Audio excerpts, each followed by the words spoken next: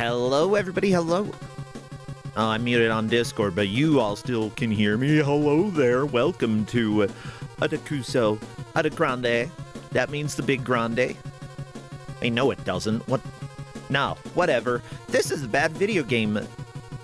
Bad video game thingy. We have tournaments here. Bad video game tournament. Yeah, that's right. Where everybody on Earth has been invited, but only 2 people had the guts. 2 people? 200? 250. There were a lot of people who joined this year. 250-ish people have joined in order to play bad video games and try to get through them as fast as possible. Of course, they have 1 hour to play. Whoever manages to get through the most in the hour, or depending on the metric that has been given, if it's like an arcade game or something, you know, takes first place, gets 10 points. Right now, we are in the group stages, trying to whittle down to 32 players. Of course, it's going to take a little while to get there. Everybody gets to play at least 2 games, so nobody is getting eliminated right now, not even the 2 people I mentioned at the beginning of the stream. Yes, there will be suffering, there will be tears, but there will also possibly be love? I'm really wondering if Kusogrande has managed to create any marriage out there. Anybody here married because of Kuso? I don't know. Anybody smooch because of Kusogrande? Anybody cry because... Anyone break up because of Kusogrande? You know, I'll take that too. Anybody have a life-changing event? Actually, while we're sitting here getting ready to go, I'm gonna...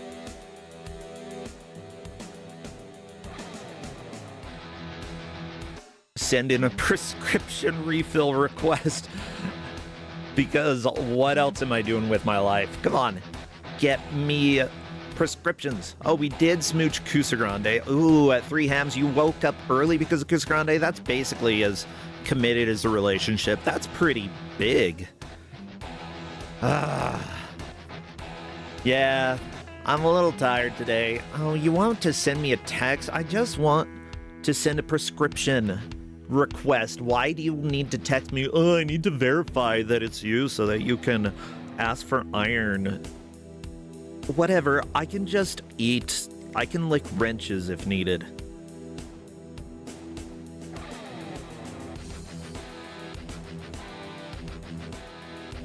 Yum, yum, yum, yum, yum. There's probably some rust I can find. Just eat the rust. Eat the grass. Grass, I don't think grass has iron. Well, it probably has a little iron, but probably not that much. Okay. Blah, blah, blah, blah, blah. Pick it up as early as possible. I'm not paying right now. Yay! I will have iron for my blood. Okay. There we go. Hey, as it turns out, modern technology has made it so that we can get blood iron. Yeah. As opposed to, the other humors of the body and the iron contained therein. I just need the blood kind. Yeah. I am... What am I doing now? I don't know. Blood iron, apparently. That's what I'm doing. Blood. I should stop saying blood because some people get grossed out. What's blood backwards? Durb. No, durb. There we go. I undid the grossness. I'm so cool like that. I can just undo everything that I have done that's a mistake in this world. Hey, Ivan, thank you so much for resubscribing. Good to have you here. And yesterday was amazing. You know, Kus9rande, a blast. It was a lot of fun to go play on the Twitch front page for the Retro Book Club over on the Jukers stream. It was just a good time. Good stuff. But enough goodness. Crappy is not dancing for us to just have pure joy and wonder. Crappy wants to make people suffer, so Crappy, how about you take us? And watch out for that battling road. Oh, Anime Boy coming at you. Remember, everybody, we learned yesterday, he's a bottom. Well, you know who else? No, I can't do that. I can't. Okay, take that back. I love this GM. They have been a ref before, and now they are a GM for the stream. Please say hello to our dear GM, Toasty Stoat. Nom that toast. Nom, nom. Gonna eat the toast. Hello, Toasty Stoat. Welcome. Hello. I know what you were about to say there. Shut up. Oh, I don't know. This weekend has already been fun, and I feel like before the stream has even started, I'm a little bit delusional, which is a sign of things to come, I think. Oh, same. And I was also going to say, you play DS Castlevania music. That's what summons me. Oh yeah, that's right. Tunes right now. I mean, Order of Ecclesia. I'm trying to remember. I don't think I've actually played that one. But this really? is one that you ran, right? I did Portrait of Ruin, but that's right. Any of those randomizers are all pretty similar, so I'm hoping to get through all three eventually. Yeah, I should give this a shot one of these days soon. Now, what game are you giving out today? Well, bro, are you a fan of Monster Hunter? I played a lot of Monster Hunter World, and I love it. I love the Insect Glaive. Yeah, I'm a messed up person because of that. But that's the weapon that I vibe with. Nice. Well, that's great, because this is nothing like Monster Hunter. This is Monster Hunter by Bite Monkey. What do you mean this is nothing like Monster Hunter? Like, it's got the title Monster Hunter. That's how I remember Monster Hunter looking, right? Yeah, at least when in my nightmares, it's got monsters, it's got hunting. What more do you want? True. Now, before we get started, there's something very important because we need to show the intro here. Yes, please. So let me go ahead and get that up. I want to make sure that it's appearing correctly. Blam. Gonna make that invisible real quick. So I have not seen this. This apparently is the intro here. Let's watch real quick. This is gonna be a treat. Do. Not the contraband.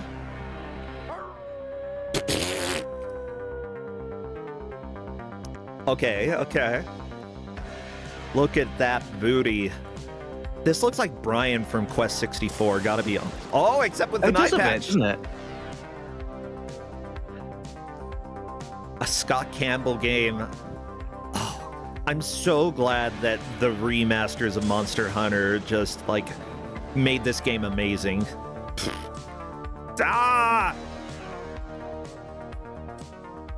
Burgerlib. Ooh. The magic of Burgerlib. Indeed.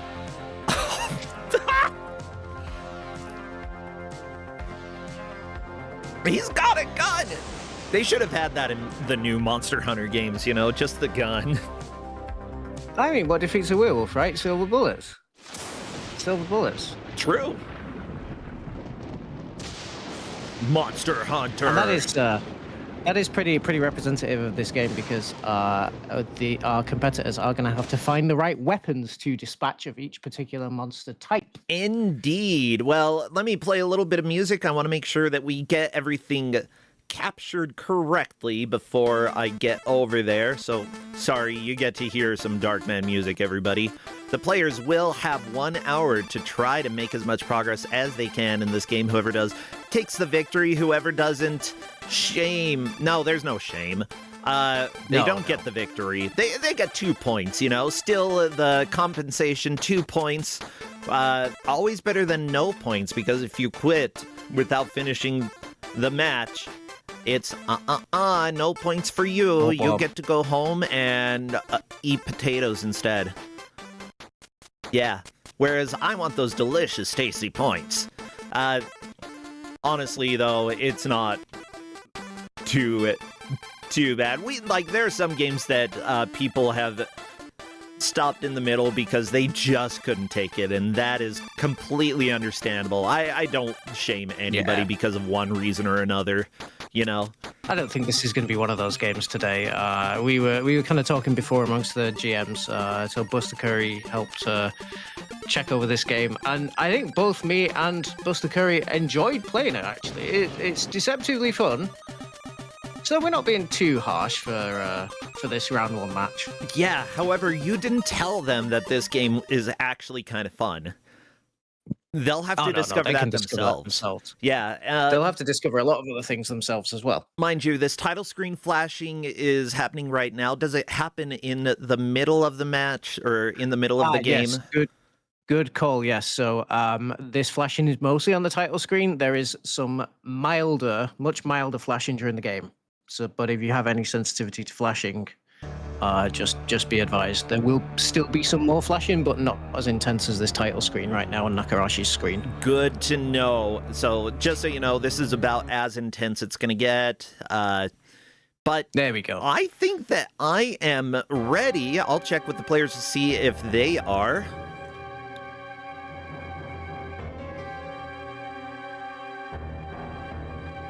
And yeah, they have taken their images down. We've got Jay Lamsey, Kreese, Nakarashi, and Netman Matt. I recognize 3 out of 4 of these players. Jay Lamsey appears to be one of our new players this year, which I'm glad that we have a decent number of new players coming in. Like, you know, fresh meat, fresh blood, fresh something.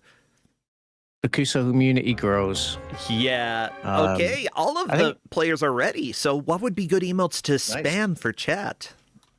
Oh, any of your kind of like classic monster tropes, like the Frankenstein's monsters, the vampires, the werewolves, witches, etc. All of them. Get all of your monster emotes and spam them because we're doing the countdown right now. Best of luck to the players. They'll have 1 hour to try to do as well as they can in this game. As soon as I see movement, I will start a timer, so go, go, go! Let's go. It's a dangerous job, but someone has to do it. Okay, I think that people are skipping across this. Good, good. This is fine, yeah. Castle full of monsters, led by the evil master. Each monster has a type of weakness.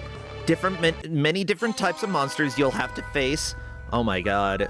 They're created by monster spawners. Each monster has a different spawner. Okay, so it's like Minecraft. Gotcha. Okay, can only be harmed while something. Yeah, so the idea is each monster has like a little home spawner. So when you kill that monster, it will eventually respawn unless you destroy the spawner. And you can only destroy the spawner if the monster is dead.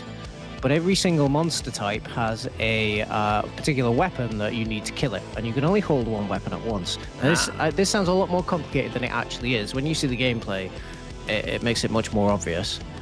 I don't think I'm surprised at all. Well, I'm going to start our timer right now. Bam! Because I see Netman Matt hopping into the game. Okay, so this is what a typical level looks like. Yep. And you'll notice there is randomness to the level palettes as well. I kind of like it. Give a different texture, you know? The layout appears to be the same. The layout will always be the same. The monster spawn locations may always be the same, but the power-up locations are going to be random as well. Cool. So there's a bit of RNG to this, but it's mostly a game of skill. And Kreese taking their time throughout these instructions, which could be pretty smart. Yeah, not necessarily a bad idea, especially if it teaches you how to play the game.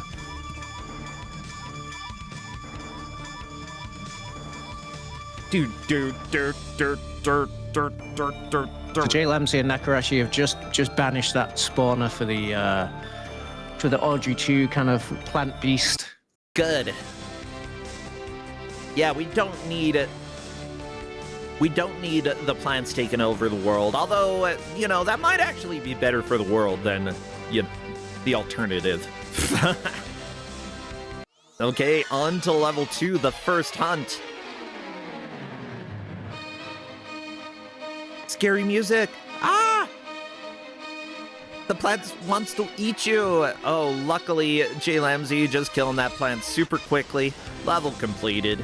So, essentially, you have to kill the monster, and then you can kill the spawner, right? Exactly. It's going to get more complicated quickly. Because at the moment, you only have to deal with one monster type to start with for the first few levels. Yeah. Okay, so grab the weapon, kill the monsters, and then... Ooh, that was a double hit by J Lamsey. Yeah, you can do double hits. We're not really tracking points for this, but once you hit 40,000 points, you do get an extra life. So that kind of gameplay could end up mattering. Yeah, and it's going to be pretty simple to see how far players have made it because we've got the level number at the top right. It is being tracked, levels cleared, followed by who got there first. Yes, exactly. And this is the tutorial tower that I told them to play first, so I think this lasts for about 10 levels or 11 levels before we get into the real gameplay. I like how this dagger, like, sprays gas in front of you. Very odd. Oh, it's like, what do you call it? It's like weed killer. You know, one of those, like, plant spray things? Oh, yeah. Although now I want to hear your interpretation of every other weapon. That'll be fine. Okay, I can definitely give that because we're getting to the lagoon creature. There we go, our second monster type. Ah, yes, it's a deep one. Now, the monsters do have different behavior. Net McMahon's finding out there that the lagoon creatures will actually charge you if you get into the line of sight. Okay, that is definitely salt. Yes, it is. Okay, I know what salt looks like. I've been a streamer long enough to know this. Yeah, Neb and Matt definitely getting through stuff pretty quickly. So, question, this is a treasure room that Matt is in. Does the treasure matter at all? Not really. I mean, it gives you, it will give you points, which are good for, loser. Wow. It will give you points which are good for getting extra lives, and also, extra lives can spawn in the treasure room. Netma Matt actually got 2 spawn there, so the extra lives are represented by these crystal ball kinds of things. Let's see if J Lamsey gets any. Yes. Oh, J Lamsey's got 3 extra lives in this. Ooh, okay. But we're not counting the treasure rooms for progress. Okay, so dying as quickly as you can in a treasure room. I mean, after you grab the extra lives, it's probably a good idea. Lives, yeah. But I think, yeah, J Lamsey got stuck there. That's all right. Like, finishing and moving on, we're on to Fish Breath for Netman Matt. Ew, gross, it's Fish Breath. Yeah. Oh, interesting music. Ah! I'm scared. Everybody, it would not surprise hold my me hand. If, the music maybe kiss me was too. Random as well. What's wrong with you today? You're all smoochy. It's just a smoochy type of day, you know? Yeah, smoochy boy. Yeah, smoochy boy. At some point, the question will be asked, which one of these monsters would you rather smooch? Yeah, don't worry. I'll give an answer when we get there. I'm not sure the werewolf is necessarily number 1 at this point because he wears his pants too high. But, like, other than that, it's a werewolf. Like, already high marks there. Not werewolf, high he's mark, bad but dog. Okay. Matt found the gun. Yeah, this is the silver bullet that you were talking about earlier. Exactly. Okay, and kill the doghouse. Good job. And as I say, they can only actually pick up 1 weapon at once, so they're going to have to be strategic about where they wander around in these little mazes. Yeah. If you hit if you hit a monster with the wrong weapon type, that can still be helpful because it might stun them, but Gotcha. it might also power them up. Ooh, interesting. Your vision is limited. Uh-oh. Netman, going into the dark room. scary. This is evil. Honestly, though, this game is kind of enjoyable so far. Definitely camp. For a Windows game, though, especially if it was made by, like, just a handful of people, I'm digging this. This is pretty fun. Like, come on. And there's enough kind of, like, variation and strategy to it as well, right? All these different elements. So when you first look at it, you go, is this just some sort of, like, play on Pac-Man? But it's not. There's some depth to this. Ooh, Netman shot the plant. Good job. Oh, no! The werewolf's back. Gotta shoot him. Bam! Uh-oh. Good job. Everybody making some solid, quick progress. Netman definitely in the lead, though, on level 11. Which I believe is the last of the tutorial levels. But I might be proven wrong. So what happens if you run out of lives? That's it. Game over. There are no continues. Oh, no. We have told them they are allowed to use the passwords that they find, though. And in the towers, they will get a password every 10 levels. Okay. By the way, good to see y'all over on YouTube as well. Plasma Gun, KM is over there as well. KM has been around Kusogrande forever, it seems like. So good to hear from you. I mean, KM's probably both in Twitch and YouTube, if I know them.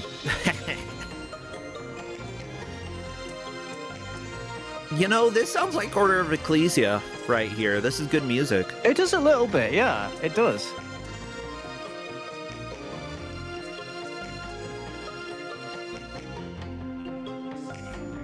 Well, the story that I see here, just looking, because you sent me the manual, you are a monster hunter. You track evil beasts to their lairs and take them out single-handedly.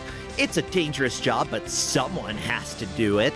You've just come across a castle full of monsters led by their evil master. To make the world safe, you must destroy the monsters level by level while climbing to the top of the tower. There you will face the evil master and put an end to his reign of terror. That is such a generic story, and I am completely cool with that. So yeah, we've already seen the man-eating plant, we've seen lagoon creature, and the werewolf. I'm not gonna spoil any of the other monsters, we'll get there later. Our old werewolf friend. I can't quite remember the werewolf behavior. Like I say, they've all got different behavior. Yeah, these dangerous beasts are fast-footed hunters. They can smell nearby hunters. When they begin tracking, watch out! They're fast enough to keep up with the hunters, so when you're being hunted, try for straight-aways to gain some distance, then loose them behind some wall cover. Werewolves seem to tire easily and sometimes stop to pant or howl at the moon. Take that opportunity to kill them or get away from them. Yes, werewolves are faster than other monster types, and they kind of lock onto your position a little bit easier. But then they have these periodic pauses. Unless you just shoot them right in the gut, like Kreese just did. Yeah, but you can loose them. So just make sure you do that. Okay. Loosen those trousers. Loosen those shorts. Get them down a bit. So at this point, no, not just because Bro said they were too high. That's not because. Yeah, pull his pants down, so that they're at a normal height. Because nobody needs to dress like they're from the 1950s. Okay. Congratulations! Oh no! Congratulations! Congratulations!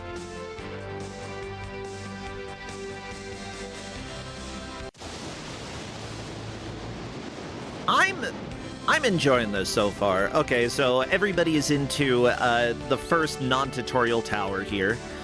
Of course, Netman and Nakarashi have an early lead. Netman Matt discovering another new monster type, the Gremlin. Ah! Oh, yeah. Oh, what weapon do we have here? Okay, it looks like a jar. No, that was the salt. Okay, Netman has the weapon. Let's see what it does. Oh, it's a flashlight. Yeah, it's a flashlight. Or a torch. I'm just trying to be inclusive. So I appreciate that. Yeah, honestly, we could have called it a better thing than a flashlight. How many people have you flashed with a light? Not that many. How many people? Not that many. How many werewolves? And yeah, Redamaford has noticed the gimmick with the gremlin is that there is not just one gremlin, there are 2 gremlins per spawner. Ah! Okay, double trouble is essentially what we have here. There's a question in chat. Can you run out of weapons, says Bavarian Nobby. So the weapons are like one use only, but they will continue to spawn around the level.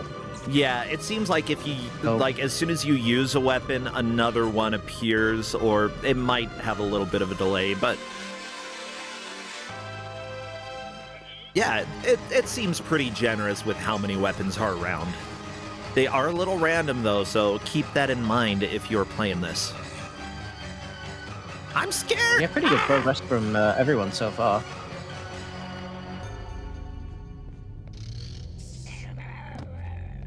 Genuinely, I've had playthroughs of this where I didn't get through the tutorial tower with all my lives, so... Really? Everyone's doing well. Yeah. I love it. Well, Contraband Entertainment worked on this game. I do see that they made other games like, what is it, Hexen 2? No, they couldn't have made a version of Hexen 2, did they? The publishers. Contraband are the publishers, so they probably published Hexen 2 as well. Ah, gotcha. The devs are Bite Monkey, is it? Bite Monkey? Monkey Bite. Like, Monkey Bite. Monkey Bite Studios. Let me see if I can find Monkey Bite. Bite as in like the computer bite. Yeah.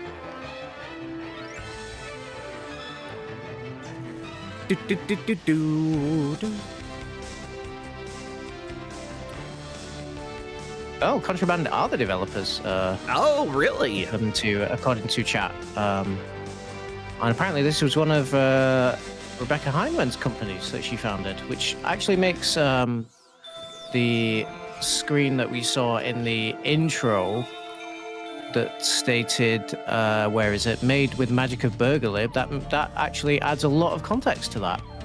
Yeah, by the way, Rebecca Heineman was one of the programmers, or main programmer for the Bard's Tale trilogy, which is amazing. I still need to finish the first one so I can move on to the other ones. I'm looking at other games here. Borrowed Time, Task Times in Tone Town. There's a lot of time games in this. Neuromancer for Commodore 64. Okay. Credited as Bill Berger Heineman. Interesting that she went by Bill for a while. That might have been back when, you know, it might have been a very conscious reason that, like...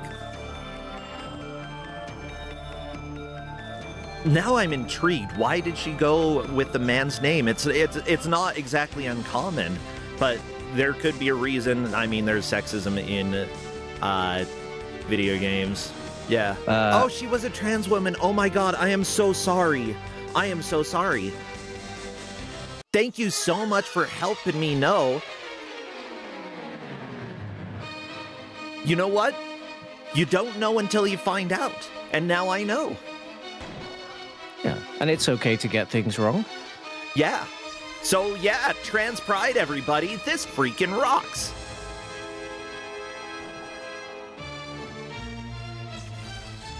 So yes, Rebecca Heineman, really big in video games. Like, I see some of the work on Redneck Rampage, which we've had in Kusogrande.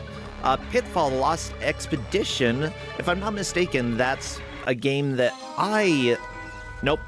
Nope, I didn't play that Pitfall game. I don't think I've played any Pitfall games. Maybe I'm okay with keeping it that way. Yay, the Dark Bishop Chiron in chat absolves me of my sins. Thank you so much. Well, talking of sins, quite a few players have encountered ghosts now, and their kind of thing is that they can actually move through the walls of this maze. So they can really catch you off guard if you're not careful.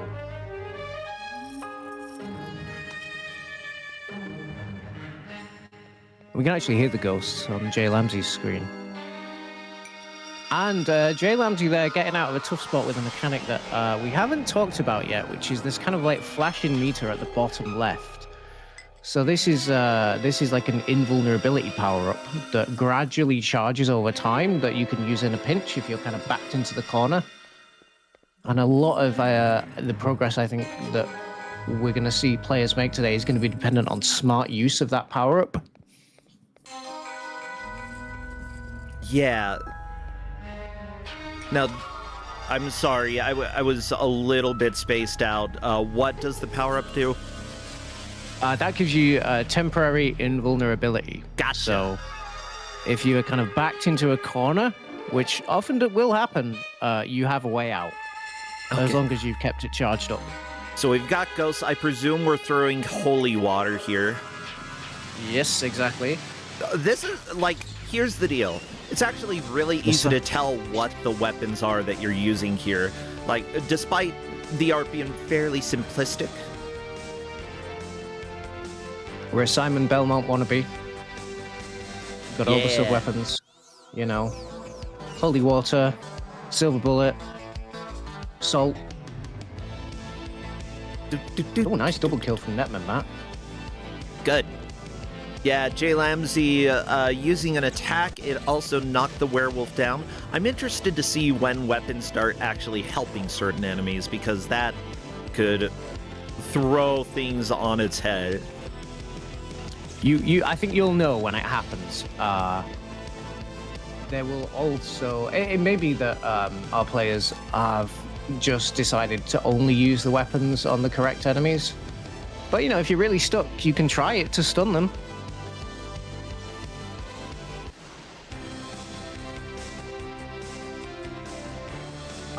This level complete music is just so... Like, it feels like 80s fantasy music. It really does. Oh, wait, it never changes as well. We're just going to keep hearing it. Actually, all of this music sounds like 80s fantasy music. It would work perfectly. Oh no, Falcor, you're in trouble. Ah! You know, that kind of stuff. Some of this is like, you know, more classic Hammer horror kind of music, I guess. It's a Halloween game. It's a Halloweeny game. It's spooky.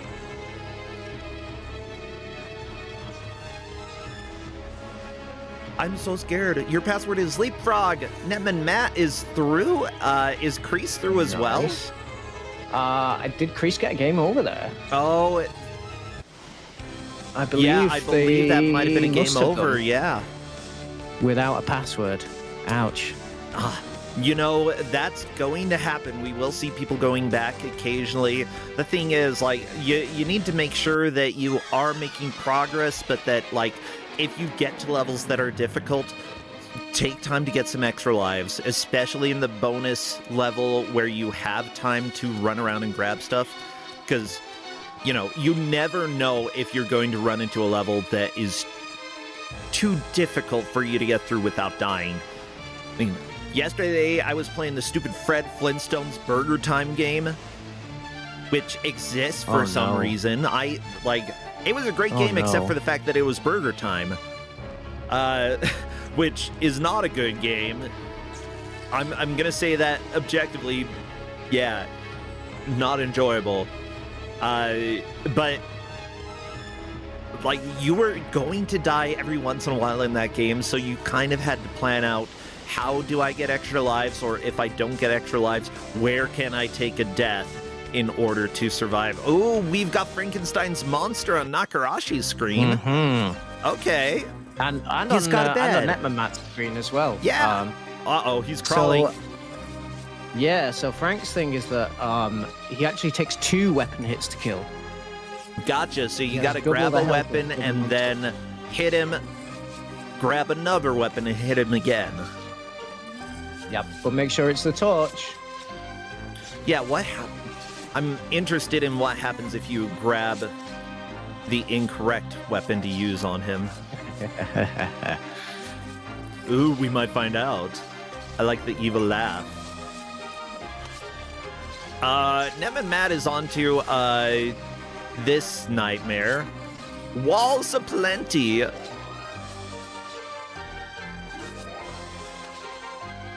This game really said, you want maze mechanics? We got all the maze mechanics. We got spikes. I mean, We this got is early appearing on. walls. We Yeah. got things that go through walls. I'm not a hater. Like, give me lots of mechanics. Give me various stuff going on here. Uh-oh. Good. Matt shot the werewolf. See, everybody in a movie, if you're going up against monsters, bring a gun. The daily grind for Nakarashi. That's what the level is called. Beautiful. And this is really a close match at this point. I mean, we have Netman, Matt, Nakarashi both on level 12, Jay Lamsey on level 11 of the tower. Yeah. Kreese has kind of made it close a couple of times, but they have unfortunately game overed before getting the password. That's okay. I mean, we still have more than half the match left. We are doing great here. And also, absolutely. I forgot because we've got our refs here who are helping to track to make sure, like, we know who is in the lead if somebody has fallen behind. You know, I thought that Kreese might have gotten to the next tower, but obviously I was incorrect. So the referees are helping out to make sure that anything I say is correct and correcting me when I'm wrong, inevitably. The referees for this match are Neitzel thinks Peter Cushing was the best Frankenstein. Ooh, okay. And you mean Frankenstein's monster, right? Because... Or maybe he was Dr. Frankenstein. Hard to say.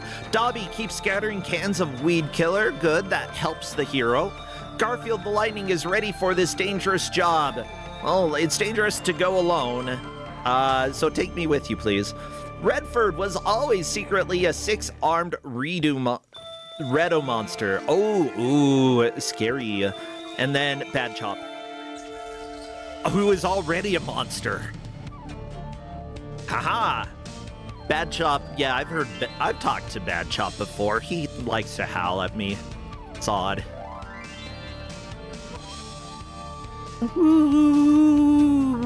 Nakarashi looking for where to find the password.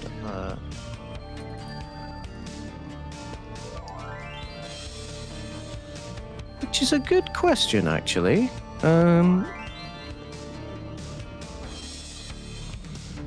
So what I'm seeing here, Frank, his name in this game is Frank. So even though he would normally be Frankenstein's monster, not in this game, what is this, like, orb caterpillar thingy that Jay Lamsey was in? Whatever, it's done. Jay Lamsey onto level 12. Nakarashi having to go back and start the daily grind yet again. Ah, there we go. That means that Nem and Matt has a little bit of a lead here. They figured out the password. Yeah, how do you enter a password? That's a great question. I thought it was intuitively obvious. You might just actually literally type it on that screen. Okay. I'm just testing that now because I should really know that. Ooh, Jay Lamsey using the invincibility power-up in order to get through the werewolf. Definitely a good idea. Oh, come on, Wall, move away before another Audrey 2 shows up.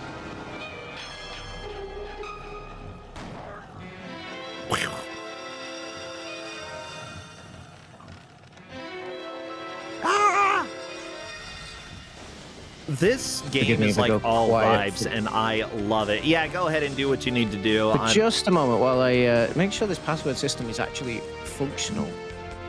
Yeah. And if needed... Well, I mean, one player's already figured out how to use it with the instructions here. Nobody's used it or, like, tried to use it and failed, so I think that, like,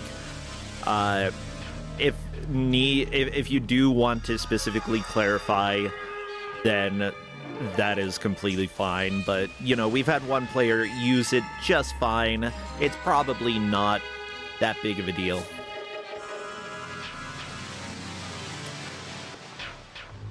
Okay, Kreese back to level 8, making some progress here. Good, good, good.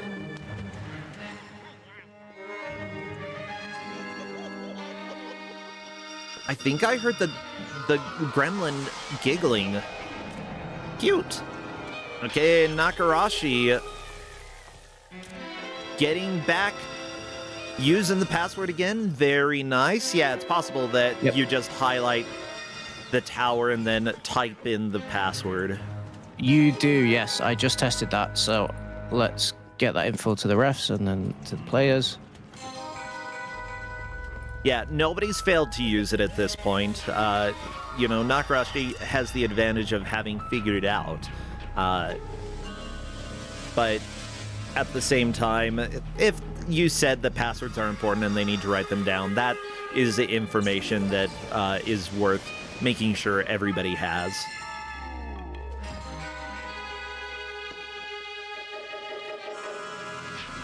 Ooh, Jay Lamsey. Unfortunately, Frank managed to stand back up. Gotta torch him. Yeah, there we go. Frank is down. Destroy the bed. Get rid of it. Good. Frank will sleep no more. Okay, Nem and Matt, meanwhile, dealing with... What is this? Like, it's a orb dragon. Okay, and the vampire is down. Nem and Matt taking down the vampire. I think that was a crucifix, if I'm not mistaken. No, a hammer? What? Oh, it's a stake. Obviously, you gotta use the stake in order to kill the vampire. Bam. Then ashes to ashes, dust to dust. Your attempt to kill me was a bust. Do do do do do. Bada bada boo. This music's good.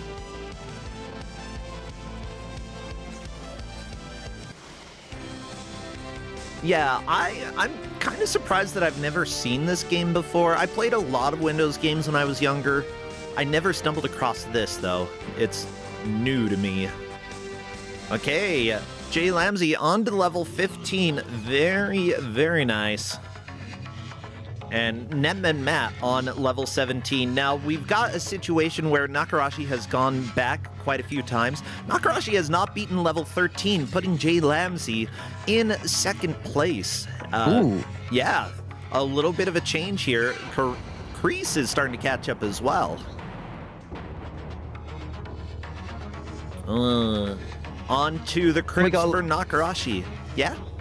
We got a little raid in here as well, so... White Hat! Welcome on in! Yeah. We love White Hat, and White Hat's games are always a lot of fun. A lot of them show up on Kusogrande, and it's just really, really fun. Yeah, I don't think this game, though, we've got here is too well known. I mean, you were saying that you've never seen this before. I'd never encountered this in childhood or anything. Weirdly, there was a Game Boy Advance port of this planned, but I don't believe it was ever completed and released. Really? There's some kind of screenshots. Yeah, there's screenshots that are floating out there. But for whatever reason, it was left unfinished, and we don't have any kind of ROM dump of it. But if that ever gets discovered, who knows? Yeah. We might see this on Kusogrande again. Honestly, I think that this game is pretty dang solid. Like, you know, Windows games, especially ones that you could get either free or cheap, is a lot... Like, there needed to be more of these games. Especially, like, early Windows, there were a lot of cheap or free games that came out. A lot of shareware that you could play a decent chunk of the game. You know, essentially... Like, even the shareware that came out that had... Bob the Angry Flower! Sorry, I had to interrupt. I had to yell Bob the Angry Flower, because that's where Nem and Matt is right now. Not the Angry Flower, no! Oh, it's huge! Yep. Uh-oh. Yeah, Bob the Angry Flower is a giant man-eating plant, so we'll actually take 3 weapons to kill.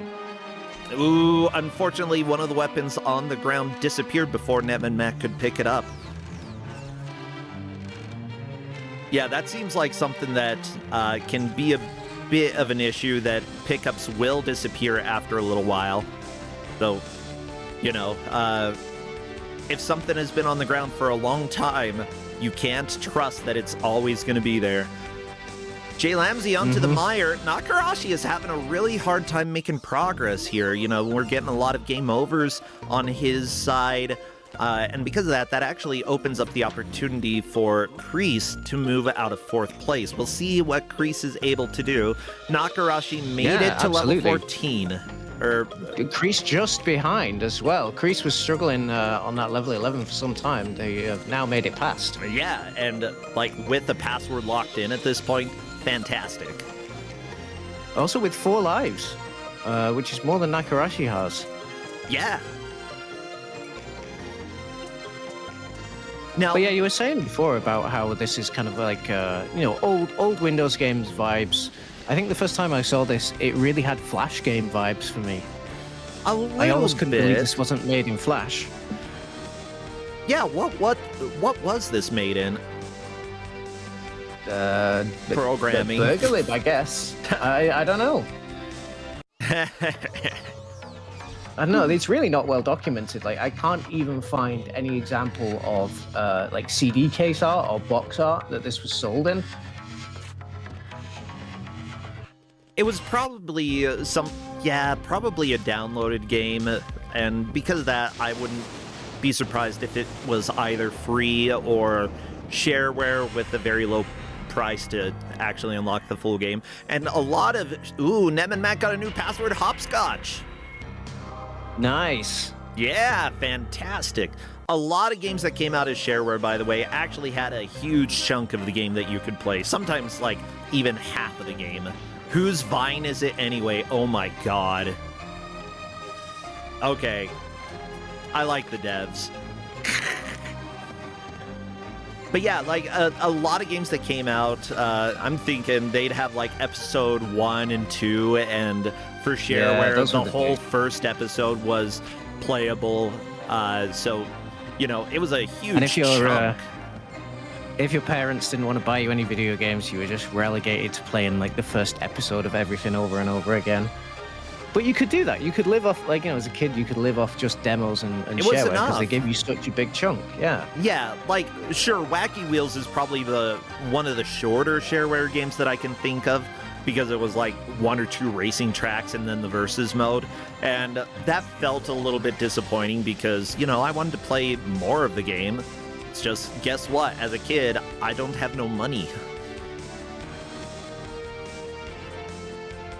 But I'm just looking through the README to see how this was distributed. Apparently, yeah, you could buy a CD directly from Monkey Byte. Really? Okay. Or you can call them on the toll-free order line or go to the website. I'm not gonna call to get Monster Hunter. I'm sorry, if I have to buy something over the phone, I'll just wait. This README also has a fantastic description of gameplay. Play through level after level of fiendish monster destroying, brackets, yet bloodless for the kids, entertainment. This top-view game blends the best in strategy with hand-eye coordination and vivid graphics. Good, clean fun for all the family. Ooh. And the story... Where's Buffy when you need her? Underneath is the story... Be one with the monster hunter. You are he, the savior of all that is not drooly, squirmy, or has a name that is preceded by the word monster. There we go. Yeah. That's the story. So, someone in chat is asking, wait, you can kill monsters when they're still, their monsters still walking around? I don't believe so. Yeah, I think when you cannot. There are sometimes multiple monsters that appear the same, but that only one specifically comes from that spawner, if I'm not mistaken. Yes. So I think they will have been looking at Netman Matt's screen. So Netman Matt has found more mechanics than other people, and one later mechanic that comes in is some levels have illusion monsters, which are not real and therefore cannot hurt you. but it will confuse you as to which is the true monster type. And now Netman Matt's on the old school Hollywood level with the sepia effect. Okay, I mean, this is fun. I dig it. Unfortunately, you know what? Matt is actually playing pretty safely. Like, even though Matt killed a monster, he wants to make sure that, hey, I'm able to get through it without dying. Unfortunately, he did take a death, but, like, staying alive seems to be more important for Matt than necessarily going quickly. He's found the creature as well. Uh-oh. Uh-oh. Oh. Oh. That's okay. One extra life. That creature's gonna eat you. I mean, it is a snake-like creature. So that creature will appear if you take too long in a stage. It's the kind of the hurry up mechanic. It's the you're taking too long monster. Okay. Uh-huh. I've seen it a few times on people's screens. Yeah. Like, have you? Oh. Yeah, it's happened every once in a while that I've seen snakes show up, and it scares me. I don't like it. It's a game for kids. Yeah. I mean, this is completely appropriate for kids, probably of any ages. Like, no blood. Sure, you're fighting monsters, but it's not really scary. I'm thinking my father probably would have let us play it, like, as soon as we were able to play video games, it would have been fine. But then again, he also let us play Doom when we were kids, so whatever. Yeah. Monster Hunter, more family-friendly than Doom officially. At least this one.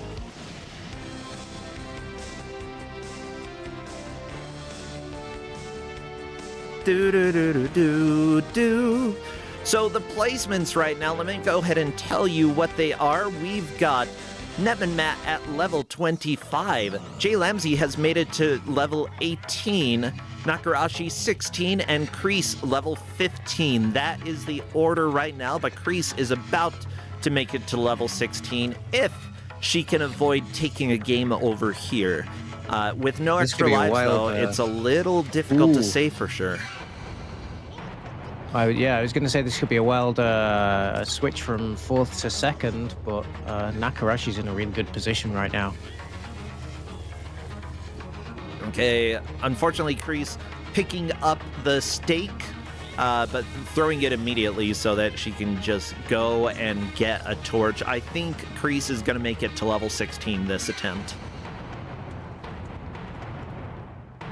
That's scary. Apparently Netman Matt actually supercharged a monster, so Netman Matt used the holy water, but not on a ghost, but on the plant.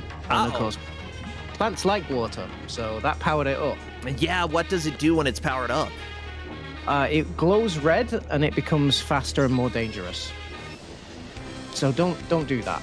Well, every once in a while, you just gotta use whatever item you have because you are cornered, and even if it powers up an enemy, you might be able to sneak past it in the meantime. Like, that's true. Yeah, just Netman stay Matt alive. Did just spray Weed Killer in the face of a Frankenstein's monster and a fish monster from the lagoon. Yeah, and it stunned them both. Monster So did not like that. It was the right play. I will say that canonically in this game, the monster is named Frank. Sure, that might not be correct when we're talking about Frankenstein's monster, but we're not. We're talking about Frank here. This is Frank. Ooh. Frank and his electro bed. Unfortunately, the electro bed has brought him back from crawling on the ground. Sometimes when you're crawling and you get a little jolt, you just want to stand back up. A lesson many people have learned.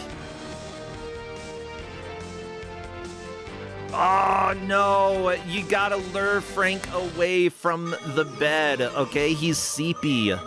Don't let him go seepy.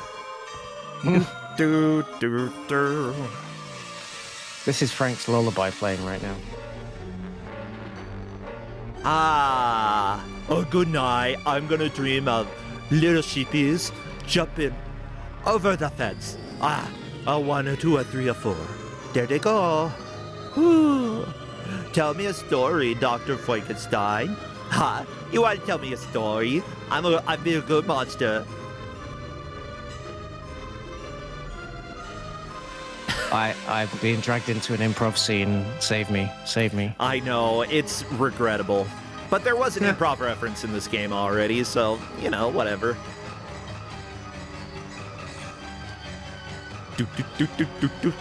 Oh my gosh, this vampire is annoying. It just tries to get away from you. The right level. Neb and Matt is on 22. I think Neb and Matt got a game over and used the password hopscotch. Because, yeah, Matt only had... Matt was down to his last life, took a death, was on level 27, but back to level 22.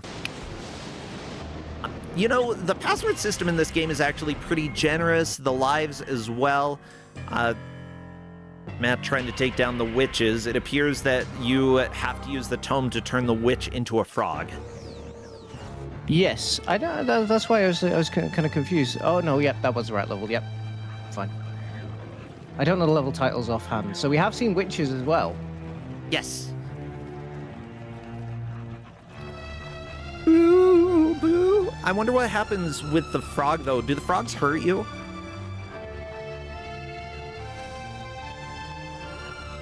Let me see. Witches are powerfully evil sorceresses and cunning foes. Witches have 2 powerful abilities at their disposal. When attacking, they cast spells at the hunter. Unlike all other monsters, these spells are missiles that travel 2 tiles from the witch, and she won't wait until you get next to her to use them either. 1 hit with the spell and poof, instant frog.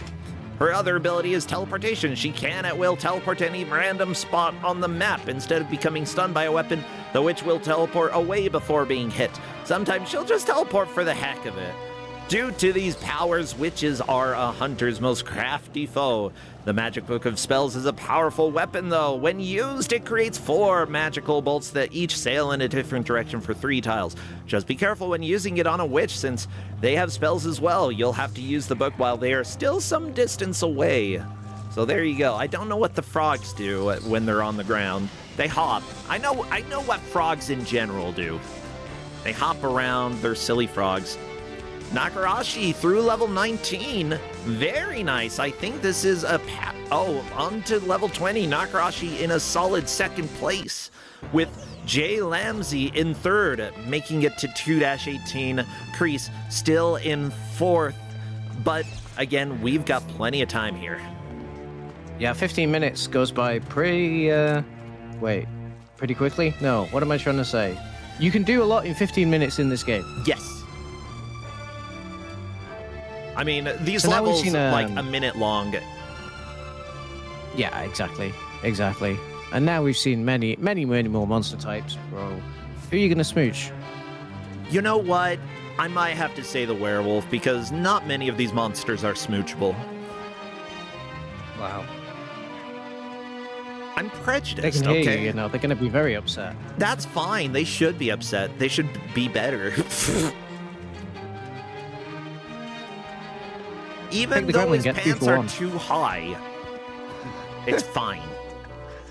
Yeah, so Chiron is asking, why is this game Kusogrande anyway? And I would say that, like, the unknown nature of this game, it's honestly kind of more of a hidden gem than anything else. It's definitely camp in some ways. Like, you know, the visuals, very simple compared to other games that were coming out in the year 2000. But yeah, and maybe a little bit of the movement can be a bit hard, especially since, you know, it's not tile-based movement. You might occasionally get stuck on corners. But the joy of this game, I think,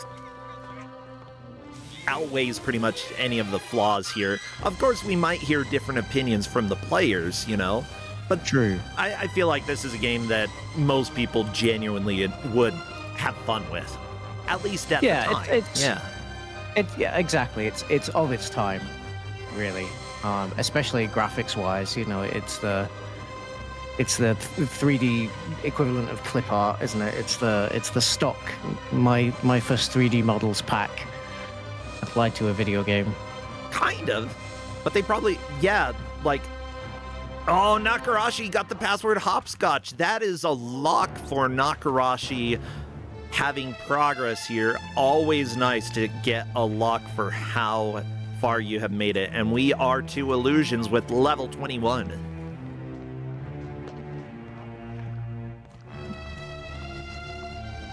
I'm glad that Yeah, the so passwords Nakarashi's are got a lot distinct. Oh, sorry, go ahead. fake monsters here. No, that's fine.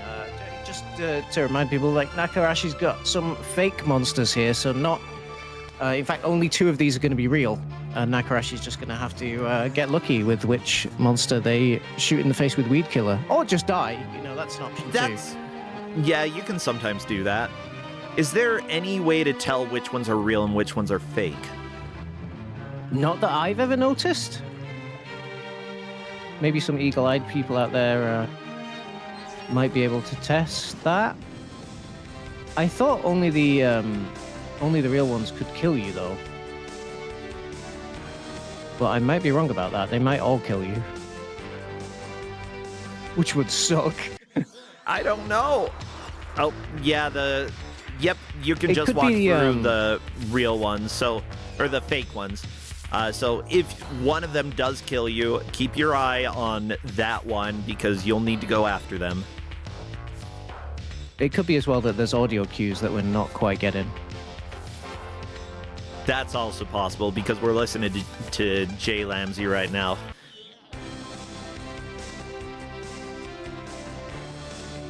On to the crypts for Lamsey.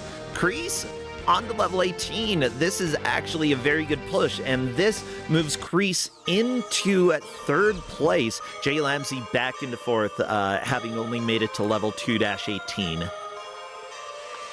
We say 2 because it's the 2nd tower. Now, mind you, there are 5 towers in this. That means that we are not seeing the hard stuff yet. I'm actually genuinely curious how hard this game gets.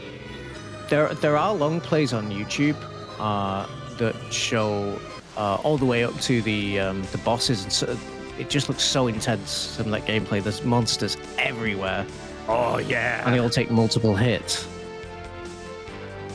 Oh no, giant we got werewolf. a big werewolf. Oh, look at the boy. Okay, yeah, he's gonna be. I don't know. He's a little gross, but I don't really want to smooch any of these monsters. I gotta be honest. Netman Matt shot him in the crotch, and again. Yeah. Oh, you don't want to get crotch shot when you're a werewolf.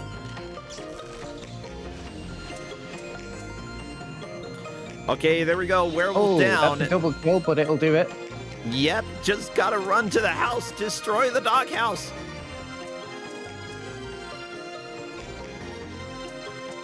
And on to the torture chamber, level 29. Netman Matt is certainly in the lead. Very good job here. Netman Matt's really taken to this. It's really, really impressive progress from them. Yeah, there's been a slight amount of chatting in the Discord channel about, like, Kreese saying, you know, this is mean. Yeah, there are some mean things to it. Netman Matt one time just shouting, wow. Oh yeah, that's right. We have level 30 is actually the boss of the tower, so we might see Netman Matt finish this tower.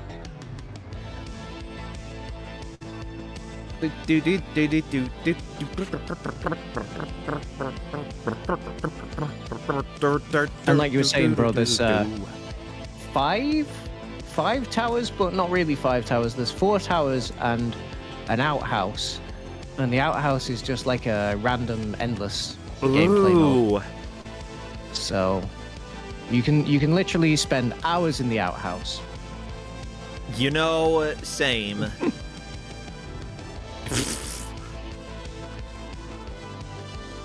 Here we go. Jay Lamsey taking down a vampire. Kreese has the password hopscotch on to level 21, which means that Kreese has a chance of passing Nakarashi. Nakarashi only made it to level 24.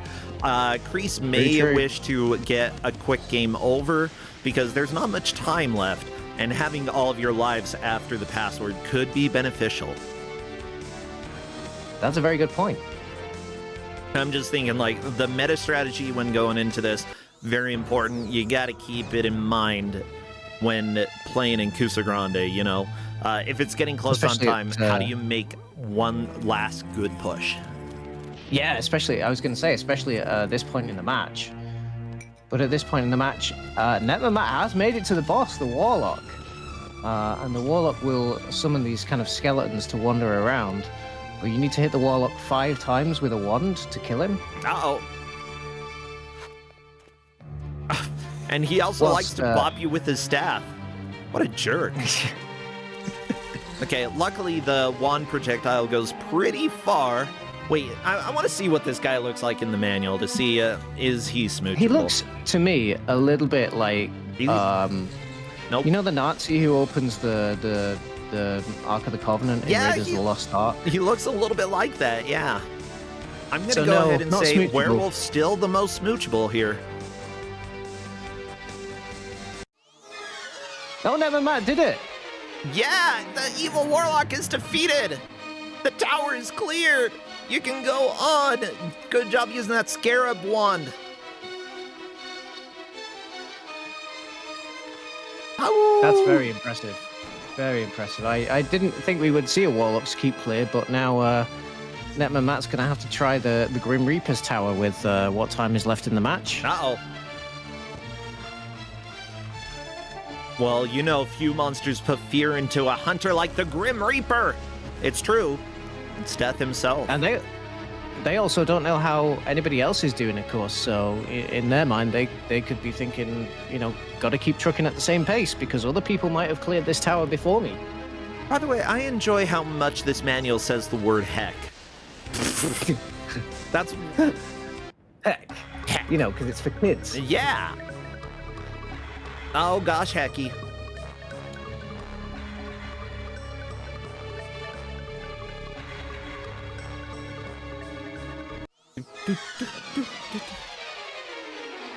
Yeah, the thing is, the Reaper, you can't really do too much, like, the ghosts are pretty close to the Undead Master. They cannot be destroyed. A ghost hit by holy water will just teleport to a new location.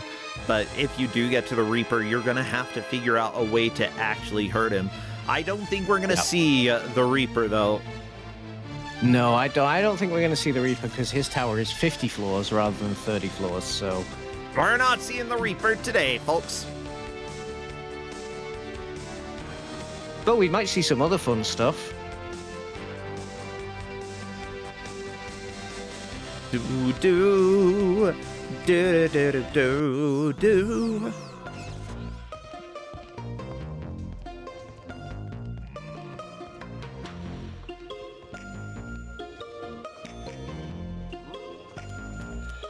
Easy Bake Coven. Oh my god. We love a terrible pun. How dare you? I didn't write it. How dare somebody? I don't know. Yep, that's right, Redeemford. There's two things plants like. It is water and light. So don't use the flashlight on a plant either. Because it will turn red and get a lot faster. Don't feed the pants.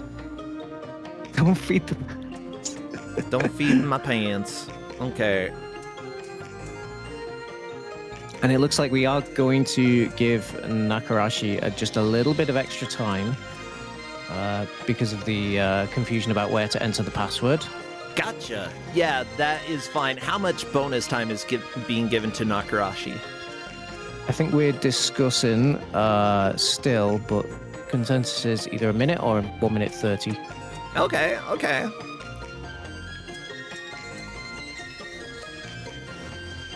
But our refs can continue to discuss that for another few minutes. Do do do do do do do. It may or may not make a difference. We'll see. Who knows?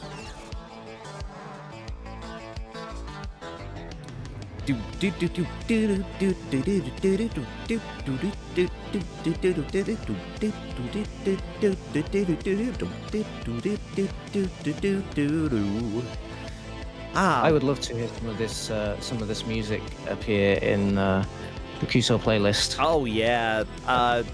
Like this music is genuinely fun. And given that it sits in the game folder as just WAV files, maybe I might give it a bit of an upload just so we can put it in there. Possibly, yeah. I've done it before, and I'll do it again.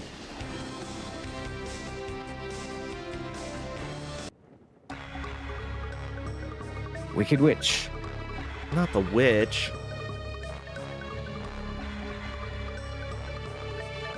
I hate that witch. How dare you? Just any witch. Wicked Witch.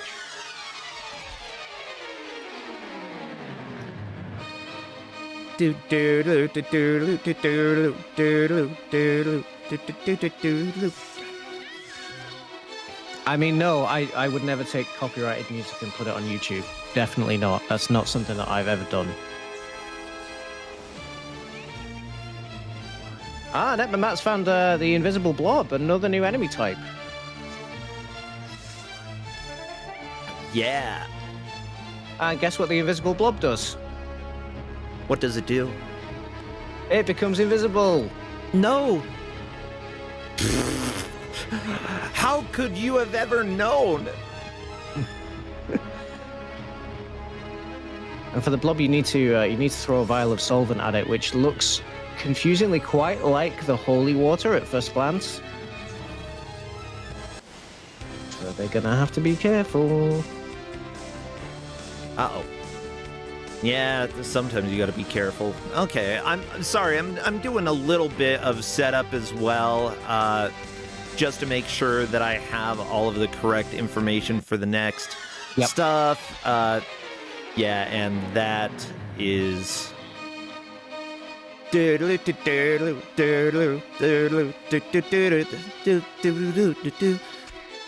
Okay, and it looks like we have settled on 1 minute 30 for Nakarashi extra.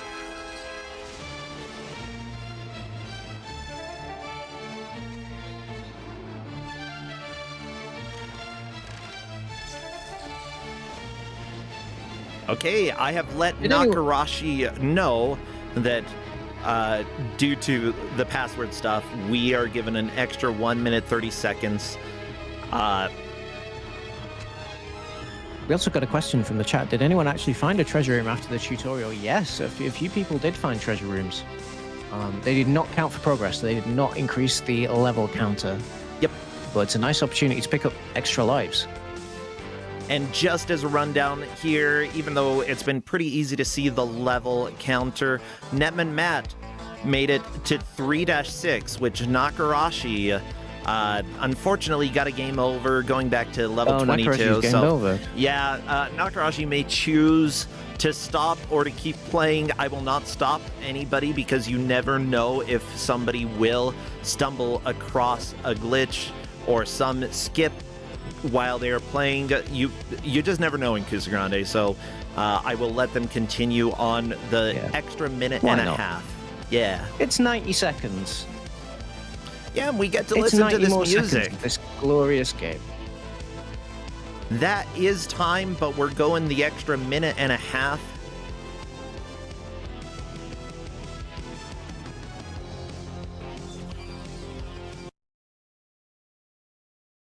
So we'll have that for Nakarashi. So any progress that's now made, like, is not going to count for Jay Lamsey.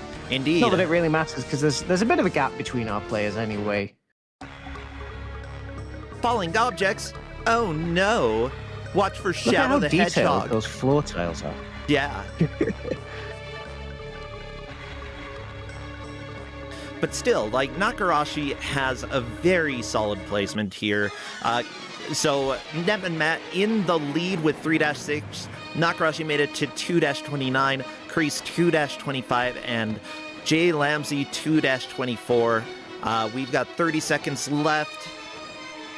I do not foresee anything possibly changing placements, but you never really know. Nem and Matt just dropping anvils for some reason. Nah, that was the level dropping anvils. I mean, I think Nakarashi knows as well. He just wants to kind of have a look at a treasure room and be called a loser in the last 10 seconds of the match. Loser! You feel sorry for yourself? Well, you should be, because you're a loser. And there we go. That, everybody, is time. Give it up for all of our players in this match. Monster Hunter for Windows 2000. An amazing time, with Netman Matt taking the victory here. In second place, Nakarashi making it to 2-29. Kreese in third, 2-25, and Jay Lamsey following up with 2-24. A good push and some wonderful swaps between Kreese and Jay Lamsey there. An amazing job for everybody, and honestly, I'm shocked that we saw anybody make it to Tower 3.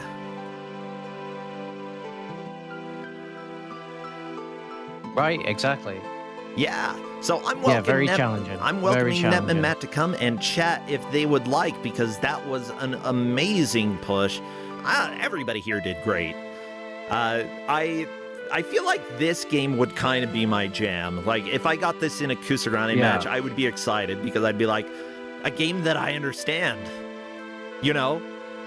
And a game that kind of fits the type of game that I would have played as a kid. Like, this is something that I would have really enjoyed. Hello, Matt, and congratulations, you took the victory. Thank you. Speaking of enjoying, yeah, definitely enjoyed this one, actually. Yeah. It was fun, right? It's fun. Fun asterisk. Okay, why the asterisk? I would have said fun without the asterisk if I hadn't run into the anvils, because holy crap. Yeah. They're the same color as the shadows, and it's just like, oh, you're covering all the screen. Got it. Understood. It gets cruel. It gets cruel. A we little were bit, impressed, yeah. though, that you defeated the Warlock's Keep, which I did not expect anybody to do during this match. Yay! Good job. Yeah. Oh, yeah, that as soon as I saw that boss level, I was like, oh, I really hope these skeletons just stay in one corner and don't complicate things, and yep, God. Yeah. Yep, you gotta think 5 steps ahead. So I do have to wonder, like, fun, what did you find fun about this? This is gonna sound kind of goofy. Go for but it. I'm very used to games in Kusogrande and like some games in general just have like really vague rules, and the hitboxes can be kind of poor, and like there's just a lot of like, you know, jank, like the normal jank. But like once you like figure out the rules of everything, it's like very consistent. Yeah. And like the means that you attack with are like there's obviously like very specific ways to deal with stuff, and I also like how like this is underrated. I've played some games that are like kind of similar to this that give you like special weapons, and if you use the weapons on anything else, they do absolutely nothing. You see it all throughout like everything. And this you can still like disable stuff. Yeah, like there are occasions where you can power up certain enemies. We saw that with the holy water on the plants, which is a fun little twist. Like, you know, it's not everything though, and it's actually more rare than common. Yeah, apparently the flashlight too. So they try to keep it like consistent with the rules, like mentally. Yeah. Yeah, but if you're backed into a corner, you know, you might as well use what you've got and try it. And boy, you can get back to a corner in this game, because I think I realize how this game works with levels. It is like there are X enemies in this level, and this is the palette type. Everything else is just going to be completely randomized. Good luck. Yeah, but it does seem like this game Actually, wants you to win. Like, it wants you to get through. The palette type is random also. Oh my gosh. Yes. Your level 1 doesn't look like everyone else's level 1, but it's always true. the same layout. Yeah, the whole like the whole invulnerability medallion mechanic is kind of designed to mitigate some of that. I saw that you used that a few times. Helps so much. Yeah. So Is this a game that you think you might return to? One cool thing, Netman Matt, is that the final tower is actually an infinite game that you just go until you get game over. Gosh. Yeah, it's funny because, like, I'm the kind of person where I, like, prefer, like, some sort of ending. Maybe it's got, like, a Pac-Man ending where eventually the game just goes like, yeah, we ain't got nothing more for you, sorry, dude. I mean, the fifth one is, like, the outhouse, so it's technically not a tower. You probably get an ending after you beat the fourth tower, and then you can go and play the infinite game if you want, you know? Yeah, that makes sense. Yeah, I don't think I hated this. I think I will try to, like, complete this on my own time. Sweet! Yeah. It seems to happen pretty often. It's like a 50-50 of, like, yeah, I want to keep playing this, or yeah, I do not want to come back to this. Like, I'm still playing Excel Brid from, like, last Kusogrande. Someone gave that to me, I was like, wait, this is cool, hold on. I love it. Yeah, every once in a while I stumble across a game that, like, I'm like, okay, this is legitimately kind of fun and amazing, and I want to keep playing it. Or, this is probably the worst thing that I've ever played, and I kind of want to keep playing it. Like, I think that if I had gotten this game, whether through download or through a CD-ROM, back when it came out, the year 2000 or something, I would have enjoyed it. I probably would have played it a lot. And, you know, even though there are some small flaws there, I think that it's more campy than bad. And the music is a lot of fun. I also really appreciate, after completing the tutorial of the game, going, congratulations! Congratulations, everybody! You know, because you graduated. No, I don't think that's why. I graduated from Monster Hunter School. I think it's a typo. Anyways, seriously, great job here, Netman Matt. You, well, everybody's moving on to round 2, but you, you know, have a very strong start in the tournament. Are you doing anything these days that people should know about on stream, or do you have anything going on that you want to plug? Any games that you've been liking?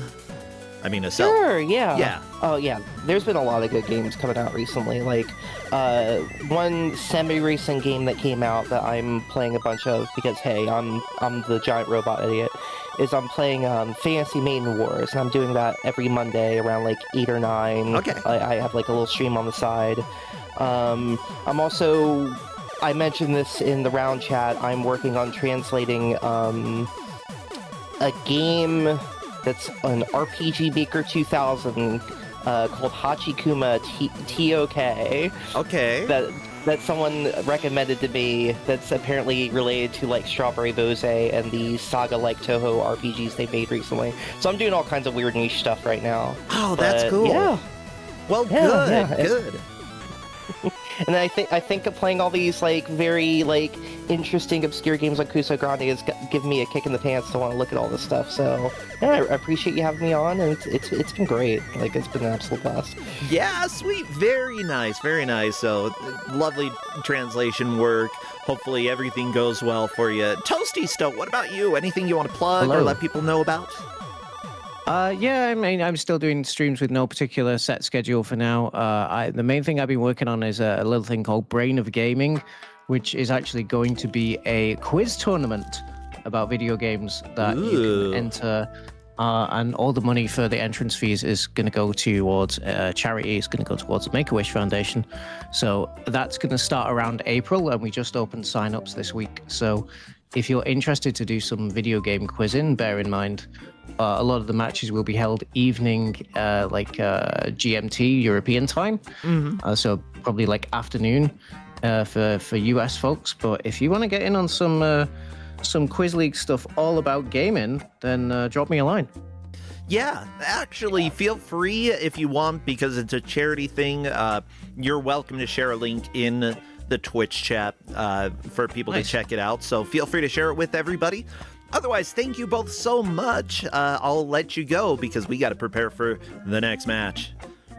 Thank you so much for having us. It's always been great. Yeah, take care. Yay, thank you. Bye. Take care. Bye. See you soon. Well, everybody, we've got 3 more matches today. Great job to everybody here who played. from first to fourth, it doesn't matter too much for round one. Round two is when we're going to start eliminating players.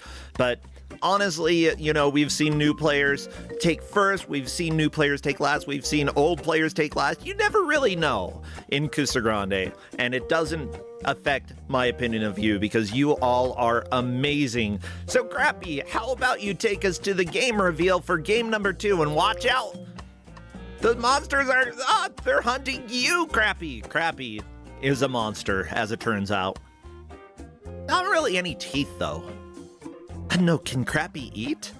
Can Crappy crap? These are the questions that might be answered in the future. Maybe our next GM knows. Say hello to our dear friend, former ref, current GM, not Electa. Come on in. Ba-da-ba-da-ba-da-ba. At least I believe it is not Electa. Hello there. Hello. Hey, how you doing today? Good, very good. Surprised I'm giving out the game I'm giving out. I thought I was gonna get vetoed and I didn't, so it's a very good. It's a very good day. Yeah, I like when the players make it easy for us because they haven't played the games that we are plotting. Although I'm used to having a lot of vetoes because I give out a lot of Kuso classics. I tend to. I haven't actually given out a game this tournament, though. It's a little shocking, but what do you have for us today? Yes. So I have a good old movie tie-in game from the PS1. We've got Independence Day on the PS1. That's right, everybody. The aliens are coming, and the only way to stop them is through the power of Sony. Apologies to Don Ravioli in chat. When I say that you should learn how to spell. Only if you want to get a quote.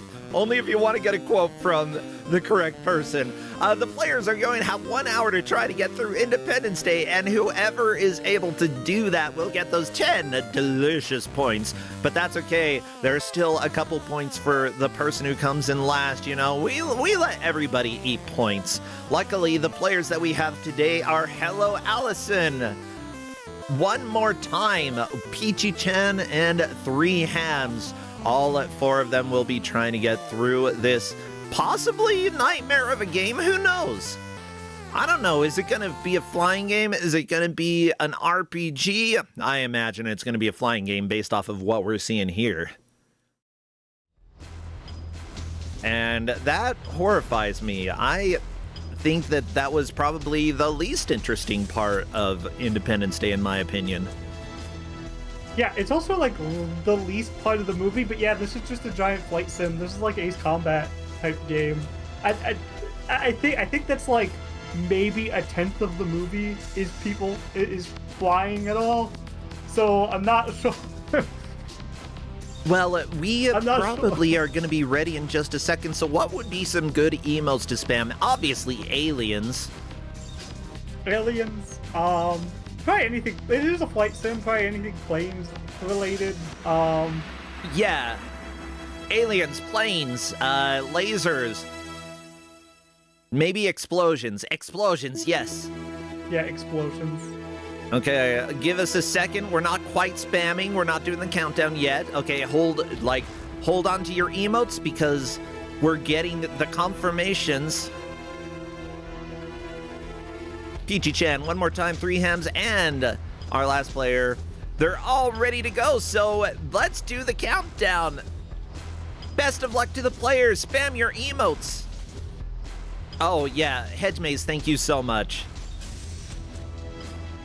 Because we need to get rid of the picture on screen. And there we go. We're doing the countdown. Best of luck to the players. Spam those emotes.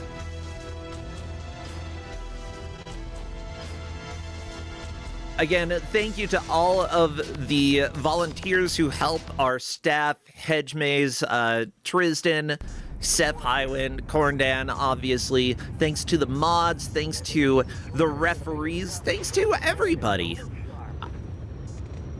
Okay, Yeah, we've got a third-person flying simulator here. Yes. third-person flying simulator. So there's motion sickness warning. Forgot to mention that for everyone in viewing. I don't think I'm it's not that surprised. bad for a flight sim, but you know, it's still a flight sim. Yep. I've definitely seen worse, but Basically, yeah, so if a flight it's sim would pretty- make you sick, this will make you sick because it's a flight sim. It's a pretty basic flight sim, you know. You can't really see any of the enemies because they're all super low poly and at a distance they're just little blurs. It, Oh my god, we're 1 minute in and I'm already bored. Ugh, this game, it's hideous. It's so brown. This isn't even PS3, this is PS1. Why does it look like poop? Oh, we have to make it look like a real desert. Make it a colorful desert. Put like blue cactuses around. Come on. I had almost forgotten to turn the audio on the side stream on. I was like, why can't I hear anything? Oh yeah, my audio's muted. Yeah, you like if you just watch the stream that I have going through Discord, you should be able to hear it just fine. Yeah. I just I had it muted and didn't realize it. Gotcha. That's all. Bogey to has unmute it. lock. So it looks like Hedgemaze pinned the progression here. Missions cleared is our first metric, followed by targets destroyed in the mission. Can you easily see how many targets are destroyed? Oh, we see the skulls on the left side. No. The skulls are not the targets destroyed. The skulls are how many enemies you've killed. That's not really helpful. So Okay. at the bottom, occasionally it will tell you how many things there are left to destroy. Ah. Of the certain type. In this mission, we are trying to destroy these generators. It'll very clearly say at the bottom when they do destroy one of these generators, the generator destroyed, so it should be very clear that when one gets destroyed. Yeah. And each mission has its own There we thing go. you're trying Allison to got destroy, one. except for the escort mission. There's the escort mission. It looks like 3 hams died and has to start over. So I did tell them to skip that cutscene if they do have to start over for any reason, because I'm pretty sure that cutscene should rip from the movie, so it would probably get us DMCA. Yeah. The But risk of PS1 era video games. You never know. Oh no, It's one more only time. at the beginning, Just crashed. and I told them to skip it if they have to see it again, and I was hoping no one would die on the first level. It looks like multiple people have died on the first level. Okay. Yeah, I wasn't expecting this. It's all good. It's all good. You never really know how people are going to do the first time that you have a game on Kusogrande. And it turns out that people are crashing sometimes. Flying a plane can be hard. I mean, this is Kusogrande, so, like, how does this game control? Is it pretty intuitive? Is this, like, a decent flying simulator?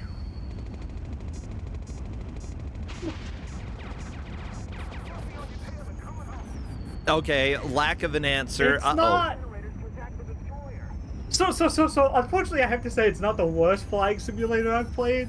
But I can't go into any more details because that'll give someone else's game away. That's fine. You don't have to tell people about the other games. So, yeah, it's, it doesn't control great, but, it definitely controls better than some other flight sims. I'll say that. I would say it's definitely, like, below average. This is definitely not what you would want out of a flight sim. Right? Yeah. It's nowhere near the par of, like, your Ace Combats and your other, like, grade A flight sims. Yeah, that's fair. So, if you don't know the plot of the movie too much, you know, this is based off of the movie of the same name. Essentially, aliens come to Earth and people are like, oh, cool aliens. And then the aliens blow up some cities and they're like, oh, not so cool aliens. Bad aliens.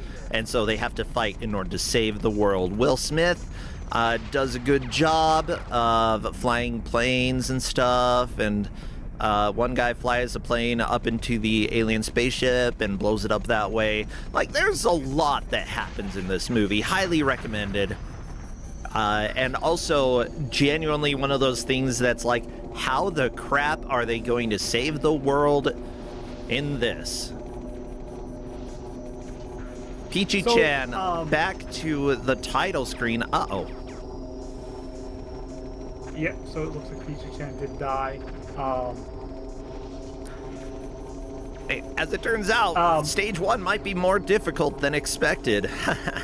So, what happened to Peachy-chan is Peachy-chan actually timed out. And oh. that's the reason we're playing on hard, because on hard, the timer's an actual obstacle. That's the only difference I could tell between the difficulties is how much time they give you. Gotcha. I was gonna give them normal, but the GM that tested this for me said it was too nice, so we're giving them hard instead.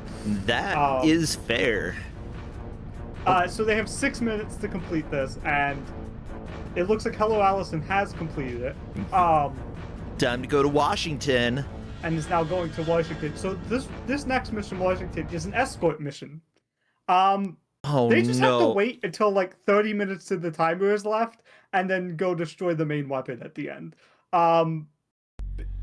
There is a plane that you're supposed to protect, but from what I could tell, and what the GM that tested this for me could tell, yeah, it didn't seem like the enemies actually try to go after the plane. They only go after you. So the thing you're protecting, you don't actually have to protect. It's basically an auto-scroller. So, okay, gotcha. So just fly away from whatever you're trying to protect, and that's probably the best thing you can do. Yeah, I mean, in my gameplay, I at least destroyed the guns on the top, because those seem like they would have been the most threat. So I'm not 100% sure if those will pose a threat or not to the to your ally, but from what I could tell, it seems like if you just kind of fly in circles and avoid getting hit, gotcha, it'll go down to 30 minutes. Now, so one interesting thing is, I mentioned how the harder difficulties reduce how much time you have in the mission, right? Yeah. That also applies to this escort mission. The escort mission is shorter and therefore easier on hard. Yeah. But it's also shorter, we don't have to deal with it as much. So I'm willing to give them that. I love when games do that. I know, like, Tintin in Tibet, or what is it? Prisoners of the Sun, there are some levels that are significantly easier on hard because it goes faster, and it's just hilarious when that happens. Yeah, I'm not worried about the escort being a little shorter, because honestly, having to escort this thing for like 7-9 minutes on the easiest difficulty, no, this is just boring and nonsense. I don't want to make our viewers watch that. Good. I mean, I am making them watch it for 6 minutes at a time on each screen, but by the way, this was made by Radical Entertainment. Oh, you know what else they made? Rocky and Bullwinkle for the NES. Wait, they made one of the Mario is Missing games? Which one? Maybe the Super Nintendo one. Radical Entertainment. Oh, the NES release. Beautiful. Thank you, Radical. Battle of Olympus. Okay, I see Wayne's World in their history. Beavis and Butthead for Genesis. Interesting. So this company definitely has a history of licensed video games, and oh my god, they are not the best licensed video games I have seen in the world. In fact, some of these are bad. However, Simpsons Hit and Run might have been in their repertoire as well, which might be one of the better Simpsons games. So at least they had that. Reagan's Hit and Run with them, or partially them, maybe. I don't. Possibly. But yeah, the great thing is that if you take a look at the credits, the first people credited are people who work for Fox Interactive, which is one of those things that, like I say, if you see like a president or a CEO credited at the top, odds are it's not going to be the best game in the world. And yeah, it's definitely executives who are being credited at the top, people who worked for Fox and not for the development company. So, yep, one of the risks there. But yeah, I mean, this is definitely. It definitely seemed like this was just one of those things where, oh hey, we made a movie, we have this property, hey, make us a game for it to go with it. Like, we don't know how it's gonna work. We don't really care how well it works. Just make us a game. Just make a game, get it out there. It'll make a little money because people will be excited. And yeah, unfortunately, like that type of shovelware, just get it out the door so that people will buy it, and get it out as quickly as possible because, you know, people who watch the movie, if they wait 3 months after the movie came out in order to get the game, they're probably not going to get it. As it turns out, that's not necessarily the case because sometimes if you make a good game, people will hear about it and they will try it out. They'll be like, oh, the movie was great and the game is actually a good game? Let's play it. Yo, so here's the take your time. Don't rush. It's not even like they rushed it to get it out alongside the movie. It was 9 months after the movie came out. Are you serious? This was 9 months didn't come after? out for 9 months after the movie. Okay. Yeah, the management messed up somehow. I'm not sure. It came out in March of 97. The movie was June of 96. Oh no, hello Allison. Your escort is, or the plane you were supposed to escort is dead. Time to blow up the planet? Please blow it up. Yes! Charge! Blow it up! Honestly, I never saw that happen to me. I didn't know they could actually kill the escort plane. As it turns out, yes.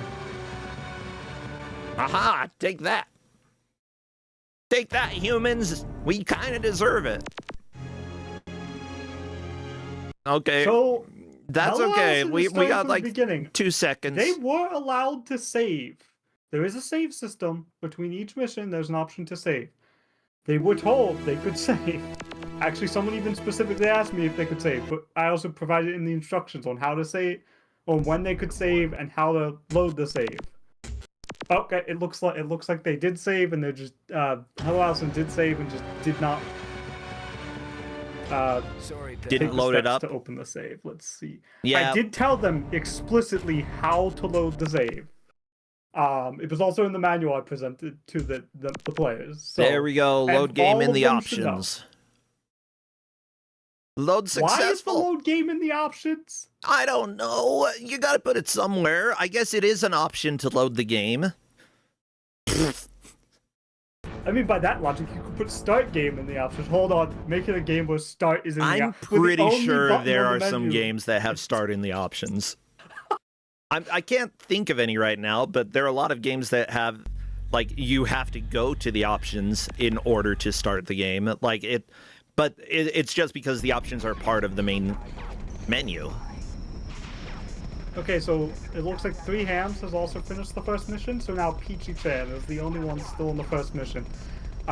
Yeah, we are keeping track of the referees are keeping track of the timer as well to see how far they make it during the escort quest. Because you gotta wait out the timer. Yeah, it's just waiting out the time. I hope it doesn't come down to that. No, one more time is through onto the next stage. Okay. Very nice. Good. And I'm gonna swap the sound over there so that we're probably not gonna hear anything different because this game has shooting sounds, engines and explosions, and this is. I kind of want to put music on because this is boring. Oh my god. Mind you, not every game in Kusogrande is necessarily the most entertaining game. Sometimes you're going to get something that puts you to sleep, and it's kind of one of the sins here. To watch. Yeah. But I also knew of this game as a kid. Like, I think my cousin owned this, so I played this a little bit as a kid and saw it some as a kid. Okay. Which is how I originally knew about it. And like, as a kid, I probably liked it quite a bit because, oh, it's from the cool movie and it's a cool flight game, and I didn't know any better. It's awful, obviously. Well, I'd say that for like a flying game on the PlayStation 1, there's definitely worse. Like, certainly. I'm not sure if I can think of better flying games on the PS1. Yeah, absolutely. The Oh, first you Ace can? Combat was... Okay, I haven't played any Ace Combat games. Yeah, there's definitely the Ace Combats on the PS1. The first couple. This actually came out the same year as Ace Combat 2. Oh no, one more time accidentally started the game. I think this is going to happen to everybody, that they accidentally start the game instead of loading, and they're like, crap, I gotta go back to the title screen. Ugh. Gotta start the game, and then... in 2 different ways, so that's not my problem. Oh yeah. Oh, that's fine. That's just how it's gonna go. They'll accidentally get to this menu. Menu boss is real.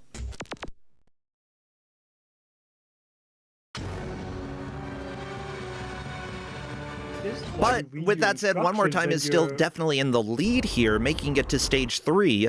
Hello Allison, 3 hams on stage 2. Peachy-chan is still on stage 1, but I think she's gonna get it this time. Like, I feel like we're gonna see stage 2 for everybody in just a sec. Yeah, realistically, these missions are not that long, right? You can beat them pretty quick, so it's always possible that Peachy-chan starts to get the hang of it and just zoom through it. Yeah, there is a question on YouTube, by the way. They're asking, are there meaningful differences between the planes that you can choose? There are some A-10s being flown. So I know that they had different stats, but do the stats affect very much?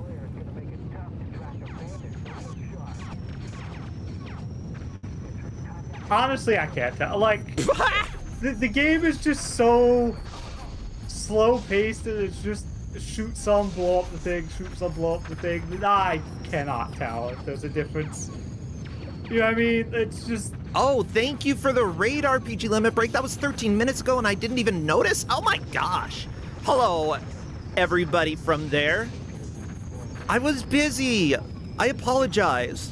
I love you all. Yeah, RPG limit break, I helped start that marathon. I'm not really involved these days, but I still have a lot of love, and there's a small chance I could be coming back this year. We'll see. A bigger chance that I would be coming back next year, though. Pew, pew, pew. But yeah, much love for you all. I appreciate you all being here. So these stats you're seeing here are actually the stats of the enemy plane. So when they're on the recon mission, they can also see all the stats of everything else that's going to be on the mission, ally and enemy. It doesn't help you in any way to know that information, but the game gives it to you. Yeah, let's just say stage 3 is rude. One More Time has died multiple times already. My gosh. And everyone else is now on stage 2. Peachy-chan did make it. Yes. Stage 2. Hello Allison is through, moving on to stage 3. This is, like, here's the deal. If you have an action game, you need more action, or if you have an action movie and a game based off of it, make sure that you have action. And also that, like, you can follow the action. I guess, like, for the people who are playing it, yeah, they're able to get a little bit more invested in what's happening. I mean, you know, you see enemies flying around, tracking them. No, you don't. No, you don't really see them. They just zoom by, really. While playing it, you barely even... The enemies just kind of blur by you. It's just not. That's one of the problems with this game, is that, like, the enemies appear so small on the screen most of the time, and they just kind of like zoom past you, and you don't. If they're close enough for you to see them, they're just gonna zoom past you so quick you don't have time to react to them. One more time, If screen any got distance so away, bright. they're just specks, Yeah. right? So it just makes it really hard, even while you're playing it, to keep track of what is going on and what enemies you have around you. Well, luckily, when it comes to placements, we have our referees helping to track that. The referees for this match are Linkura has lock. Good job. Okami never learned to fly. You're a toy. You can't fly. Garfield, the Lightning, has a bogey. You want to get your bogey off your butt. And Redford adores his main weapon, thanks. I like to use my secondary weapon, if you know what I mean. I have no idea what that means, so please don't read anything into that. So everyone is currently on this 3rd level of New York. Yeah, and it's kind of a nightmare. Yeah, everyone except for Peachy-chan. Oh no, hello Allison, just got shot down. The thing is, you're gonna need to dodge enemy attacks in order to get through this, and I'm not sure if there's a good way to dodge. Can you do like a barrel roll, or can you, are there any shields or anything? No, there's no barrel roll. There is an invulnerability pickup, and you're right, Peachy-chan is still on 2. I thought I saw Peachy-chan complete it, but maybe she was just getting close. I think Peachy-chan got here and unfortunately did get a game over.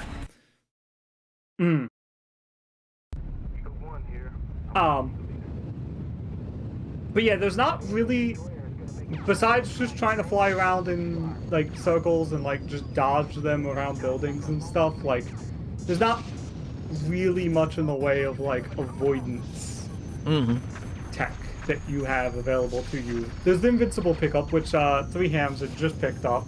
There's also a pickup that freezes all the enemies. Yeah. That is kind of useful. Okay, so on one more time's screen, one more time just went through a portal. This portal takes you to a bonus area. He does not need to be here. This does nothing for him, to my knowledge. It's a bonus. That's fun. I think this might unlock a plane or something. I don't actually think it does anything. This is how the military unlocks new planes. They fly to a bonus area and then they shoot things. This is real life, okay? Well, the planet got destroyed on Peachy-chan's side. Not the planet. Humanity is supposed to destroy it, not aliens. Come on. Look, aliens can have a little treat of destroying the planet if they want to. They work very hard, and they deserve a little treat of destroying the planet. Yeah. I will say that, like, one of the least offensive things about this game, and actually that I do give the credit to the developers here, is that, like, the art is actually pretty good. If you're trying to create something realistic-ish for the PlayStation, like the textures, the graphics, the city design, it's all pretty good, and considering that the game doesn't slow down when you're flying around, you know, props to them. I have seen a lot of games lag with this much action on the PlayStation, so they legitimately did a good job here when it comes to the art. Yes, it is dingy, but that's more art direction than the actual artists, you know? Blame management, don't blame the people who actually made the graphics. Because this is what management wanted, and this is what management got. So Peachy-chan is back on stage 1. I don't know if she forgot to save. Oh no. That's unfortunate. For Garfield her. the Lightning is saying that she did save, maybe. I don't know. So she did save, but she's on level 1 for some reason, and we don't completely know why.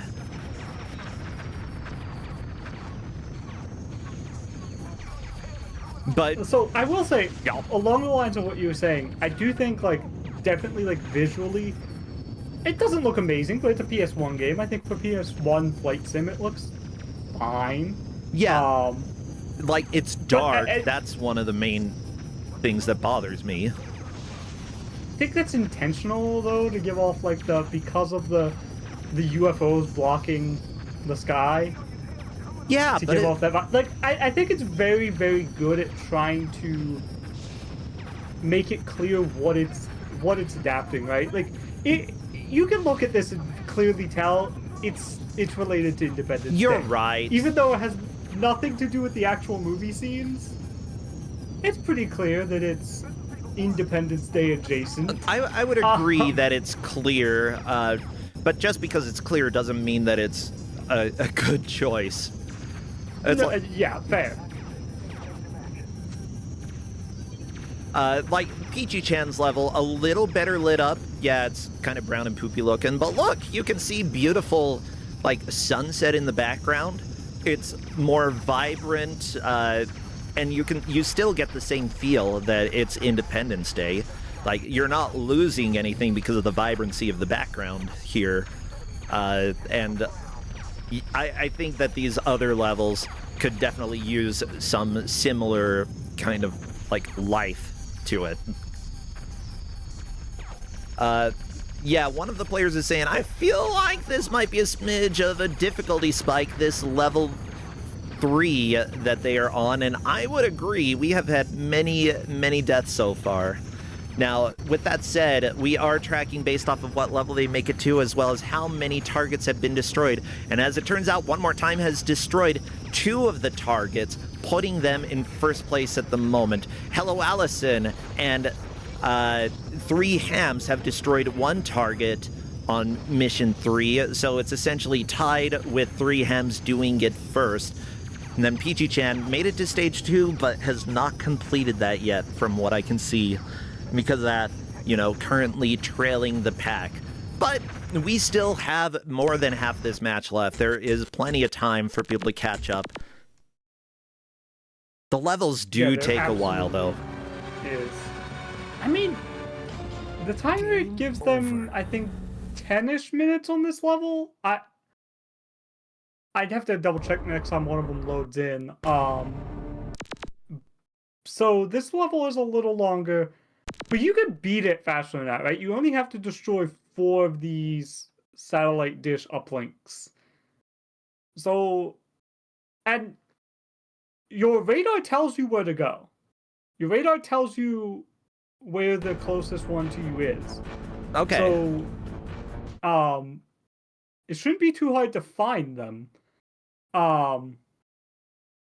It's just a matter of getting to them and destroying them without the enemies killing you. Yeah. Now, I will be getting the tracker up in just a second here so that everybody can see that. You know, I figure this is probably good to have here because I'm going to have a hard time keeping track myself, considering how often we're going to see this stage over and over again. And there you go. Hopefully y'all can see that. Including the timestamp so you can see where people are in the case of a tie. Whoever did it first in a straight-up tie here is considered ahead of the other player. So 3 Hams slightly in front of Hello Allison for second and third place. One More Time, again, still in the lead with 2 of their targets destroyed.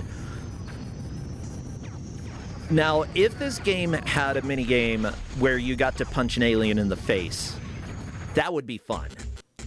Okay, instant classic. You get to punch the alien in the face.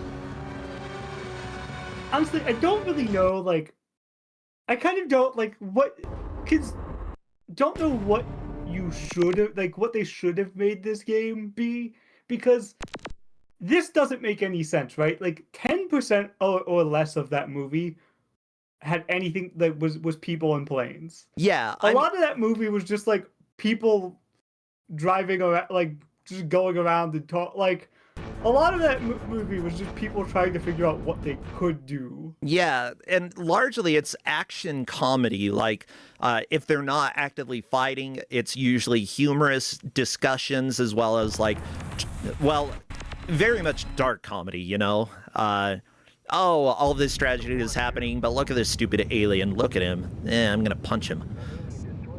Like, and this game really doesn't embody the soul of the movie. With that said, had the developers actually seen the movie? Probably not. Well, I mean, by the time it released, this game released, yeah, they had.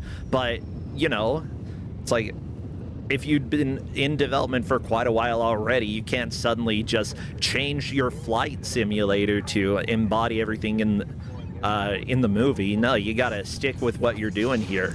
Yeah, it just doesn't really have the soul. Let's also be honest, the concept for stuff like this never comes from the actual developers. It comes from some exec going, what's popular these days with the kids? Oh, flight sims. Flight sims are popular. Let's give them a flight sim. Like, that's the kind of, you know, that's the kind of thing that happens with these. It's like, some exec sitting in a boardroom decides that that's what it's going to be, and then the devs have to figure out how to make that work. Yeah, I'm taking a look at a review from IGN for this, and their basic synopsis of the review is, if Independence Day was a box office hit, then the game is just a matinee at a drive-in. It's not even worth showing up for. And yeah, I kind of agree with that. With that said, you know, people can still enjoy this game. You don't have to hate playing it. You can still play games that got bad reviews and enjoy it. So if there's any Independence Day game lovers out there, you're valid. I'm not one of them. But, you know, that's sort of how Kusogrande goes. I'd suggest playing it as an adult. If you've only played it as a kid and you're a lover based on nostalgia, I'd suggest playing it as an adult, because we all know kids can enjoy awful games sometimes. Oh, yeah. We all have that awful game we thought was great in our childhood, right? Oh, yeah, we do. I mean, the number of childhood nightmares that I've given to people here, that, like, games that I genuinely enjoy and then they cry because they had to play them. I'm like, this was my childhood, and you're crying because of my childhood. I love it. It's so much fun. But yeah, the review here is essentially saying Fox Interactive has such a great reputation when it comes to making games from movies. Take a look at Die Hard Trilogy. Great movies, great game, which is true. What happened? Independence Day for the PlayStation possesses no redeeming qualities. While the movie could at least fall back on spectacular visual effects, the game doesn't have this luxury. The texture map polygons are extremely grainy and undefined and unappealing to look at, let alone navigate around. There's also a serious clipping problem which can cause your ship to become trapped in solid objects. We haven't seen that happen yet.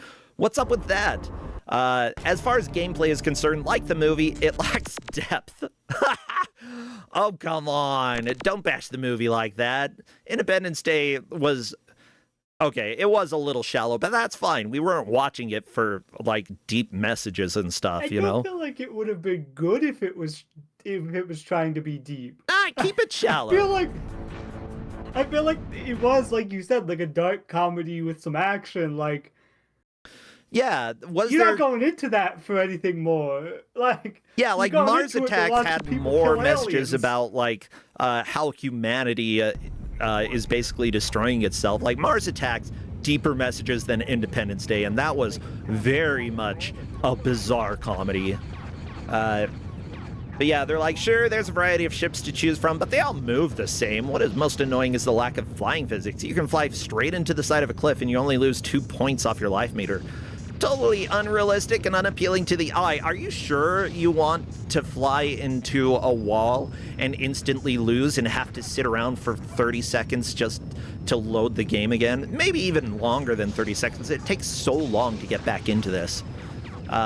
As we were trying to pilot the planes around the grotesquely textured 3D environments, we thought to ourselves, how could this game get any worse? The movie is worth checking out, but the game isn't. They rated it 2 out of 10, painful. I mean, that seems a little mean. I mean, it's better than a IGN in 2 out of general, 10. like, if it's in this era, it was like, if it was made by Nintendo, the lowest score it got was a 7 out of 10, and if it was made by some random studio that very few people had heard about, 7 out of 10 is like the maximum that a game would get. It's just how IGN worked. I don't like, there are a lot of games that I genuinely think were great that got terrible reviews, and like, you know, even at the time, I feel like they were unfair to specific companies, and maybe a little bit too generous to others. Have things gotten better since then? I think in general, like, video game journalism is hard.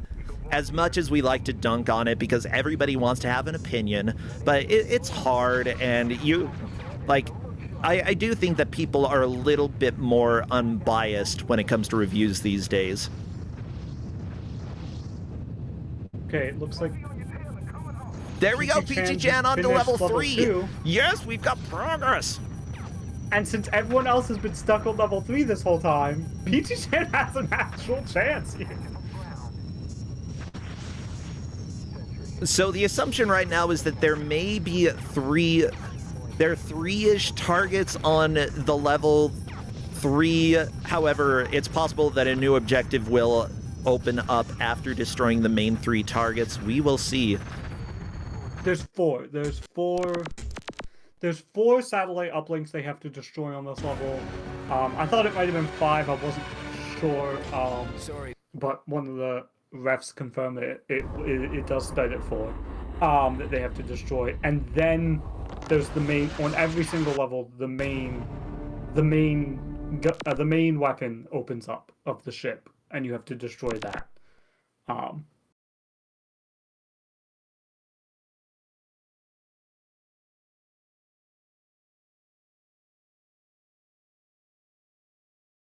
PG-chan is stuck here. Is someone saying something?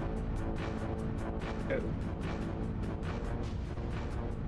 Okay, so I told Peachy-chan's controller stopped working.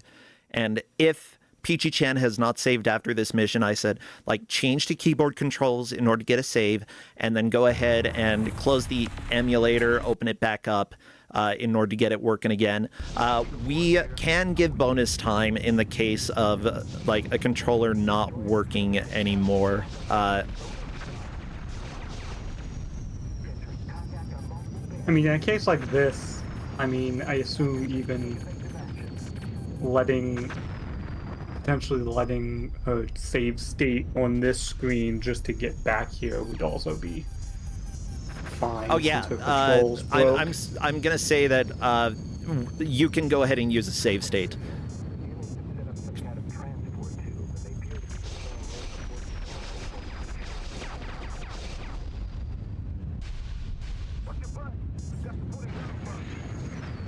Yeah, so in this case, Peachy-chan may use a save state and load it back up. Thank you so much for that clarification, Nautilacta. And yeah, refs, feel free to pay attention to how long this takes to get Peachy-chan up and running again, because that actually will matter, I think. The next level, super hard. You know, right now, One More Time and Hello Allison are essentially tied, with One More Time destroying 2 targets a few minutes before Hello Allison, but Allison could move into the lead.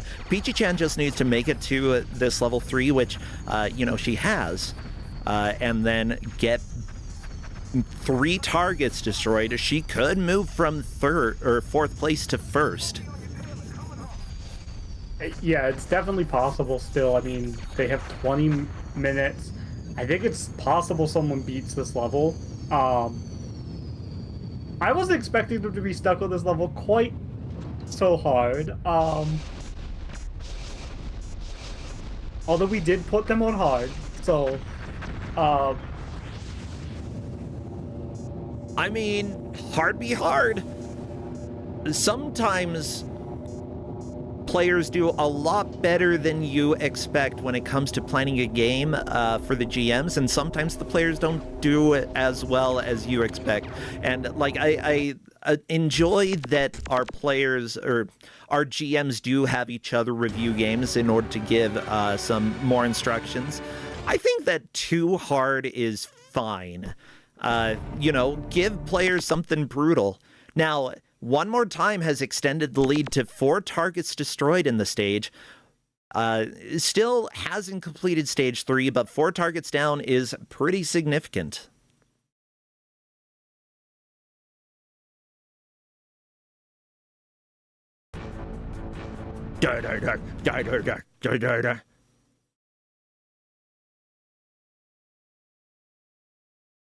And it looks like Pichu-chan might just be starting back from the save they already had. Oh, no, okay, they did take a save state. Good. Perfect. She did take a save state. Good.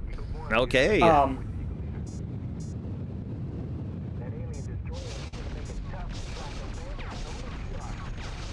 And it does look like One More Time made some additional progress and destroyed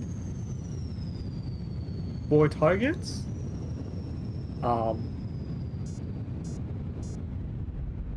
So we might see a completion on this level. Well, One More Time did die after destroying the 4 targets, but perhaps this attempt will be enough to get in there. Let's see. Let me see what's happening to Pichu-chan. That save state won't respond to controls for some reason, even though the controls were fine a second ago. Oh no. What?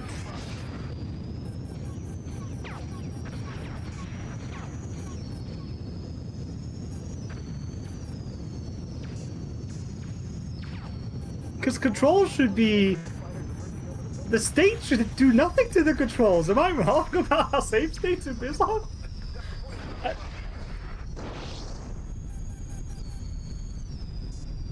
Well, it's possible that the game crashed. Yeah. That is possible.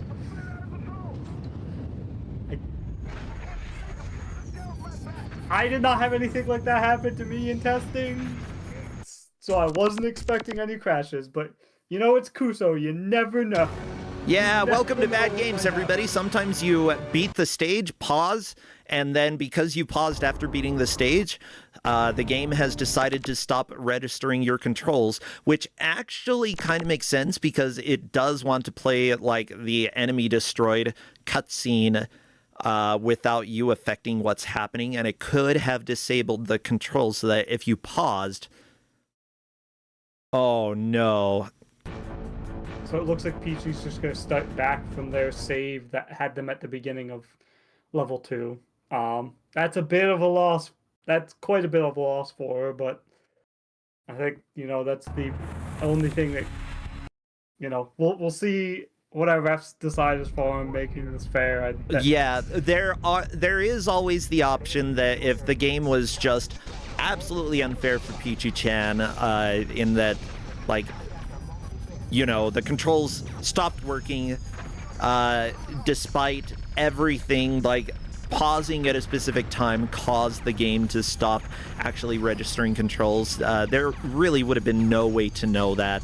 And occasionally we have given players mulligans if a game has treated them very unfairly. So we will see.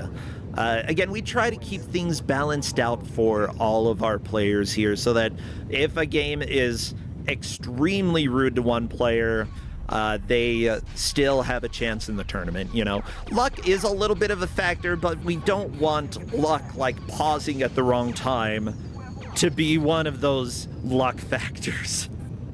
Yeah, or the emulator just having an issue for one person running this game, because that's also a possibility, right? Like that just...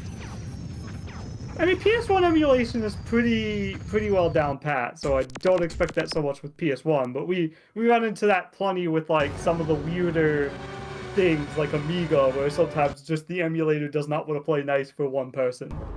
And sometimes that just happens, unfortunately. And sometimes it happens in the middle of a match.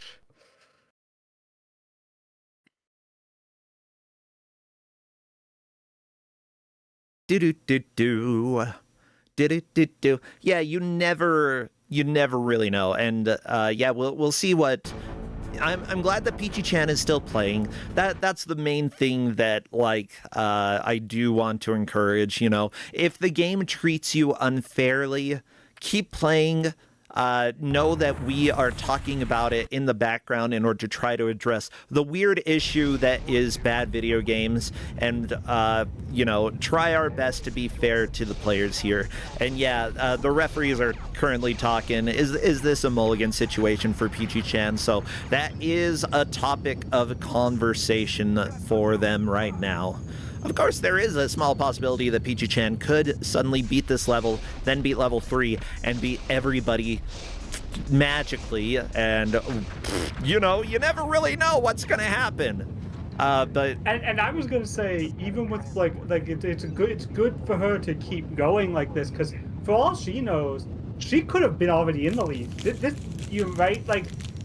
For all she knows, everyone else could have been stuck on this level. Destroying that could have put her in the lead, right? She could have been the first person to finish that mission. Yep. And so by not giving up, she holds on to some chance that despite that crash, she's in the lead anyway. It can happen, right? It could. And yeah, we've seen the case of, like, people having to restart the game for one reason or another, getting caught back to where they were, and still either being in first or second place. Like, it happens. You never really know. And so, don't stop. No, it's not burrito time. I'm eating a Cliff Bar because that's what I'm able to cook while I'm sitting here, which is not cooking. It's eating a Cliff Bar. For everybody else other than Peachy-chan, though, One More Time is in the lead with 4 targets destroyed on this level. Hello Allison in second with 2 destroyed. 3 Hams in third with 1 destroyed. Heck yeah.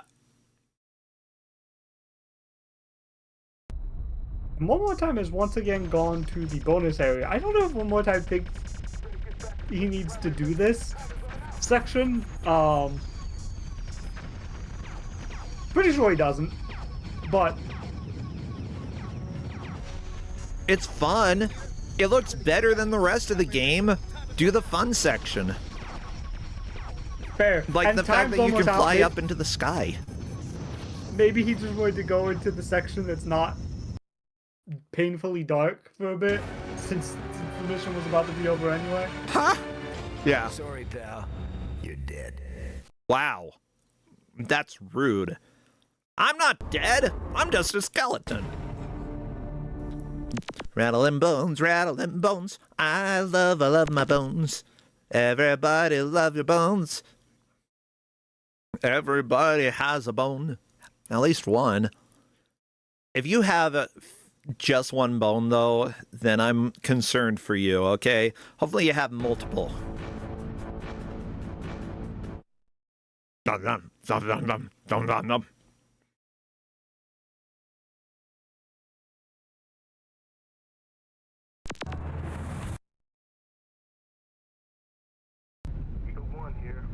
Very happy though that, you know, minus the issues for Peachy-chan, that this has been very close.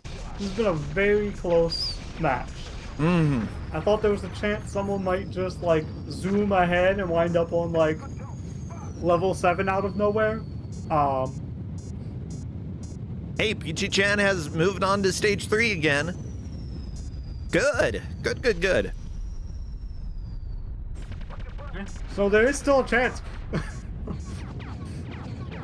There's still a chance that despite the issues, Peachy-chan could catch up and take the lead even.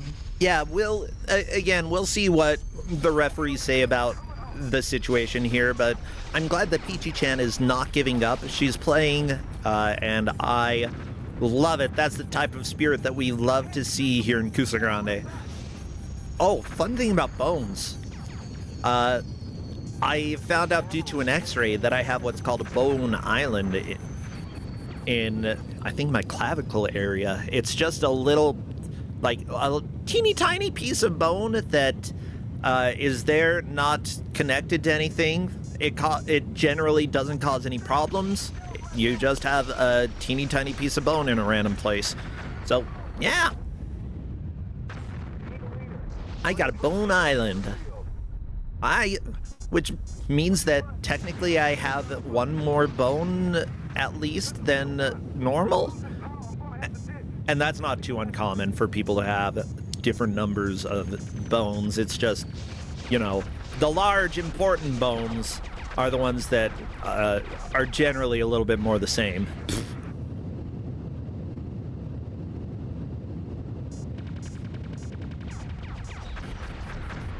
Pew pew! Destroy the primary weapon! You can do it one more time! Like, you still have a third of your health left. No, don't touch the ground. Yeah, but only 30 seconds. Well, where's the weapon? Oh. I think they're doing circles around. I think he's doing circles around it. Yup. He was doing circles around it. Oh no! Time to die. Rather than waiting for the death animation, just quit. That's fair. I mean, with under 10 minutes left, I fully understand that, you know? Yeah, I mean, I imagine most of these players are probably gonna make this, like, they're probably getting close to their last attempts, right? Just because of how long these levels take.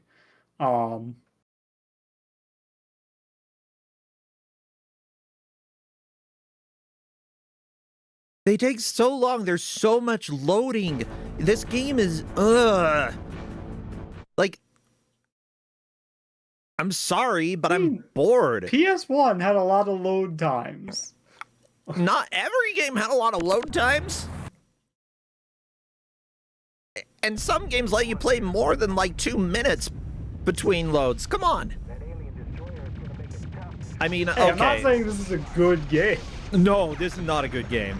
I agree. I wouldn't say this is the worst game. It's largely inoffensive. Like, it works well.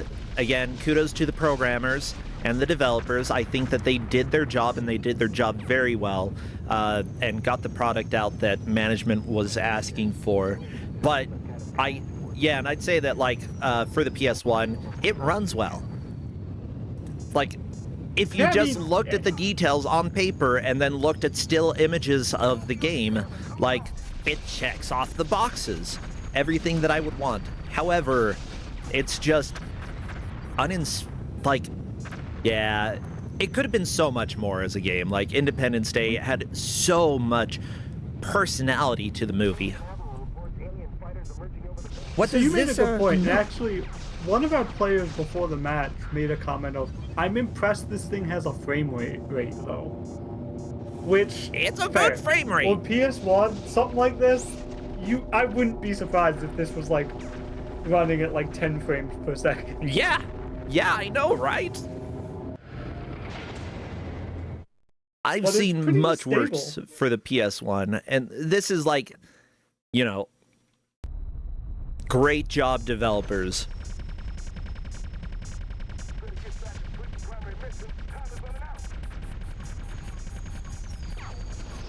I just wish it was more, you know? That's really what people deserve for an Independence Day game. I don't know, does anybody deserve anything when it comes to video games, or do we just take what we get? Do gamers deserve good games? I think this is good enough. I think gamers deserve this. I think there have been games in this tournament that no one deserves to have to play. I don't think this is one of them. I don't think this is that level of, like, this should never have been made. Yeah, like, it's fine. I just want I want more. Maybe I'm greedy. I'm like the aliens here. I want another planet. My name is Bob the Alien, and I'm gonna blow the people up. Pew. I've got lasers. Pew, pew, pew. Yeah. Well, isn't the plot that, like, they don't have any planet because they destroyed their homeworld or whatever? I don't know. Like, I never watched Independence Day 2, But I'm pretty sure on the first one, did they? I don't know. Weren't they like coming to like steal all the resources because they like live in space and they have no resources? I mean, Because they're like probably there drained for their the planet of all the resources. resources. I want to say that's the plot of the movie. Yeah, they strip mine planet to move on. Ah, gotcha. It is a critique on humanity, then, just not a very clear one.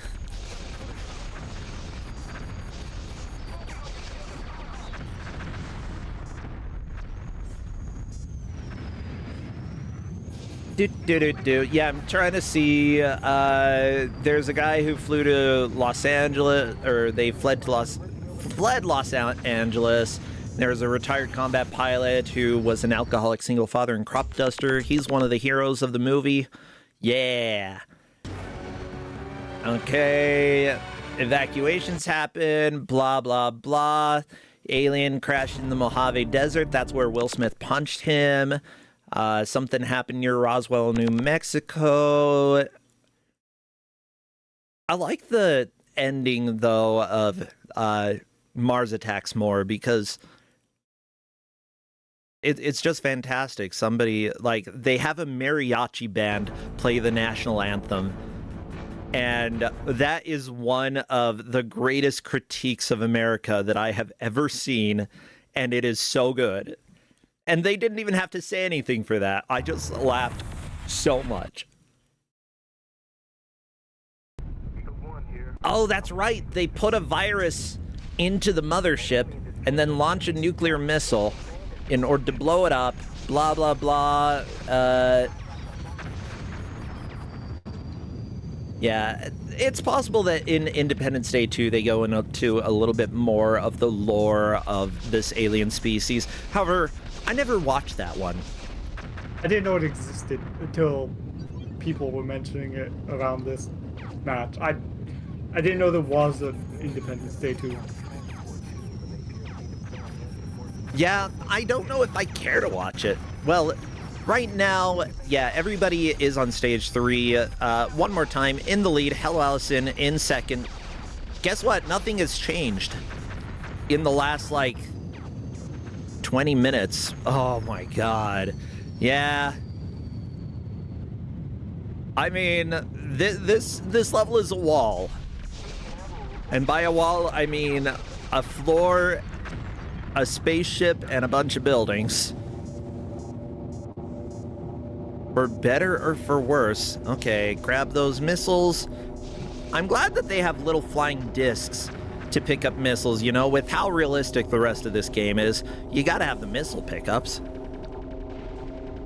That's what New York looks like. It's got the spinning discs. Have you ever been to New York? It's so cool. Spinning discs where, you can't reach them because you're a human. You can't jump that high. But if you could, bam, 5 missiles.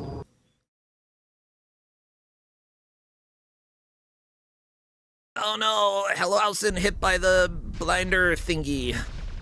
Don't want that to happen. Oh no, another one!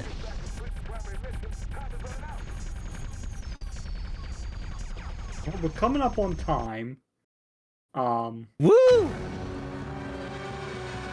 I don't think anyone that is not currently in the level is gonna make much progress right now. Looks like 3Hams decided to just go back and play the first level, I guess, because he knows he can't make any progress in the last minute, which, fair. Yeah. I mean, still, overall, I'm very impressed with, they all kept playing through this despite it being very rough, you know? I didn't fully know what to expect on hard, for them to make progress, obviously, because played through, the easier difficulties first, so had some experience going into, the little bit of hard I played. Mm-hmm. And so, I think they definitely, this game can be rough. I think on the easier difficulties, they probably would have made a little bit more progress, but, Yeah. I think they all did a good job. Well, that, everybody, is time. We're done. That's it for Independence Day on PS1. You no longer have to watch this game. Because I was making you watch it, you know? Nah. I believe then that we have pretty much decided that, you know, the 3 other players had no issues and they will be judged regularly. The refs appear to have decided that Peachy will be getting a mulligan in this round and will thus be able to get back in. But yeah, it's... as it turns out, one more time gets the victory, destroying 4 of the targets in the stage. After that, Hello Allison destroying 2 or 3, we're not sure, but it doesn't matter because 3 Hams destroyed 1, and Peachy-chan destroyed the controls in the game. And we'll be getting, we'll see for sure what the refs say, but likely getting that mulligan. Let me go ahead and message one more time. Join General Voice if you'd like, because I would love to come and chat about this game. Yeah, and it's possible. Here's the deal. There are a lot of games that are less interesting when you're watching than playing. We'll see if that's the case here. One more time, hello and welcome! Congratulations, you took the victory, getting 4 targets destroyed in the 3rd mission. Oh, do you feel like a winner? Not really. Okay. I feel like a guy. I feel like a guy who was just like playing that last mission, and it's just like you just instantly start up and just get instantly just wrecked with missiles. So I was like, well, I just kind of hope I got here first, because I ain't going anywhere past this. I mean, nobody else got that many targets destroyed, so you definitely did the best on that stage. And yeah, you did make it there first as well. It gave you, you know, the most number of attempts to get through it. Yeah, you took a fairly early lead and held onto it most of the time, so that was great. Yeah. Oh, great. So, opinions of this game. How do you feel about Independence Day for PS1? You know, honestly, I don't think it's as bad of a game as I was expecting. You know, I'm not too surprised. I complained about it a lot because I was bored out of my mind. But Yeah, I think that it was probably more interesting to play than to watch, is what I would guess. Yeah, it's a game that like really doesn't benefit from the fact that it's not an analog game. So like, you're having to use that D-pad, and so like, if you're trying to like dogfight anything in this game, it's just not going to happen. But as far as like a baby. Yeah, as far as like a just like a sort of bad like, hey, find targets and like shoot missiles at them, it honestly does fine with that. Also, yeah. I'm also a little biased though, because I found an A-10 gunship like right at the start. I went, okay, nah, got the Warthog. This is cool. Okay. But yeah, once you get to that 3rd mission though, and I guess the game expects you to actually engage with enemy fighters, because I think they're thinking you're supposed to like weed out the fighters a little bit so you don't get just absolutely destroyed. Once that happened, it's like, okay, no, this is we're descending into some bad territory here. Eventually, on one of the later levels, the target is fighters, so you have to take out squadron leaders later on. So y'all didn't get to enjoy that. Oh, Trying yeah, to that's track good. down and We don't need shoot enjoyment. down It's players. fine. The game apparently is more approachable when it comes to... Let's see, what am I trying to say? It's more approachable with some of the easier difficulties.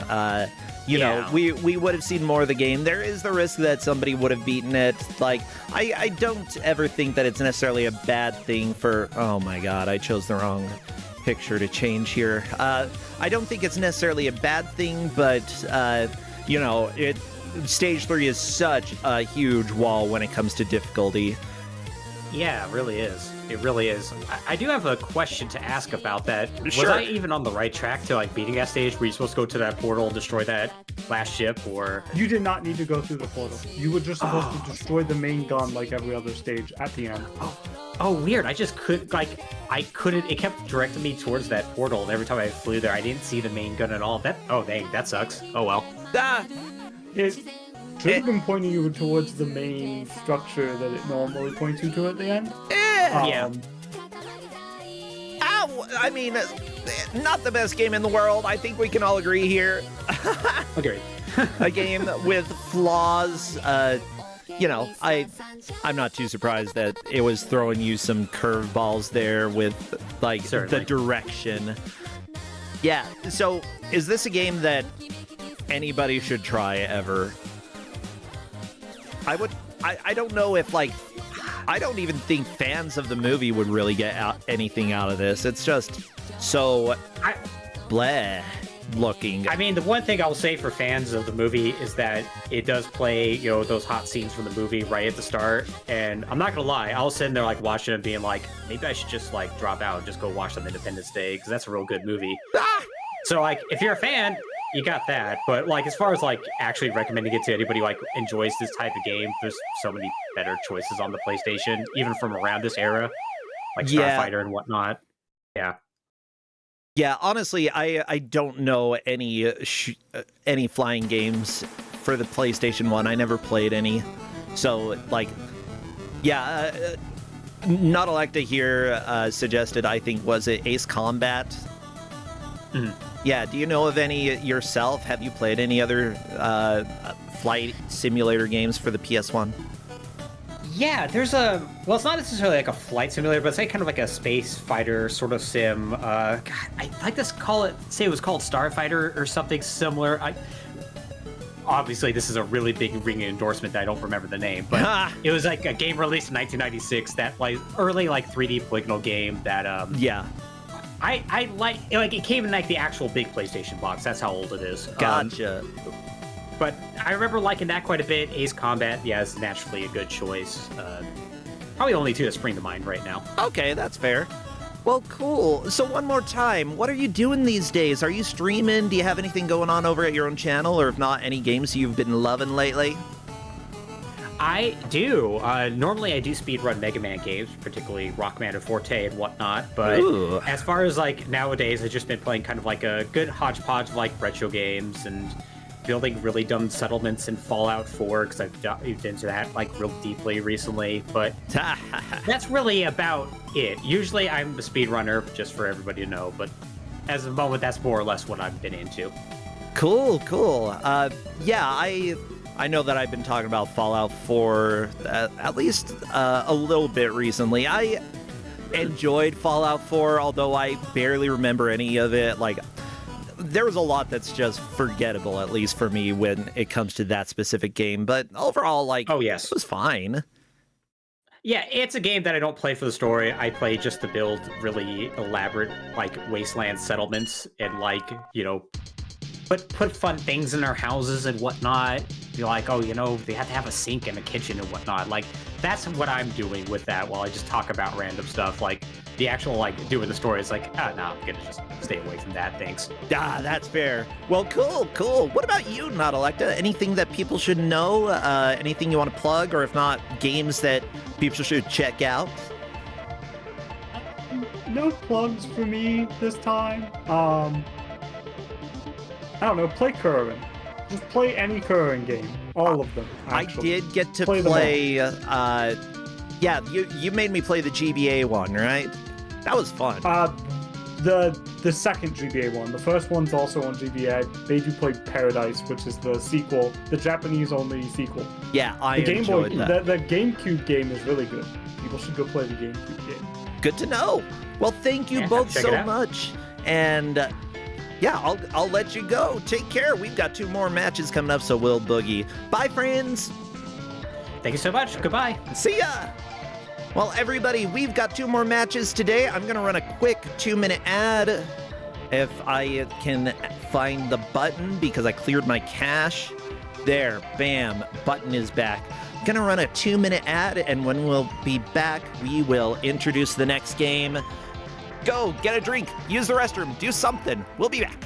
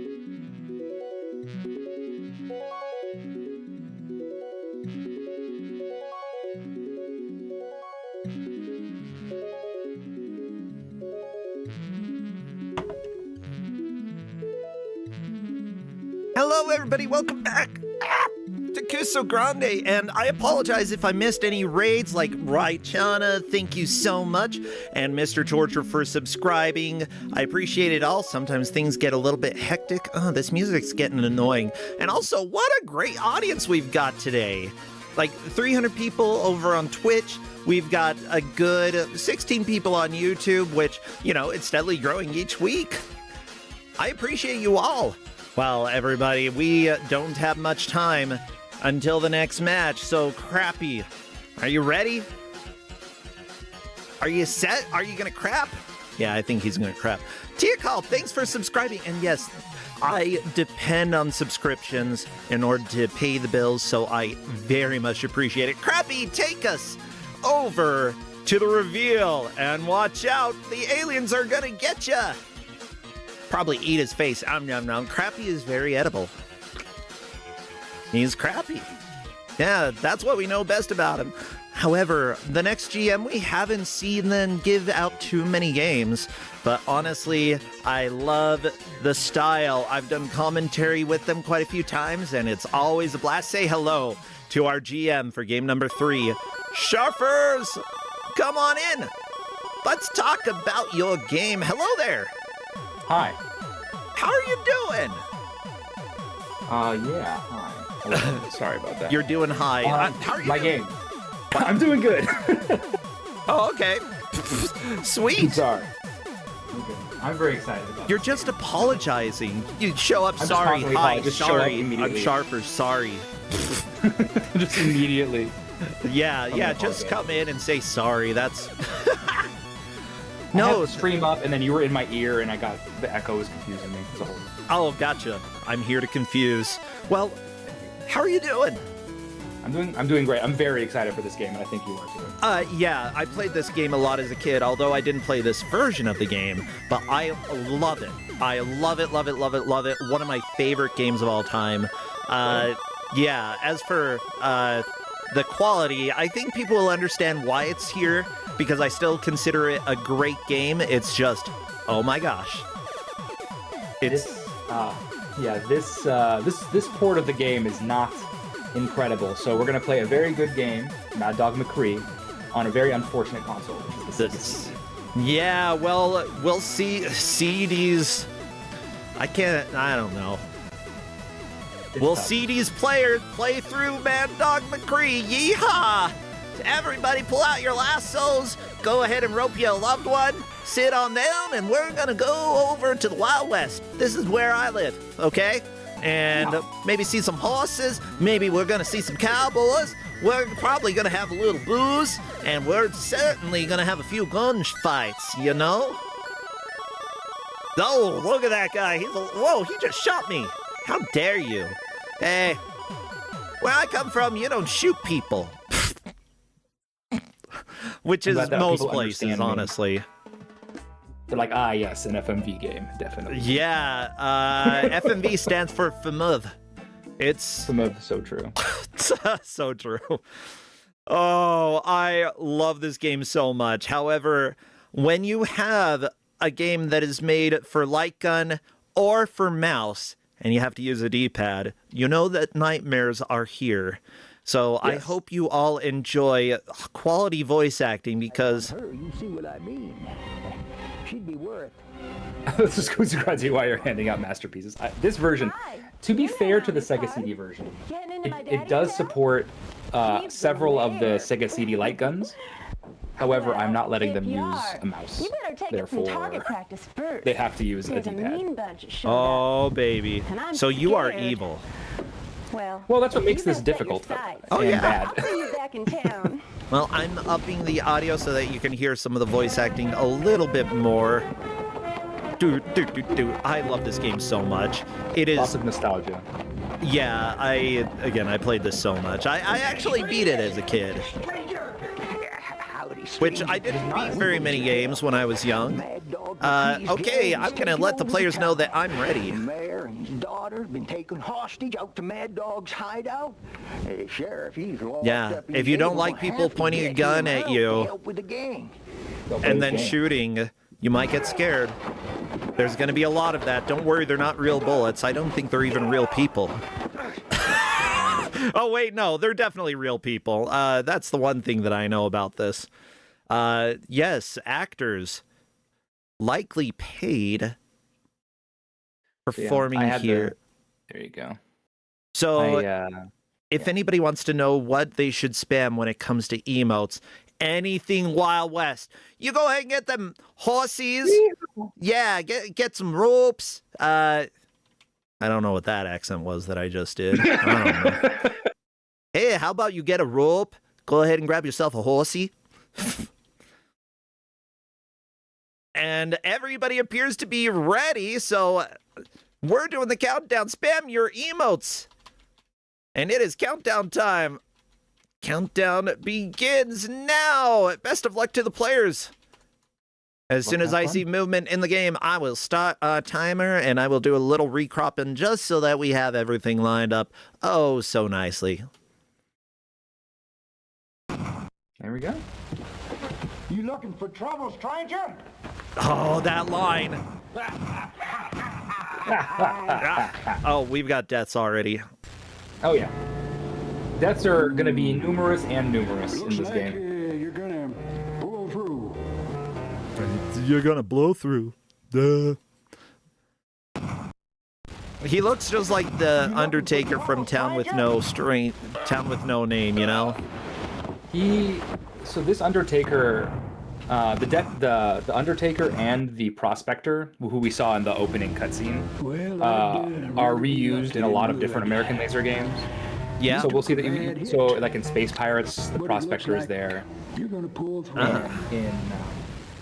And the Undertaker is in the second Mad Dog McCree, obviously. Also You in, looking the for Glass trouble, Bounty Hunter and stranger?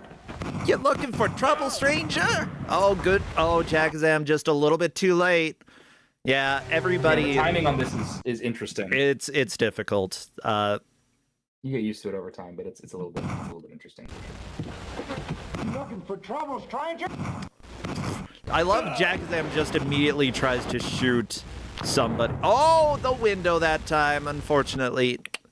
Oh yeah, so this is the thing you're gonna have to eventually learn, that you just have to know to shoot the window after you shoot the first floor. Yeah. You looking for trouble, stranger? However, you can run out of bullets. What do you do when you're out of bullets? You reload on the bottom. You go to the bottom of the screen and you reload. Unfortunately, it takes a really long time to move your gun down there. So I gave the contestants the manual. Oh. And so you have A, B, and C on a Genesis controller. Yes. A is shoot. B is to double the speed of your cursor. C is to quadruple the speed of your cursor. And if you press B and C together, you get 8 times speed, which is way, like, you're out of control at this point. Lupine 1 went the wrong way, so just gonna need to die and get back. Correct.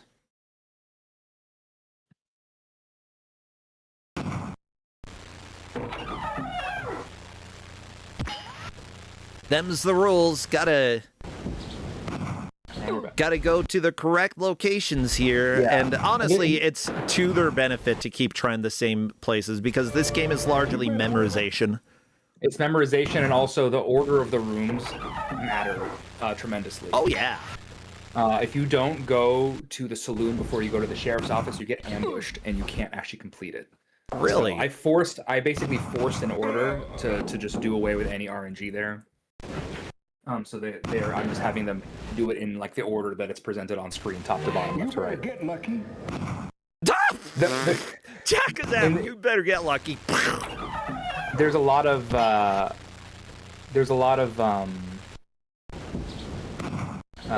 you will see it especially in the corral scene, but you see that little on Jackazam's screen. There was a little white dot to tell you where the enemy was, because the enemy was so not visible that they actually added some helpful little dots.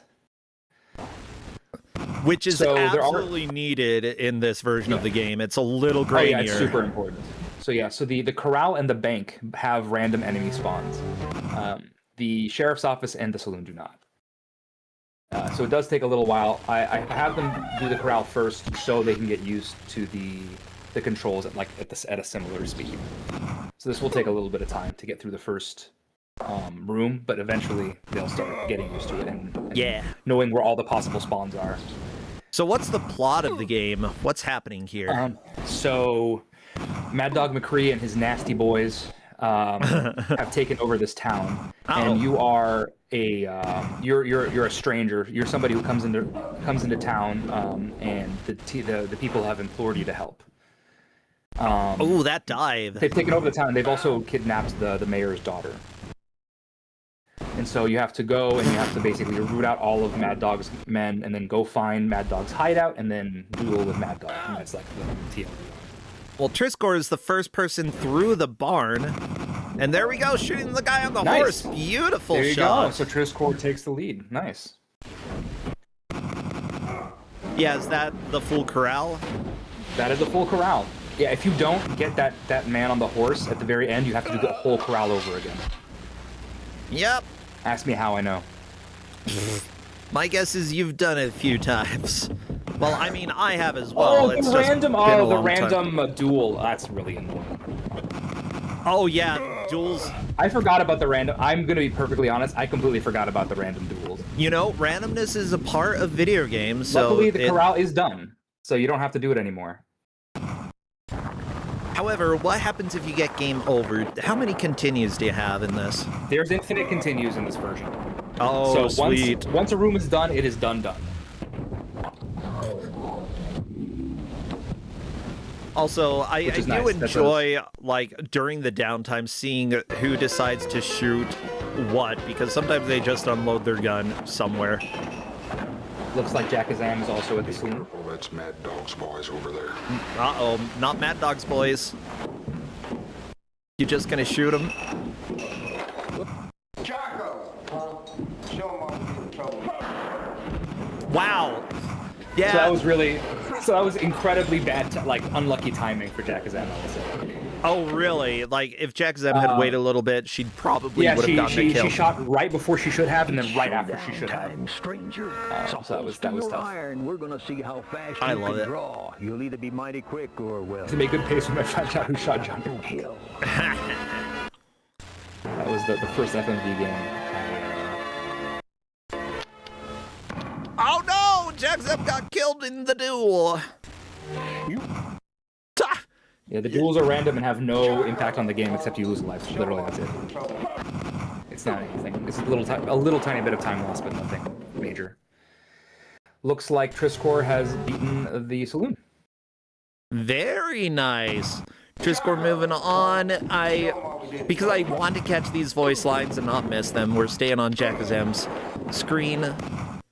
So, how long do you expect players to take to get through this game? I do imagine if Kus9rande is definitely on pretty good pace. I do imagine we could get a clear here, and if that happens, I provided them with another state on the higher difficulty where they would just do a second loop. Oh, cool. But yeah, I do anticipate that a clear is possible. But it will be tricky, especially later in the game. The game gets pretty tricky. No, don't shoot him. Thanks, stranger. I'm forever beholden to you. He's giving point, alcohol to you. Mad dog. Yeah, so I did give. Wears a bulletproof vest. Here's the keys. Ooh, that is very important information. Mad Dog wears a bulletproof vest. And this is something that the players will hopefully remember, because if they don't, it will be a problem. Yeah, I did tell them specifically you really should listen to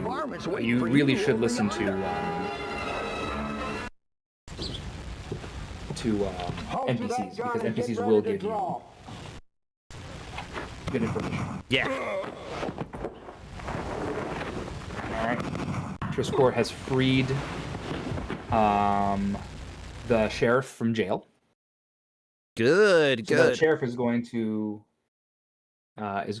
save the day. No, actually, he's going to get shot, it turns out. And that's the guy you need to shoot. It happens to the best of us. You looking for trouble, stranger? So you got to do the whole thing again. So, what are the skulls around here that you can shoot? Do they matter at all? They do not. Very little actually matters in this game. I do like, there is a cool mechanic in this game that Mad Dog, you don't stand a chance. when you come back from a game over, they require you to duel sometimes. So it's a fun mechanic, and they're like, we're acknowledging that you've game over, but it doesn't always happen. I just think it's fun. Yeah. Oh, just a little bit too slow for Jack Zem. That is a death. You better get lucky. Yeah, okay. But you can see once you clear the corral, you can get through a lot of the rest of the game pretty fast. The saloon is completely scripted, and so anything that's completely scripted like that is quite simple. So Kus9rande got the one guy you needed to kill in the Let's go get him, stranger. the sheriff's office. Yeah. So now the sheriff is giving us good information, which is if you before going to the mines see the prospector first, because the prospector will tell you what to shoot at the mines. Oh. There we go. Jack Zem shot the guy up there. Whee! Whoop. Tough. Whenever you see an action scene shot in 3 shots, But you get it's to the prospector. You can tell he didn't fall right. Didn't fall right at all. All right, so Kus9rande is at the bank. The bank is once again random and is very annoying. So Jack Zem just shot the hostage. An innocent. Yeah, I shot the hostage. So this does happen where they have human shields and you just cannot shoot them. Population 64. And then somebody just showed up and shot her in the face. Well, that's rude. Is that what happens if you shoot a civilian? They just shoot you? It's time for a Apparently. Ain't it?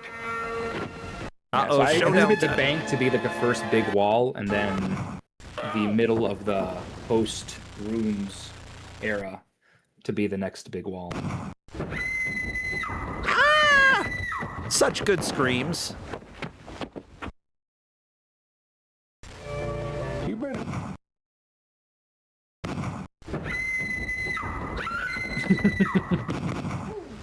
You gotta time that right. Yeah, there we go. Oh, I thought Jackzem was dead, but nope. Triscor into the bank as well. Master Time Thief and Lupine One are both still stuck on the corral. Oh my gosh. Yeah. I mean, but it's not. That's the first big wall is the corral. Once you get through the corral, it all goes much faster. ooh, Jackzem getting shot there. You better get lucky. Of course, like if you haven't been listening to the NPCs and such, it's going to be a bit difficult later on. Yes, because then you will be guessing. It's showdown times. And guessing is bad. Yeah, shooting his armpit. Good job, Jackzem. Triscor, you gonna get Triscor onto the corral again? No. No. This is the bank, huh? You better work on. No. Oh no. This is just one of the duel scenes happens to be at the corral. Oh, okay. Yeah, duel at the old corral. Yeah. See? Oh, unloading your entire gun there, Jackzem. I love it. Sometimes you just gotta shoot. Yeah. But yeah, where enemies show up is a little bit random. There can be hostages that pop up. Oh, Jackzem shot the bucket and found out you can get extra ammo that way. Or the spittoon, sorry. You just jump. It's like a spit bucket, you know. And get ready to draw. I've heard that sound effect like 20 times already. Yeah. And it won't be the last.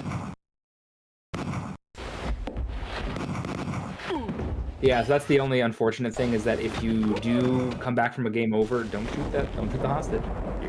If you do come back from a game over and lose the duel, you just lose an extra life on that game over. But once again, game overs do not set you back in progress at all, so it's just merely slight inconvenience. Yeah.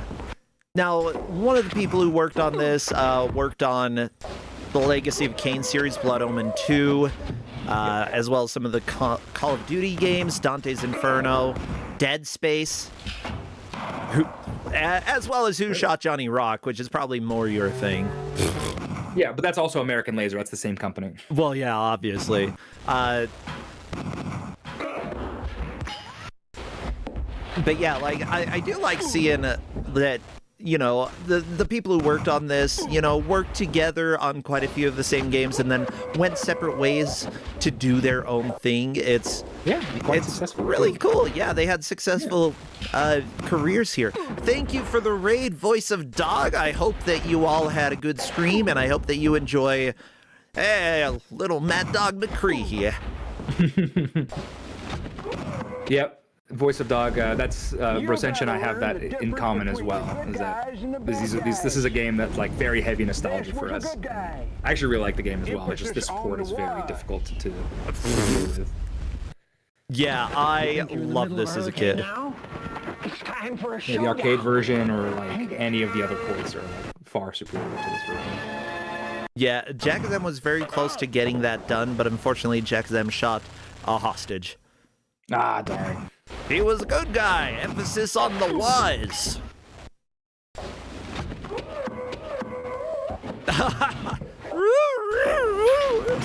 Yeah, so good. Yeah, don't shoot the rrr part of it. Yeah, this was a Windows game as well. Yeah, I played this on Windows. Yeah, that's what I also did. Now, one thing that you'll notice that the players are doing quite a bit is getting their reticule in sort of a centered position here, which is very helpful. If you don't do that, it's very difficult to actually get anywhere on time, and you might not have time. Simply put, they're using a D-pad in order to control the cursor here. Yes, there is a M. Sparkly. There is a Mad Dog McCree Gunslingers collection on Wii that uses the Wiimote. That's a lot of fun to play with. Ha! Shot him right in the heart, that Undertaker, you know? Yeah, he keeps yapping and yapping about how you have 2 lives left, you know. At some point you get the point. You get the picture. Yeah. Yeah, oh, there's a good specific, shot by Jackazam. Good. in the bank there's like a far left and a far right spawn, Oh, and if no. you're anticipating one and get the other, it just doesn't work. Yeah. And what? Okay. So Triscorp just beat it. Ooh, we get this nerd. Look at him with the bowler hat and that haircut. Okay, so Triscorp, so that NPC just told him when you get to Mad Dog's hideout, don't approach from the front. That's RNG. So now, when they, so they didn't go see the prospector because they didn't listen to the sheriff. Oh, they got it right by accident. Oh, that's incredible luck. That's really interesting. From the frying. Oh, really? This version harder than the no. This version, the DVD version, is the easiest version of the game. Yeah. Good job. Try another. But anyway, because Triscorp happened to clear that by accident. But basically, when they get to the lair, they'll have to approach from the rear. Basically, there's an arrow pointing to front and an arrow pointing to rear. They'll have to remember to go to the rear. What you're supposed to do is you're supposed to see the prospector, and then you're supposed to shoot the fuse, and then the prospector tells you to go to the mines and to shoot the whatever. There's like a bunch of different things you can possibly shoot, and Triscorp happened to shoot the correct thing just by luck. There's like 4 different things you can possibly shoot. So now we were given a map, and so now the map tells you which direction to go here. This is all RNG, but every path is the same length. Okay. So Triscorp is actually at like the quote-unquote end of the game. But there's still a good amount of game left. I wouldn't worry about it. Splush! Yeah, we've got plenty of time here. Uh-oh, it's a draw time. Or duel. I mean, you can draw as well. Kus9rande, thank you so much for subscribing. Good to have you here. Woo, woo, woo. Yeah, so all of these now from here on out are all going to be random. Until the very last scene before Mad Dog. So yeah, so Triscorp chose the wrong direction there, so just an automatic death. You got to choose the correct direction. I think Triscorp got right as the 3 directions they need to go to. Yeah. Oh, such little reaction time. Yeah, it's very frustrating. Yeah, Lupine 1 and Master Time Thief are still on the first section of the game. Yeah, Right. Simply put, until you get used to this game, it takes a while. Oh, gotta shoot the fuse, Triscorp. There you go. They're going kind of in reverse order, but it's fine. Lupine 1 has seen the horse. Okay, that's excellent, actually. It means they're probably going to get done with this soon. Yeah, unfortunately not getting... Oh, I thought that Lupine 1 didn't So quite now, get so the now hit Triscorp there. has to do the mines again, I guess. I'm not sure how this works.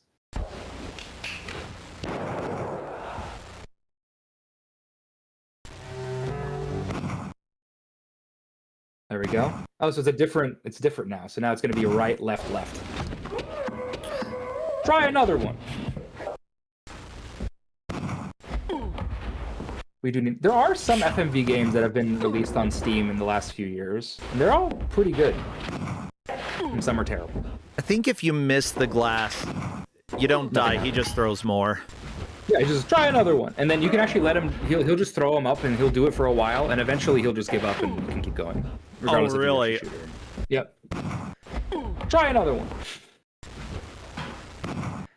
This part, the bottles are just for points and to just stop, to end it, so we can keep moving on. Jackazam is through. Mad Dog will get me for telling you this. Jackazam is Get to the through. hideout. Don't approach from the front. Don't approach Yes, from there the you go. So front. don't Gotta go approach to from the the front. rear. It's showdown time, stranger. So holster Oh, your no, iron. it's We're gonna showdown see time how again. fast you can draw. You'll either be mighty quick or, well, Yeah, they need to go that's left. why we gotta boot hill. There are no lives. You get 3 lives per thing. Score does not give you any lives at all. Yeah, honestly, though, you don't...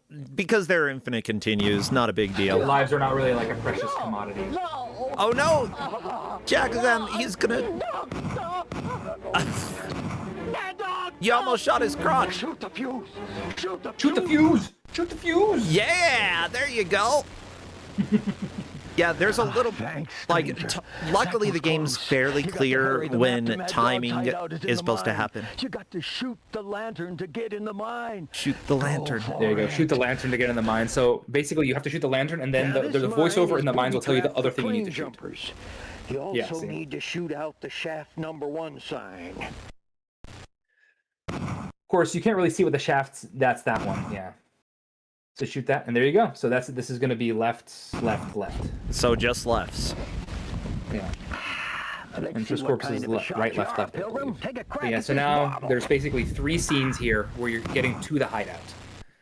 These are all RNG in terms of who spawns, but where they spawn is still like fixed. It's just in what order they spawn is random. This is where things get pretty difficult. I would say. Try 'Cause another. it's a pretty large map of people. You missed that one.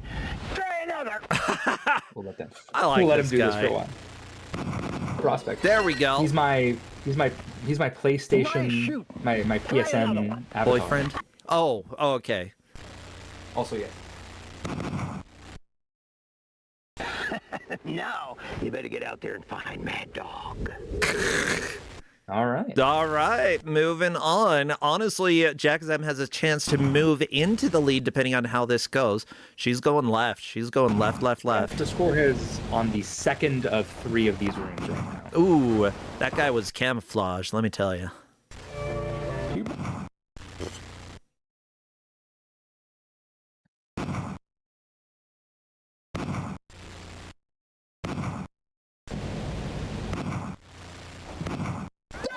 There you go, you shot his butt. That's a good scream. See, I could do screams for this.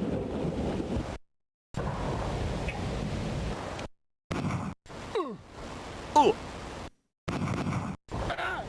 Ah. Ugh.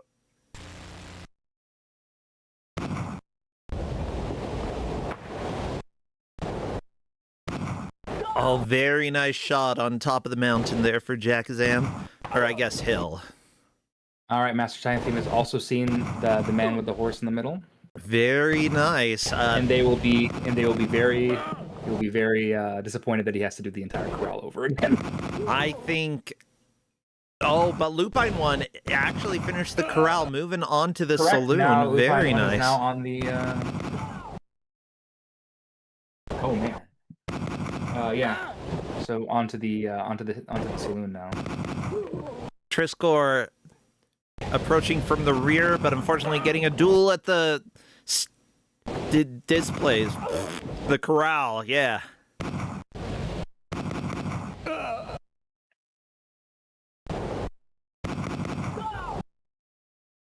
Wow. Okay, so Triscorp's actually at the end in the last area before you actually So is Jackson. get to Mad Dog here. This is what walled me very hard the first time. Oh, understandable. Like, you have very little reaction time. So this is fully scripted, but like figuring out who to shoot when took me a very long time. Yeah, it's a lot of trial and error, simply put. Yep. Like, you have to be okay losing here in order to get through this. Yeah, this is just every death in the scene that Jackazam and Triscorp are on is just learning. You learn. Yeah, you're probably going to Every die single to literally every shot here.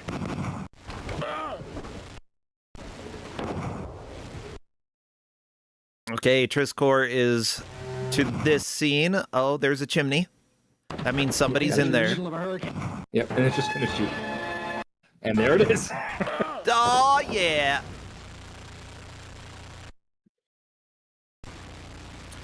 Ooh, Lupine getting shot in the saloon. Master Time Thief. 25 minutes in, still not past the first area. This is sort of the expected experience when it comes to playing this on Sega CD. Quite impressed. I've been quite impressed with the progress that Triscorp and Jack have done. Yeah, to be fair, those two have always been great in Kusogrande. They've made it to That the makes sense. brackets.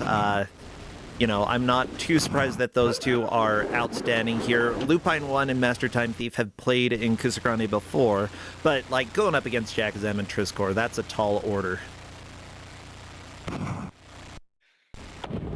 Where are you supposed to shoot so that cowboy guy doesn't just... You have to shoot at the chimney.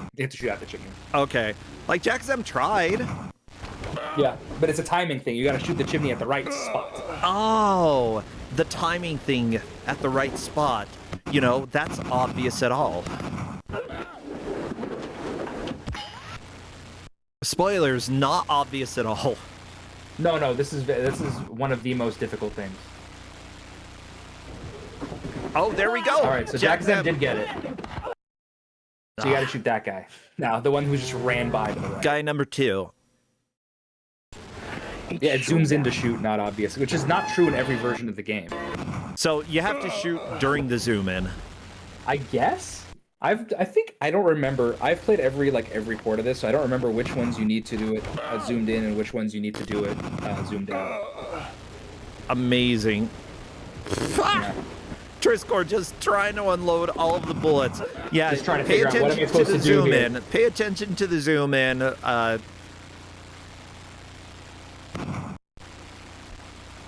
Jackazam has moved into a very small lead then, I believe. Yes.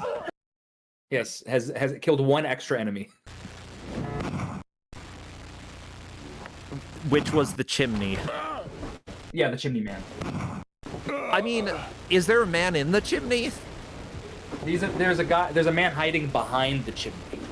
He's like very skinny, and then he comes out and shoots you. Ah, Slender Man. That is my headcanon, basically. In higher fidelity versions of the game, you can actually see him fall from behind the chimney. Oh, really?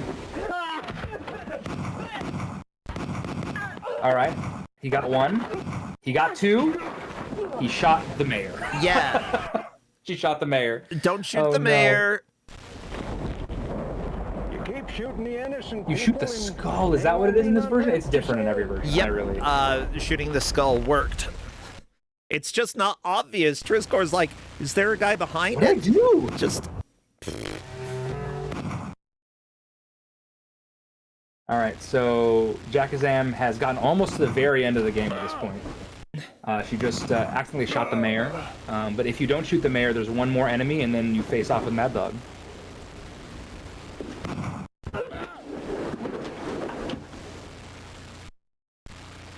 So at this point, like, Jackazam and Triscor are definitely in the lead. Lupine 1 is in 3rd place. Master Time Thief doing some good work here, but... Wait, forget about me. Mad Dog's got my Has it gotten to the end of the corral? Yeah, like, he still has a chance to move into 3rd, and considering we have half an hour left in hard difficulty, you know, there's a chance. On your sharpshooting. Oh, there's absolutely a chance. Yeah, so... Hard difficulty, the second... So this is the easiest difficulty. The deputy difficulty is the easiest of the 3. Yeah. The second loop will be the second of the 3, and the amount of time you have to shoot is, like, significantly lowered. And so even though they know what to do now, just the amount of reaction time, especially to the random parts of the game, are really unforgiving. Okay, so Master Time Thief is in the last enemy of the corral again. Got him. So now just got to shoot the guy on the... Mad Dog's got my daughter inside. Lupine 1 has freed the sheriff from the sheriff's office, so he's on the 3rd of 4 rooms. I like that you just shoot into the smoke as soon as the door opens, obviously. All right, Master Time Thief has cleared the corral. Jackazam, I believe it's almost Mad Dog time. Yeah, just this little area. Every single American laser game had one of these where you have to shoot into a window like that. Oh, yeah, well, you gotta. It's classic. That's a classic one. It's a classic light gun thing in general, I would say. But yeah, Triscorp has been, like, hard-walled by Chimney Skull at this point. Yeah. I mean, Triscor has been trying a lot of different things. Oh, yeah, you just shoot shoot that the skull skull. right there, yeah. You gotta shoot right there. Oh my gosh. Okay. You can shoot the skull also after... I think you can shoot it... There's, like, a window after it zooms out. You can also shoot it, I think. You're probably right, yeah. Like, yeah, the cues, it's not super obvious. In fact, it's really not obvious at all in this version of the game because guy behind chimney doesn't appear like he's anywhere near the chimney when he pops out. He's not. This is kind of what I can tell at this point. He teleports behind you and no scopes. That's exactly right. He's a bot. Hey, Lupine 1. Yeah, sheriff's office. Uh-oh, it's Mad Dog time. Ba-ba-ba-ba-bum-ba. Yeah. Now, Kus9rande. Oh. Ah, shot his crotch. How dare you? That's it. So Jakazam has beaten the game. Wow, Jakazam actually getting through Mad Dog first try. Very nice. In 30 minutes. Triscord Basically, did figure out the there's chimney. Oh. There's a little secret with the map which Jakazam happened to stumble on, which is if you shoot him before the duel starts, they allow you to do that. But if you actually wait for the duel to start, you have to shoot him twice. But basically, if you shoot him in the head immediately, he just falls and dies. And that's Really? I kind of love that's that. That's what it looked like to there. Take 2 shots in the head with his body armor. Yeah. Oh, maybe it's 2. Yeah, Maybe she I'm wrong. did shoot 2 times. She did shoot him twice. Okay, cool. Never mind then. So now she's loading up the higher difficulty save, and we're back. Perfect. This is faster than I thought, but I did anticipate like a high level player being able to clear the game in less than an hour. Trouble, stranger? Oh, I'm not too surprised. Like, Jakazam is a strong player. Oh, unfortunately getting shot from the window. Yeah, I'm irritated by that guy as well. Very annoying, because you can't actually see him at all. You have to just die to it once, and then you're good. You looking for trouble, Yeah, stranger? and having to do this again, unfortunately, makes it difficult. Just so everybody knows, Jakazam is on Loop 2, and because of that is currently in the lead. Loop 2 is medium difficulty. Yeah, Master Time Thief making some progress here, by the way. I love it. And Just cleared the saloon. wait, It's time to the go to lady the, gave him the keys? Mm-hmm. Okay. Yeah, so it's random. Sometimes the barkeep gives you the keys, and sometimes the lady gives you the keys, and it's completely random. I haven't been able to figure out which one it is reliably at all. This has been a lot of fun to watch. Like, again, Honestly, just my childhood. I like watching people who are better than me at games play games. Oh no, Lupine 1! You shot Yes, that's the only randomly one. and ran out of bullets before the guy showed up that you needed to shoot. Just let Yeah, the that's sheriff the only- die. Yeah, that's the only one you need to shoot is the guy up on the roof. Yep. Looks like Triscord finally got through it. Very nice. Don't shoot the mayor! No, the mayor! But they got through it, so... Everybody shoots the mayor first try. That's just how Honestly, it yes. goes. He deserves So it. now, gotta start all over again. Well, with, you're like, a the crappy panning mayor shot. becoming a hostage. Come on. Okay, maybe that's rude to mayors or hostages. I'm not sure which. To the mayor.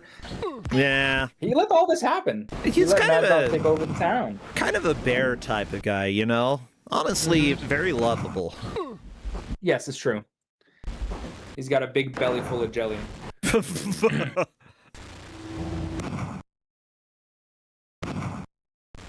Can I just say how happy I am? I get to watch 4 people play Mad Dog McCree on a Sunday morning. Same. I guess afternoon. I didn't know this is what I was going to be doing today, and honestly, it couldn't be a better day. You're welcome. I agree. For some reason, I put a weird bag on my hand right now. I don't know. I get distracted by everything. I've got a bag on my hand. The handbag. Yeah, it's kind of like a puppet. Need to put eyes Alright, on so this Lupine thing. 1 is at the bank. Yeah! And Master Time Thief is freeing the sheriff from jail. Don't shoot him! Or do, I don't care. It's fun. Honestly, it doesn't make any. You don't stand a chance. That's my favorite. That's my favorite character in the game is the sheriff. He gets out of jail. He goes, "You don't stand a chance." He does a fancy gun move and then immediately gets whacked in the head. Yeah, he doesn't live too long. So that guy on top is the only one that spawns that you actually need to. Oh, Lupine 1 no scoped. Ooh. I don't think they had scopes in this era. I do not think so. I think we are pre-scope era for sure. Maybe they could put like a I was gonna say, what do you call those things? A periscope? They could put a sextant on it, I guess. Okay. You know, that'll help. Oh, like the sights, right? Is what you're talking about? Yeah. Yeah, they have sights for sure. Blastinus does make a good point, which is in other games the innocents basically like wave their hands and go, "Don't shoot!" Like Who Shot Johnny Rock, for example. Yeah. Space Pirates is another great example of that. In this one, they just make silly noises. No, you shot them, Lupine 1. That's a game over for you. I think you got to get executed now. I'm pretty sure they execute you if you run out of life shooting an innocent person. Yep. But it's still the same. It's just a game over. There you go. Sights, there you go. All right, so Triscorp got to the house, which is a checkpoint. So it should just be the house and then Mad Dog, and then they'll be on to the second difficulty. You know, fun fact, the town that I grew up in, I mean, definitely founded during the Wild West era. The main bank that they have there, the town exploited the postal service and specifically shipped every bank through because shipping via mail, or they shipped it through the mail because doing that was cheaper than them shipping it through other means. After that, shipping bricks through the mail was banned because of my town. That's not... It's fantastic. That's not surprising. Yeah, don't send banks through the mail. That's the important thing here, everybody. Oh, Lupine 1 is through. Very nice. Whee!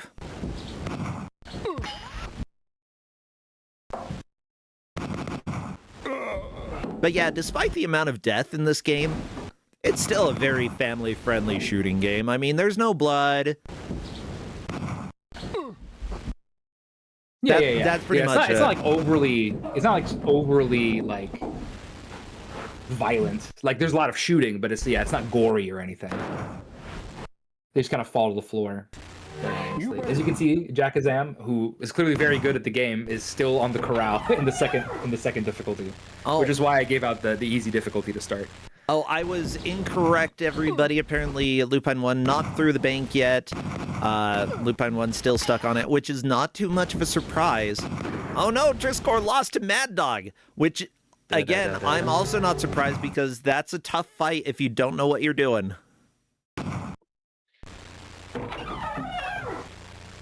Which Jackazam was like, I'm just shooting him right away. Which is fair, you know? He wants to make it seem like it's going to be a fair fight. He's a bad guy. Shoot him in the face. Just shoot him in the face. As soon as he comes out, don't worry about it. Shoot him. He's a murderer. He's murdering over here. A murderer, but now it's just you have to watch the da da da da dum over and over and over and over again. It's good though. It's good music. Yeah, you have to shoot him. You have to shoot him in the hand. You can shoot him in the hand and then in the hand again, and that'll work as well. And you got to do it before he like fully draws. Basically, there's like a time window. It's very tight, and yeah, he's got a bulletproof it's vest. It's unintuitive as well.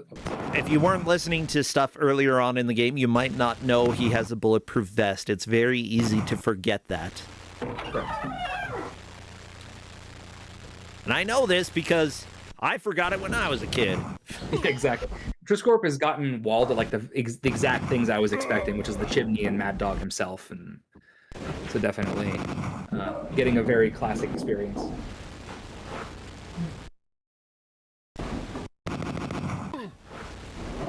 I love that like the chimney is one of the greatest foes in this game. That was one of my the things that walled me the most.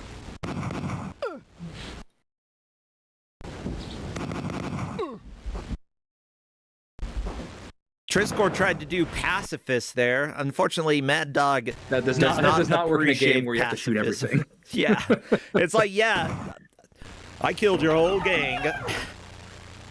It's not like Town with No Name where you don't kill the final guy. No. No, you kill the final guy, for sure.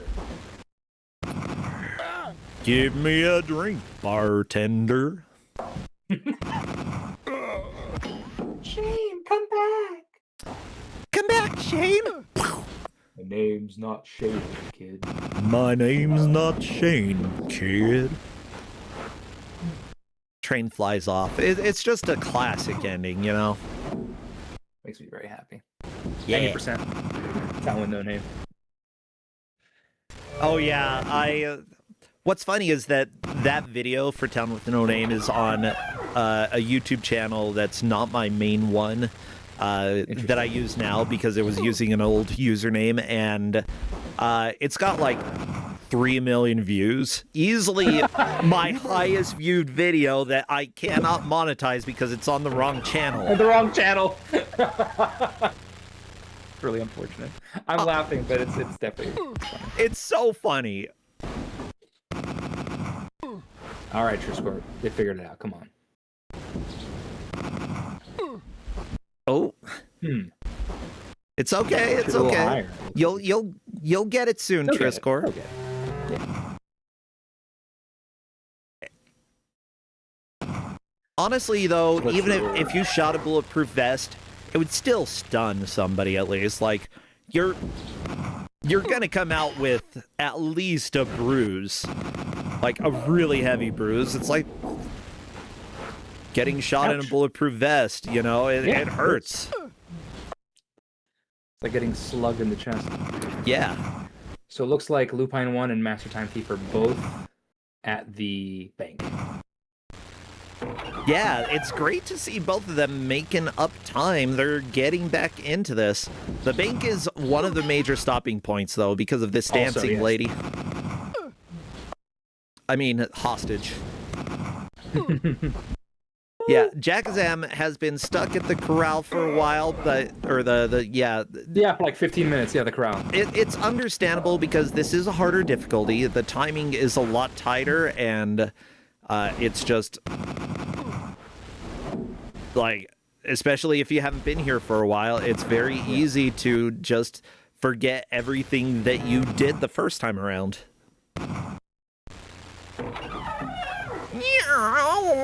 Oh, by the way, I didn't say thank you to the referees who are helping to track this match. We've got, you missed that, Toasty Stoat. Try another. We've got the Alapex. Ooh. Also, my name's not Nakarashi, kid. We've got Blastinus wears a bulletproof vest, and Hazel Shade has a big iron on their hip. Big iron on their hip.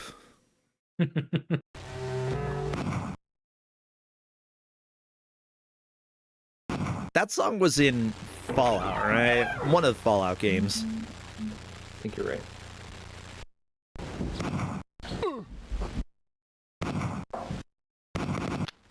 Say what you will about Fallout, they chose good music. Oh, absolutely. New Vegas? That sounds right.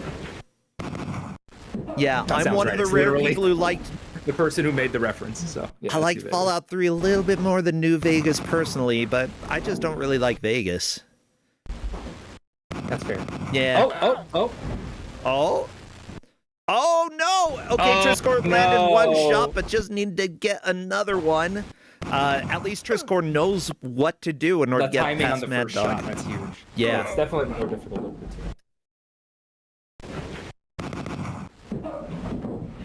two. Ooh, unfortunately it went zigzagging all the way around. Yeah. Like maybe No, Jackazam I actually completely agree that I'm wrong about me liking Fallout 3 more than New Vegas. I feel like I haven't played wrong. either game. I haven't played either game, but my understanding is New Vegas is like the more beloved one. Yes. And like, I Jackazam. fully acknowledge that I am objectively wrong here. And it sometimes it's okay to be objectively wrong. Yeah, like I'm not going to defend myself. I'm incorrect. It's just I like it more. Jackazam onto the saloon on loop 2. Very nice. Oh, Triscore, you can take Mad Dog down. He just takes work. Jackazam, you don't shoot the dead guy. Dead guy already dead. What does Triscore need to do? Asks chat for those who haven't been here. Half of it. You basically need to shoot his first hand with a specific timing, and then shoot his other hand with a specific timing again. Yeah. Or you just cheat and you shoot it early. I don't Yeah. understand what happened. Jack, I have never seen that Sheriff before. out of jail now, would you? Chaco! Show him what to be in trouble. Uh-oh. Ha. I love that they immediately go back to drinking and playing cards, like, as soon as they shoot you in the saloon. Oh, They're yeah. It's nothing. It's just like a regular Tuesday for them. My favorite is in some of these American laser games when there are more like passers-by or like innocent bystanders. They'll just continue playing cards or drinking or whatever in the scene, like in The Last Bounty Hunter or in Crime Patrol. Oh yeah. You'll be like in a club or a bar shooting people, and they'll just still be drinking and playing cards or whatever. And then their table breaks or whatever. You're like, oh man, and they just keep playing cards. There we go. I think Jackzam is through the saloon. Good job. Yeah, you can shoot him for good measure. It's fine. Yeah, of course. And Barkeep gives the key out again. Don't shoot him. Don't shoot the barkeep. I really, like, I don't know if I could resist the temptation. I just feel like I would want to shoot everybody at least once. You're very empowered in this game. I just like to see what happens if you do. But during a Kusogrande match, you gotta hold that back, you know? If you just shoot everybody for fun, you're gonna lose. Sometimes you might actually shoot the wrong guy. You can you always shoot the Undertaker, though. That is always allowed. That's fine. You gotta know when to hold him and know when to fold him. Yeah, and you can always fold the Undertaker.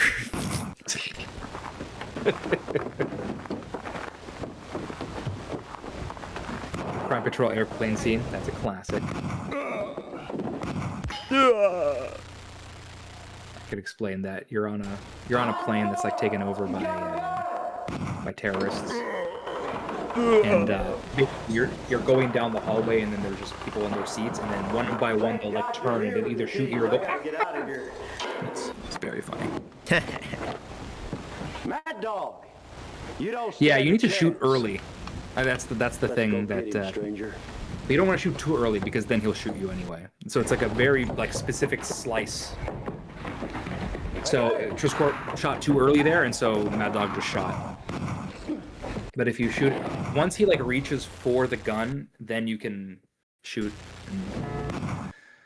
and you'll shoot the gun out of his hand. Pew! Yeah, Triscor, I know is getting a little bit frustrated, but still in a solid second place. No, stop shooting his dick! Master Time Thief, stop it! Mad Dog!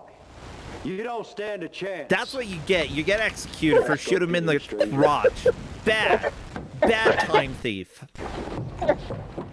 And Lupine 1 is through on to the next area. Oh my goodness gracious. Yeah, Lupine 1. So now off to the Prospector for the Lupine 1.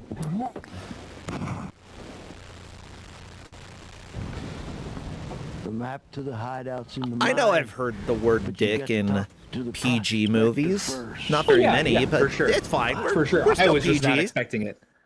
You get one for a PG movie. Well, I said it twice. Dang it. Oh, well, it's okay. That's okay. PG-13 now, baby. What else can we say? Fart. You get one F word. Well, I just said it. No more F words for me. Oh crap! I just said 4. Crap! Ah, I said it again. But oh my goodness. Oh! Come on, chat. You're better than that. There's more inside! There's more inside. So Jackason's back at the bank. If anybody wants to do like a modern FMV movie, I'll come act for you. Pay me like a couple $100 and I'll do whatever you want. Wait. Maybe not whatever you want. It depends on the price. We're like way off the reservation at this point. If the price is right, you know. My parents don't need to know about me being in Mad Dog McCree 5. Mad Dog McCree 5. There actually are 2 of them. There is a sequel. There is. I haven't played that. It's fun. I would suggest it. Yeah, but does he come back? He does. He didn't actually die? So in the ending of Mad Dog McCree 1, when they're celebrating, like when the mayor's daughter is getting untied and everything, the prospector goes, "I think we'll be needing you again, stranger," because you can hear Mad Dog McCree like right off into whatever. Apparently Lupine 1 let the prospector explode, so that's cool. Aha! It's happening again. Whoa! So the big thing with the prospector is you need to shoot the fuse while it's on the ground, like while the fire's on the ground still. They did actually leave the door open for a third Mad Dog McCree, but that never came to be. Shoot the fuse! Shoot the fuse! Yeah, if you need a... You can't really see. So one just shot the TNT directly, which also explodes it. Yeah, you can't really see it well, but it's on the ground. But they make a whole like production of the bad guy like starting the fuse with his cigar on the ground. So you gotta shoot on the ground. Yeah, like, Kuscorp still is just shooting way too early. It does have pretty good visual indications for what you need to do. Yeah, like even if you it's not 100% there. It could be a little clearer, but like once you actually get it right, then you're like, oh, that's what the game wanted me to do. Okay. Yeah, Palm Factory. The Last Bounty Hunter it's like a spiritual successor to Mad Dog McCree, but it's not like a direct sequel to it. No, not his crotch. Move it. Lupine 1, stop it. Mad Dog will get me for telling you this. But if you get to the hideout, just let it happen. Don't approach. Yeah, so he hasn't quite figured it out in terms of like needing to shoot it on the ground specifically. So Jackazam is back at the prospector in the second room. Yeah. If she beats the game twice in an hour, I'm gonna be a little bit salty, honestly. I won't. Jackazam's just that good.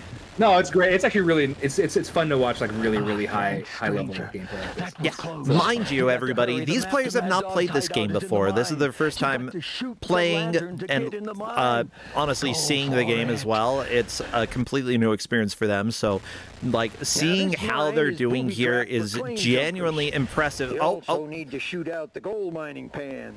Oh, unfortunately, Triscor got one hit, but not the second hit. Yeah, it's very clear right now. Jackazam in a very solid lead. Triscor in second place, Lupine 1 in third. This prospector just explodes so much. And Master Time Thief in fourth. We could still have a lead change. You missed that one. We have 5 minutes. Master Time Thief. Yeah. Needs to get out of the bank. That's the big thing there. Nice shoot. It's not a surprise. The bank is hard. Yes, I agree. I mean, look, that was like 1 second reaction time as soon as he entered the bank. Yeah, Jackazam, try another. Nice shoot. Try another one. Try another one. Try another. Try another one. I could be a prospector. Try You another absolutely. one. Yeah. You would absolutely be the prospector. You better get out there and find Mad Dog. How about you get out there and find Mad Dog? It's showdown time. Random duel here. Yeah, tell you what, I wouldn't be the romantic interest in most things, unless you all want a prospector visual novel. You know. I'm not opposed. Yeah, go ahead. Hire me. I'll do whatever. If you can handle a voice like this for your protagonist, then yeah, I'll take it. Let's go for it. I really want to see if Jackazam can beat the game in the next 4 minutes. Yeah, shoot his butt. The best scream in the game right there. Yep, agree. Ow, I bit my tongue. Excellent. I just got way too into voice acting there, you know? That's it. You got to get into character, though. Congrats. Yeah, my character bites his tongue.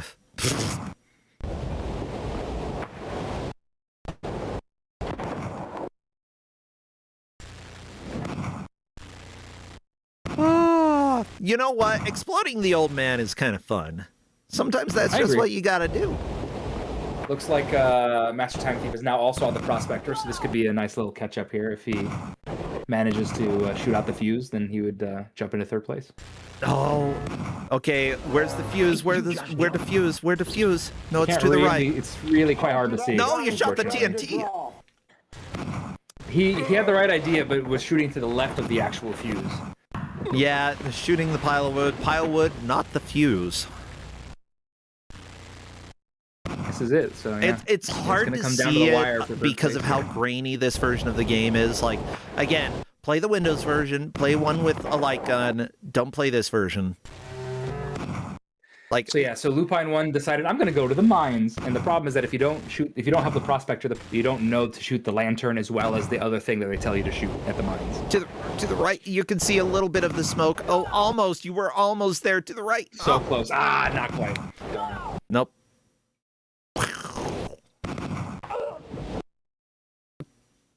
Lupine, you can do it. Lupine, one, little down, little down. I think Lupine 1 had it there for a second, had the right idea. We I might would see just- a what I would do change is I from would just fourth to spam- third I would for just Master spam Time shots. Thief. Oh my gosh. I would just like spam shots on the ground near where it looks like it is and hope for the best. Oh, Got Master Time Master Thief Time Thief got it. has now come and jumped in the third place. Lovely. I love seeing a place change this close to the end.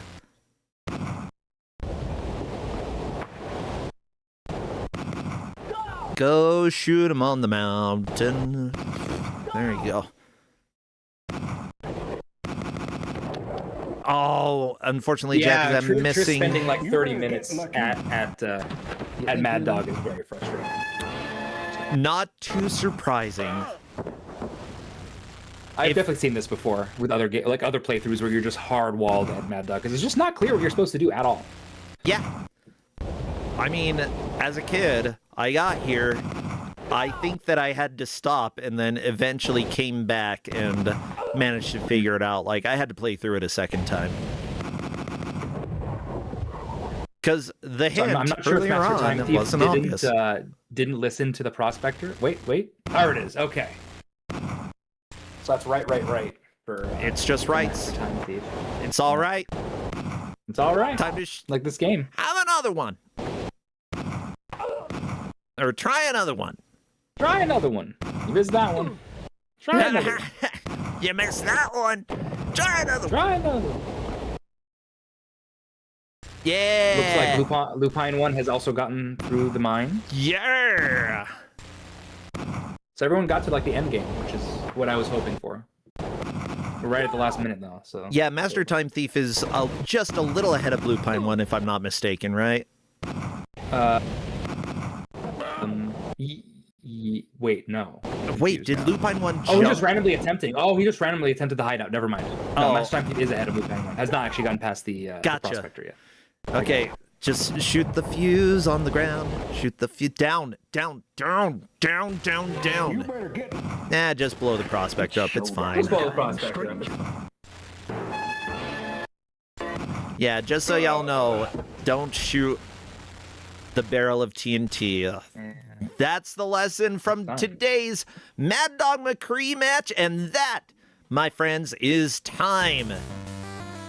Give it up for all our players, but especially Jackazam, who is the victor today. I love when a match is very easy for us to tell who is in the lead. I love the close matches as well, but sometimes it's nice to not think.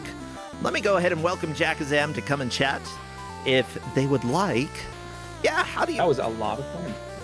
Yeah. 16 exploded Prospectors is very good. I feel like everybody else did great, but Jackazam blew expectations away. Like, absolutely. Absolutely. Agreed. Yeah, I would have expected more time on Mad Dog McCree, or like the final boss, instead of doing it first attempt. Hello, Jackazam, and congratulations! You are the winner here. Hi, thank you. Oh my gosh! Great job here. It was fun. Oh, I love this game. You played really well. Like, this is definitely not the best version of it, considering that you had to use a D-pad, but, you know, that sort of adds a little bit of difficulty and gives you an experience that some people had to live through. I used mouse controls when I played this when I was a kid. Light gun is also an option on some games. D-pad, not the best choice, but you know what? It still ends up being fun, in my opinion, you know? Yeah, it was definitely hard. Like, you had to account for the fact that you can't really move, like, exactly where you want. So I was trying to place the cursor in a certain spot on the screen, and I'd be able to reach things before they shot me. Yeah. Yeah, that's the thing. Like, there's very little reaction time in some places. I think that when you have little reaction time, though, it's always going to be the same order that you do things. So it's like, as long as you memorize what's going to happen, as long as you learn, then you're going to be able to get through it. It still, like, is a little bit rude because the first time that you play it, you're not going to get it first try. Like, you're always going to shoot the mayor at least once. That's how it I goes. didn't even realize that was the mayor. I'm just like, a bunch of guys are coming through this door. I'm just going to shoot them all. And then all of a sudden, I wasn't supposed to shoot the last one coming out. I know, right? What was he doing with the bad guys? He was a hostage, possibly?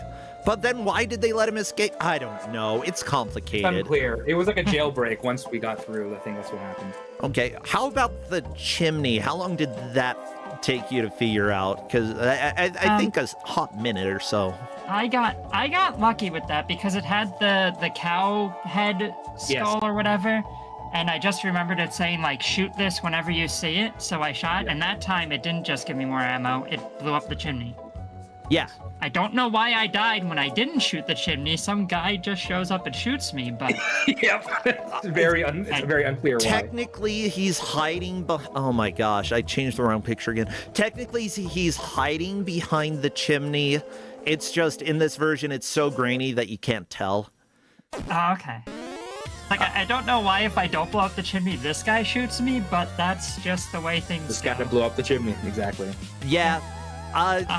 After the mayor, when I went into the house, I was waiting for, like, a door to open because that was not a high-quality image there. I didn't even realize there was something to shoot until I died. I'm like, I guess I just shoot blindly into nothing here. Yeah, in other versions of the game, it's like more smoky and you can see the outline of a guy, but again, this game, you're not going to be able to see a whole lot, so. Yeah, the limitations of Sega CD.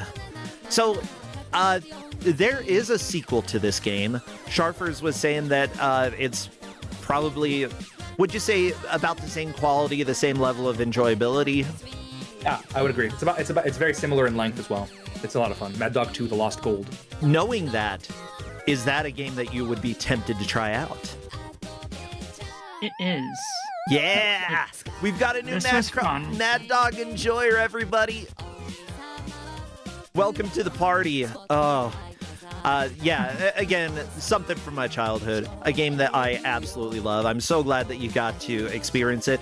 And how the crap did you kill Mad Dog first try? That was very impressive. Chris Corp was stuck there for like 20 plus minutes. Yep. It's a really difficult spot.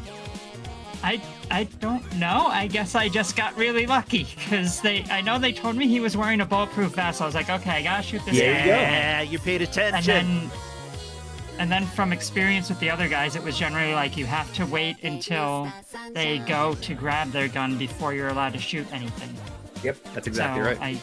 I just got lucky and got the timing right first try there. That, and you sort of paid attention to the fact that he didn't die immediately and that he stumbled around, and so you were like, I gotta shoot him again. Very solid thinking, very solid move there. Yeah, who was your favorite character? Oh, I don't know. They were good ones. I like the sheriff who's like, I'm gonna get this guy, and then gets himself shot by the Yes, second that guy. is my favorite character in the whole game. You don't stand a chance, and then just immediately gets blasted in the face. Yeah. Yeah. He got one guy before he went down at least, so That's true. that was something. Oh yeah, like I think that the prospector is always going to be there in my heart. You know, probably my favorite, but that's just because I'm a big fan of the old man. Well, Prospector is definitely another good one. oh yeah. Mad Dog is just like a cool dude. Like, even though he shoots me, I don't mind. He's so cool. I don't know if you got to hear the audio, but when you start the game, there's like a tutorial where you have to shoot some bottles. Then after that, somebody walks over and he like pulls his gun to shoot the prospector. And I didn't realize you could do something, like we're allowed to watch the opening cutscene after that in the testing. So I just did nothing. The prospector gets shot. He's just like, ow!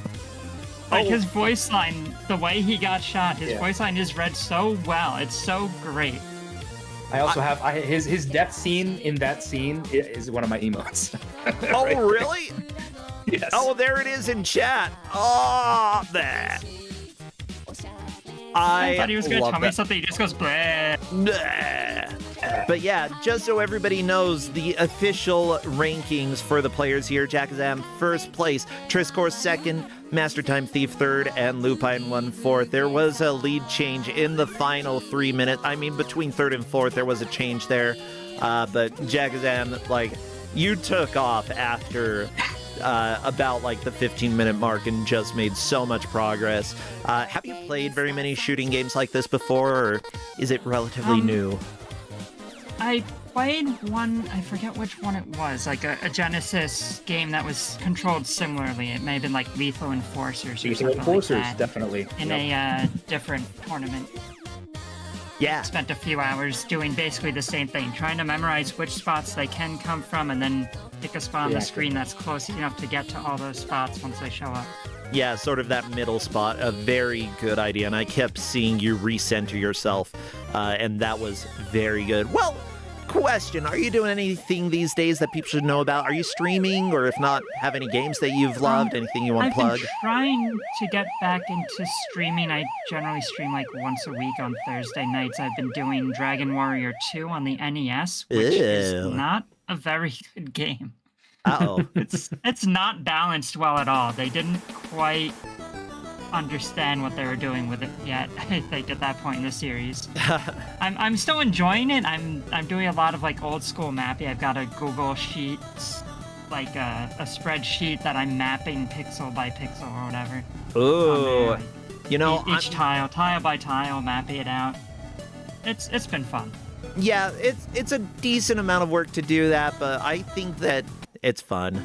Like, you know, more modern games should at least allow you to sort of have that manual mapping. I know that there are some dungeon crawlers that do allow you to do that. It's an old school type of game thing, not very common these days, but welcome to hell, I guess. What about you, Sharif? Anything that you're doing stream-wise, or if not, any games you've been loving lately?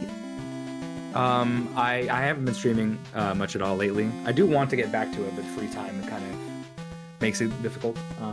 I've been labbing out the speedrun for Mary Shelley's Frankenstein, which we played last week. Ah, yeah, I loved that. That was so interesting. Yeah. Welcome. Well, everybody look forward to Mary Shelley's Frankenstein speedruns by Sharif, probably. Probably, yeah. Yeah, it's a fascinating game, different from any other game I've really seen. Well, thank you both so much. I'll let you go. We've got one last match, so everybody stay tuned. Bye, Jackazam. Bye, Sharif. Bye. Bye. Thanks for the game. Yeah! Everybody, this is Kusogrande, the Bad Video Game Tournament, and I should be all set up for the next match. This is the last one of the weekend. Thank you all of the volunteers who have helped out, and thank you as well to everybody who has followed and subscribed. This is my main gig, and all of that helps me stay afloat, so I very much appreciate it. Crappy, take us over to the game reveal, and watch out, Mad Dog! He's gonna shoot you! He didn't even have his gun out. Mad Dog, you slacker. How dare you? Well, everybody, this next GM, not a slacker. We've been talking back and forth about cats quite a bit, mostly in Mugenics, because that game is amazing. Say hello to the GM of our final match, Novasol. Come on in, Novasol, let's chat. Where'd your nose go? Novasol don't got no nose. Novasol, where are you? I'm gonna have to go. Oh, there you are. Hello, Novasol. Hi. Hello. Hey, where'd your nose go? Oh. Who knows? I'm making a face right now. Yeah, I with know. my nose. With your nose? That I have on my face. Okay, congratulations, you nose haver. So what game do you have for us today?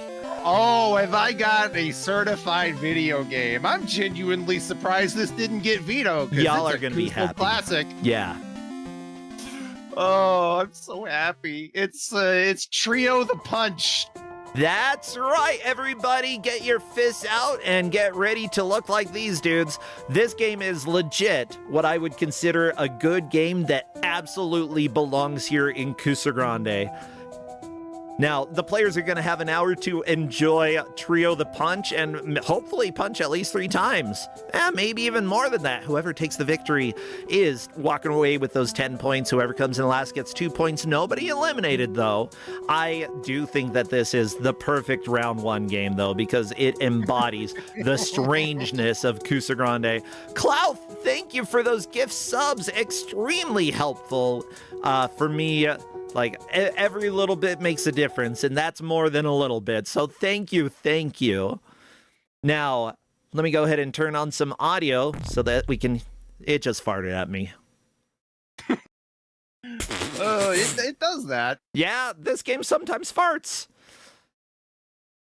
I'm so...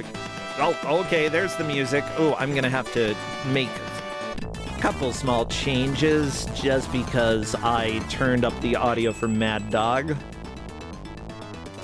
There we go. That should be a decent level. Now let me go ahead and check to see if the players are ready. I don't know if this game needs any introduction. You all can see what's going on. There's a giant cute cat that demands a sacrifice, which is your life. Most cats demand a sacrifice. Do they need to play as a specific character, or can they choose? No, they can choose. The only restriction is they get 3 credits. Yeah! Well, the players here are All Luck No Skill, Drex23, Magius, and Tommy Tamsworths. Oh, actually, yeah, I can see why you probably didn't get any vetoes. Some new players to Kusogrande, although... Yep. Like, All Luck No Skill has played before, and Magius I know, but I don't believe he's actually played in Kusogrande, so I'm excited. Yeah, we're going to be playing for 1 hour. Yeah, one of the players asked what the time limit is, and that's how you know that we've got new players here in Kusogrande. Yep. Okay, All Luck No Skill is ready, Drex is ready. Let me see. Magius said, read above, give us the info when to start. We'll do a countdown.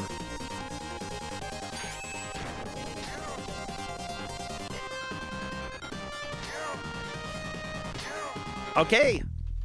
I believe they're all ready. So best of luck. We're doing the countdown. What would be good emotes to spam?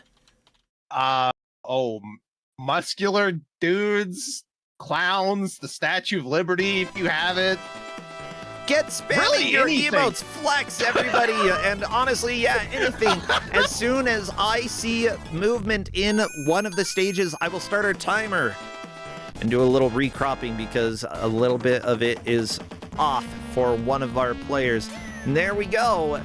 Off to a quick start here, everybody. Yep. Trio the Punch starts out feeling like a normal-ish game. A little bit. It's a bit bouncy on the jump physics, but... Hey, yeah. Drex has already cleared level 1! Very nice. And it's lottery time, Tim, to get main up. Lucky cha-cha-cha. Lucky cha-cha-cha. So what is main up?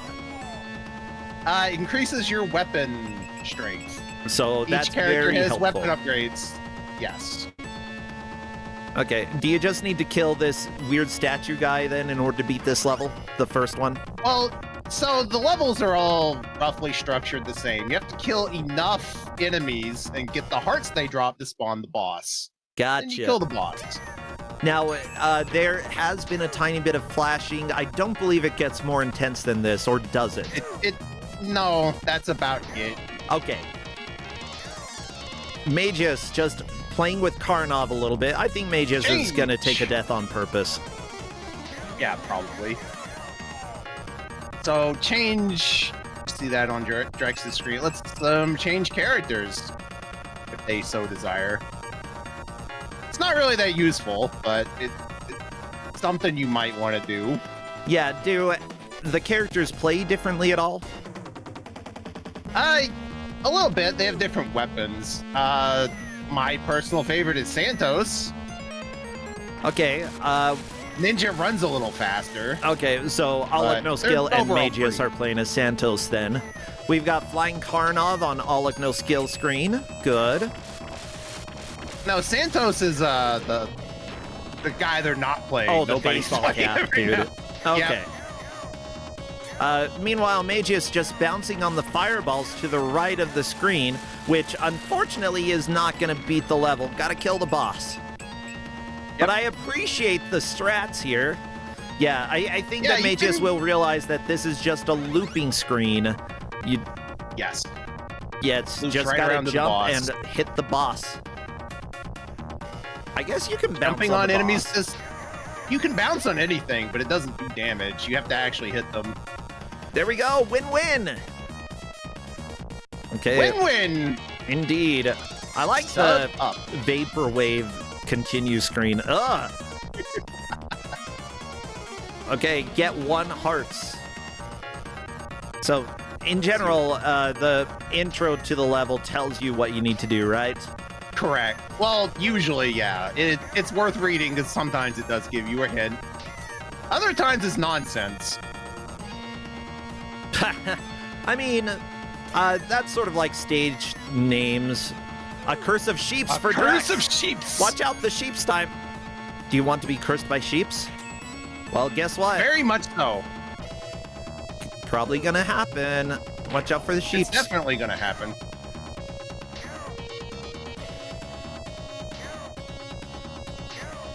Okay, it's the sheep. You gotta kill it. Oh no, unlucky for Magus. What does unlucky do? Bad choice. Depends on which.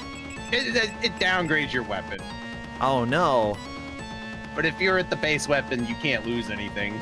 Yeah, that's fair. Cha-cha-cha.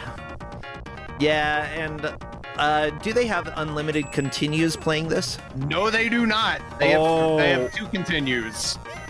Okay. So first playthrough, it is really going to be fine if they get unlucky or if they get like the upgrade that they don't want.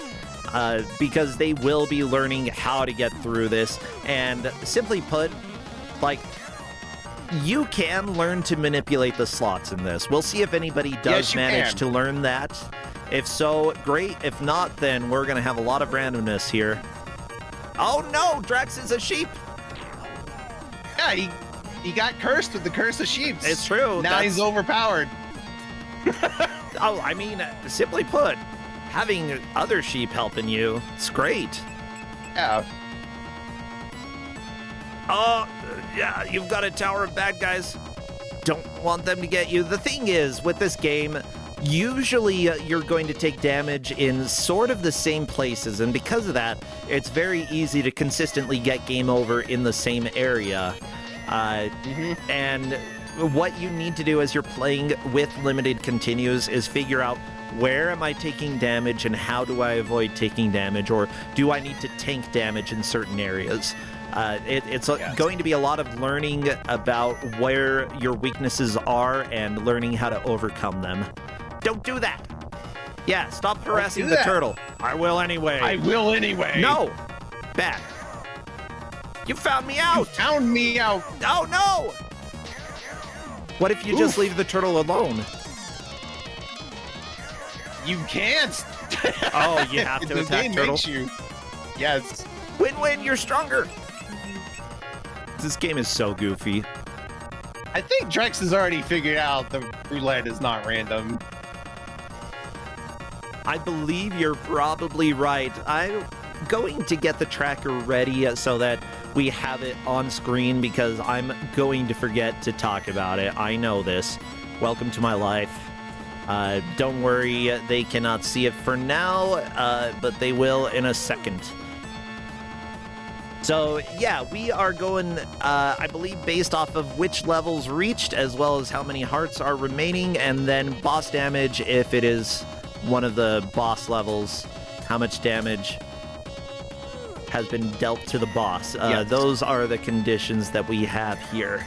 Other than that, you know, whoever has done that first, if it is a straight up tie, which could happen, whoever's done it first will be our winner for this match. Now, at this point, it's pretty clear that, let's see, Drex is currently in the lead, followed by All Luck No Skill.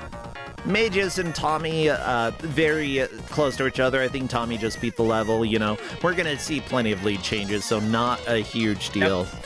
I'm actually going to shrink this because boss damage probably won't matter too much, and the other numbers are the most important ones. Level reached and hearts remaining. In fact, hearts remaining might not matter as well. It might just come down to which level they're on, but, you know. Yep. I just wanted to make sure all the bases were covered. Yeah. So, are there any other songs in this game, or is it just this one? Each character has their own song. Oh, so we get to hear this song because we're this character. Yes. Gotcha. Well, hopefully All Luck No Skill changes to a different character at some point, because as much as I enjoy this theme, I want to hear the others. Nope. Nobody's playing my boy Santos. They're not dabbing. Honestly, he dabs after he kills a boss. Oh, trust me, I know. I was in the audience for a GDQ run where they made us dab after every fight. And let me just say, after the first 3 fights, it got a little tiring. And there are a lot of levels in this game. There's only like about 30. Yeah, let's just say that it was funny for a minute, and then after that, I just got tired, and I don't think anybody thought it was enjoyable anymore. My own personal opinion, okay? Maybe other people liked it. I, on the other hand, do not enjoy dabbing for half an hour.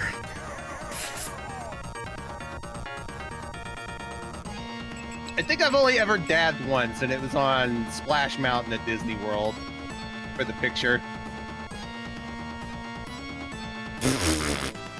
Great. Somehow half the people on the ride heard us planning it and did the same. That's great. All Luck No Skill. Still not choosing you, boy. Nobody's going with Santos, it appears.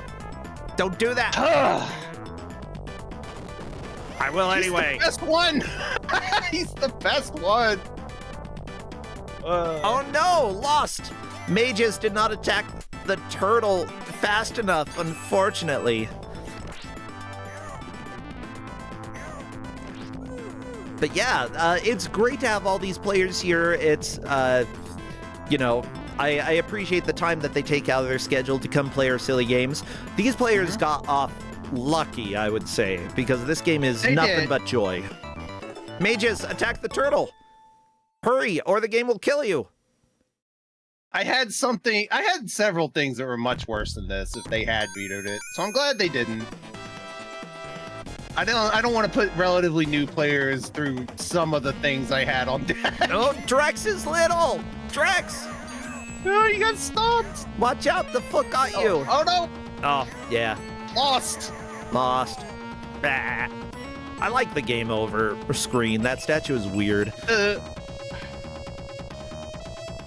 I stopped trying to understand that statue. I don't understand the clown makeup. I understand clown just makeup. is. It's because it's a clown. Okay. Drex, doing a good job. You want to lure the foot to one side and then move out from underneath it so that you can actually hurt it. Good job. Yeah, Drex is figuring this out.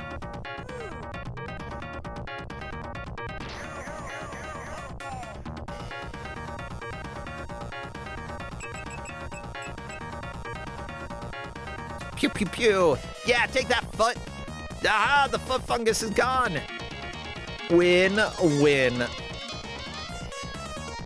Yeah, I saw that this game was the one being given out, and I'm like, I'm kind of shocked because this is one of the games that feels like it should be vague, but is not it feels like it should be not well known, but oh, it is well known within the Kusogrande community. It is very well known. Yeah, it's like if you've never gotten into the bad game community, sure, you might not know it. If you know bad games or weird Kusoge and stuff, this is a game that you know. And welcome to a group of players that somehow didn't, and I love it. I love that we get to have this. It hasn't been on since, I think, Kuso 3? It's been a very long time. There we go, another win-win for Drex. What can you get? A life up? Always good. Yeah, that is a reasonable one to get, especially when you're low on health already. Get that life up. Fat Man. Uh-oh. Drex going up against Fat Man. It looked like a UFO, though. Is the UFO man fat? Maybe so. Hard to say. Lucky! Cha-cha-cha. I'm not sure what's fat about this guy. He's pretty wide. Yeah, but wide is different from fat. I mean, he's fat and short. It's like a 3-foot tall fat guy. I suppose. I'll accept. Yeah, so apparently last time this has been on Kusogrande was in 2018. And I believe that...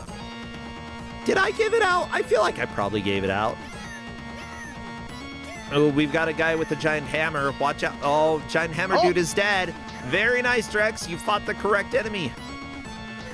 Devil Ray gave it out. That makes sense. Devil Ray really into arcade games. Drex rolling the 6. Choosing a new character.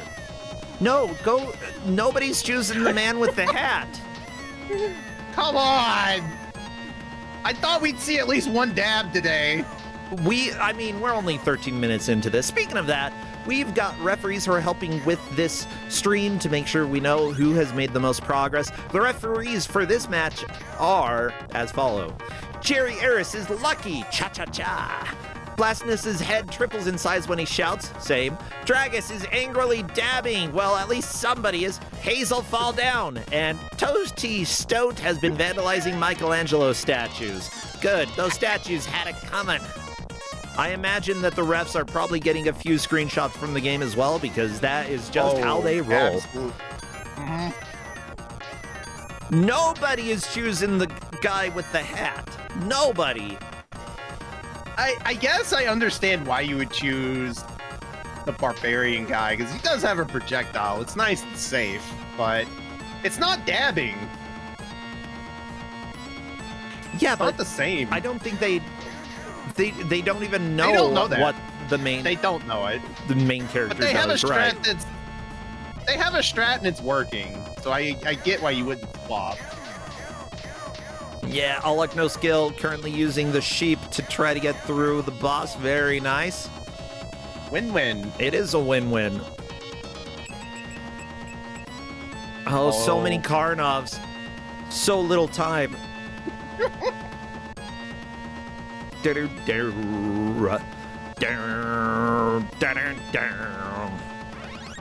I just love the turtle stage. It's so good. Don't do that. I will anyway.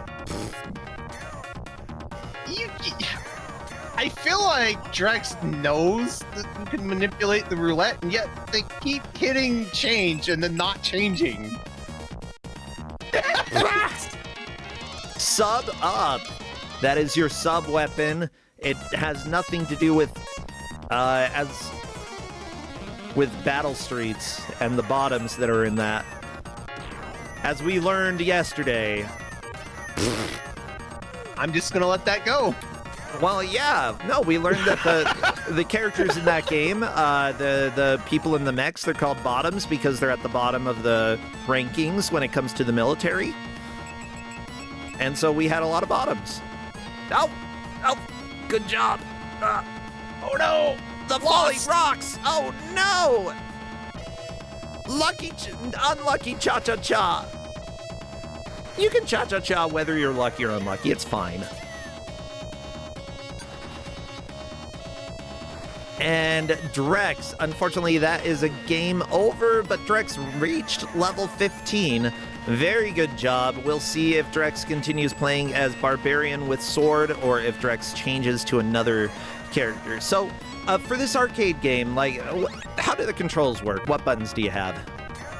Well, you have attack, you have jump, and you have special attack. It's a 3-button game. Okay. You get 1 special attack per level. Which is what the sub-weapon is. Yeah. If they were playing as Santos, it would be a big oof. I wanted to see some big oofs. I mean, maybe somebody will change to Santos. Bad choice. Yeah, I'd say with a game like this where you're going to be restarting a few times, it's worth trying all the characters just to see. Oh, unfortunately, Alec No Skill didn't see that the Karnovs put the bombs down, run away, and then come back and get blown up. Good mechanic when the enemies kill themselves. Like, this game has a lot of silly gags. We haven't even seen Colonel Sanders yet. No, we'll get there. We'll get there. Don't worry about it, chat. Yeah, don't worry about it. If you're confused, don't worry about it.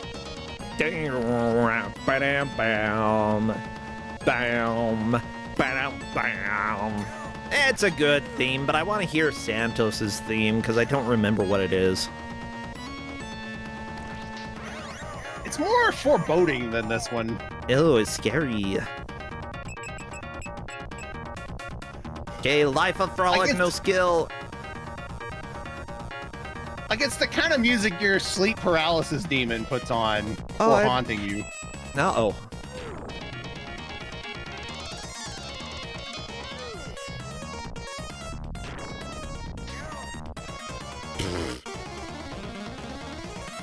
Yeah, Alec No Skill has figured out the foot already. Very nice.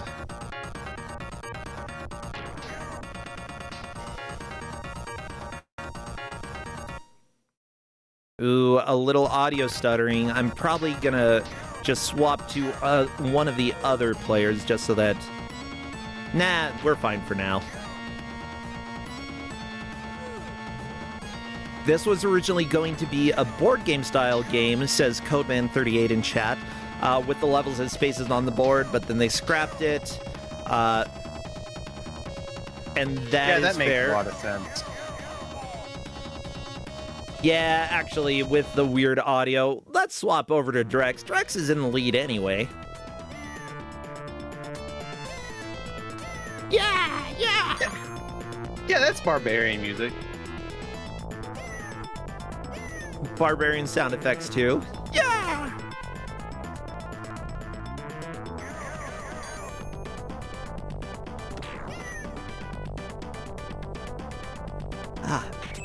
Phew! Now, if I'm not mistaken, this is Data East. Yes. Good, it better be. It's got Karnov in it. Well, you can have generic strongmen in games that aren't Data East. I mean, yes, but what are the odds? Not very high there.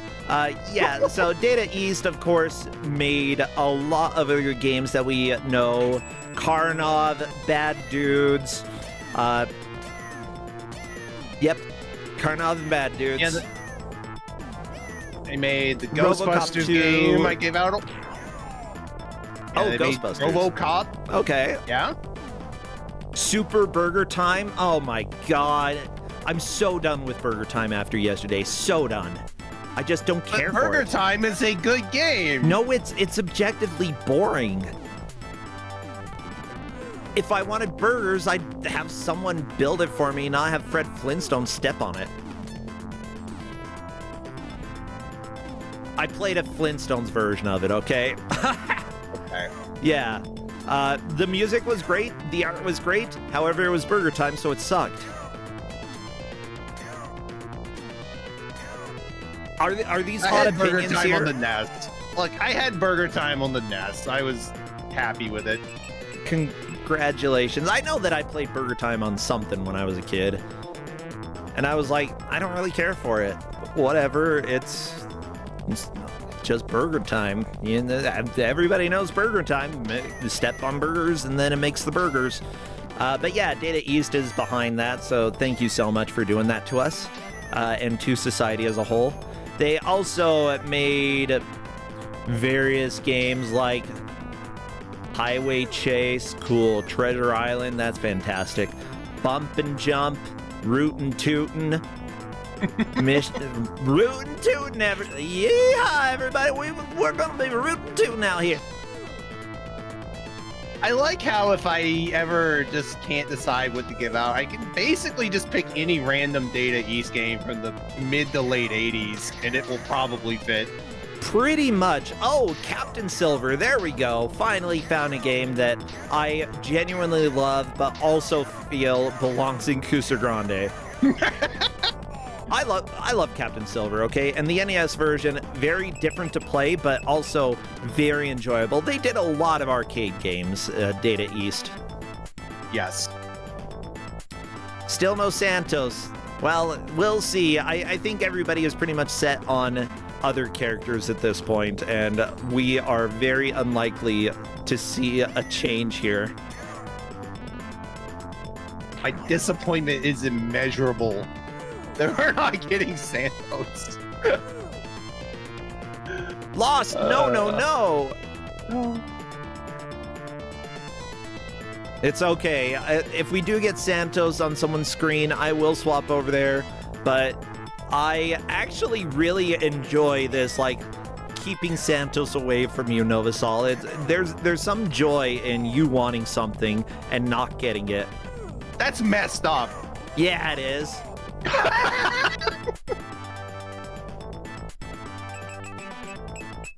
I love that hearts drop and the hearts say help. Why? I don't know what's up with that. I really don't. Help the heart.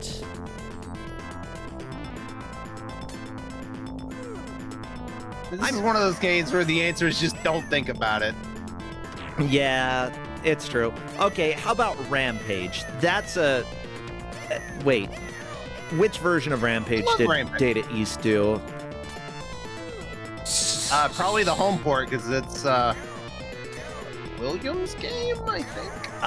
It appears to be a Bally Midway. Yeah. Yeah. Yeah, Bally okay. Midway. So they did a port, probably not the best port out there because it's Data East. I mean, Data East games, even though they tend not to be the best in the world, a lot of them are still fun. If we're talking about the NES port, that one's actually fairly solid for what it is. Fine. Let me go and take a look. Let me see if I can figure it out. I don't even remember what game we were talking about anymore. Oh my god. That was Rampage. We were just talking about. I liked that game because my hometown was in it and I got to destroy it. Ah, yeah.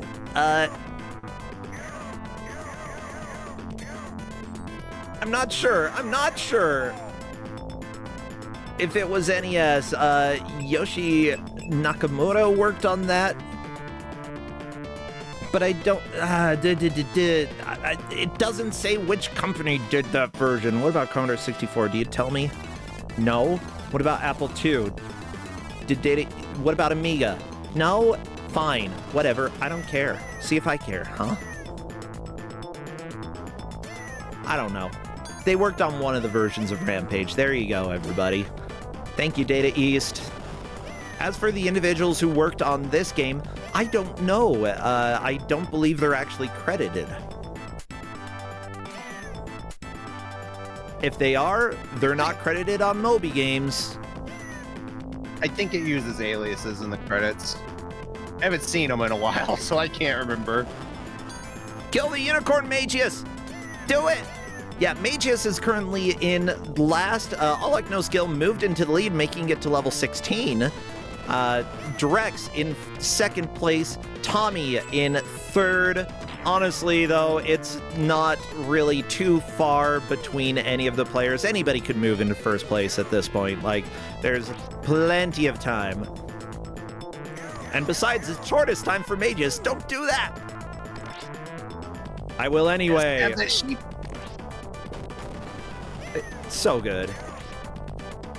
Like, that guy, that Karnov has so much attitude. Really, so many of them.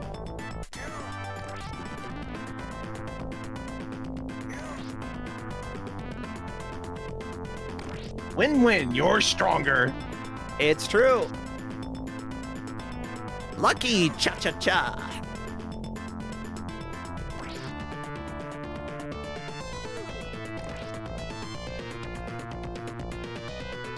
Okay, so apparently the same director as Karnov and Chelnov, whatever that is, was the producer for this. Atomic Runner Chelnov. I hate that game. I keep not giving it out. I probably should one day. Okay. Oh, chat says that it's a game. That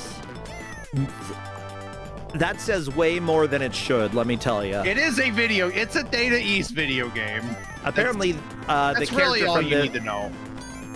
Apparently, Chelnov appears in this game as one of the enemies here.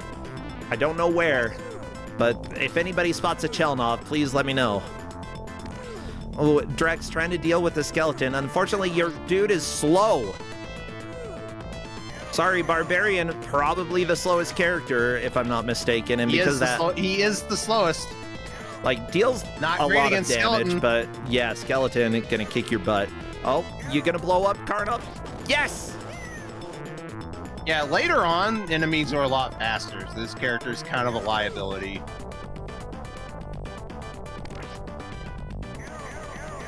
Peachy-chan is saying that they had a match with Chelnov, specifically Atomic Runner. Okay, yeah. I guess that we've had that here. Doesn't surprise me at all. It doesn't surprise me either, although I don't recognize it. No, it looks slightly recognizable. I've seen way too many games at this point that I don't know how to keep everything separated. It's just Kusogrande is a fever dream and a half, okay? Yeah, that game is just, you can't stop running. It's called Atomic Runner for a reason. It's the predecessor to Temple Run. Yeah, something like that. Kill the foot! Come on, Drex! That foot needs killing! Come on. Okay. Yeah, now, currently, Magius and Tommy, working to get caught. Everybody's working to get caught back up to where they were. Alec No Skill is a sheep again. We've got very Fruit Punch Karnovs on Magius's screen. Tommy has normal Karnovs and Helmet Karnovs. I guess they're like deep sea Karnovs, they've been going swimming. Yeah, they're like getting, I forget what it's called, a depressurization thing that happens to divers. The bends, right? Yes! Karnov gets the bends in Trio the Punch, everybody. It's canon. Get the heart! Yes, good job. Now you can fight the real Karnov. Oh no. I don't think he... Oh, I mean... Oh, they can throw the... Alright, that's fair. Say what? Yeah, he has to get the health thing, but it's stuck in the tombstones. The zombie's gonna have to throw it. Yeah, just If you scroll around, hopefully you can get back to it. Oh, the zombie has to throw the tombstone? Yes, 'cause it's stuck. There we go. Good job. Yeah, unfortunately, that is the case with some games. Sometimes a drop comes at a pretty unfortunate location, and you just have to let the game do its thing. Welcome to Data It's East, mostly- you know? It's mostly pretty good about that. There's a soft lock on the second level, but that's about it. Oh, In terms really? of actual problems. Only level 2? Yeah, you can. As far. There might be more. That's the one I run into when I play. Beautiful. No, go with...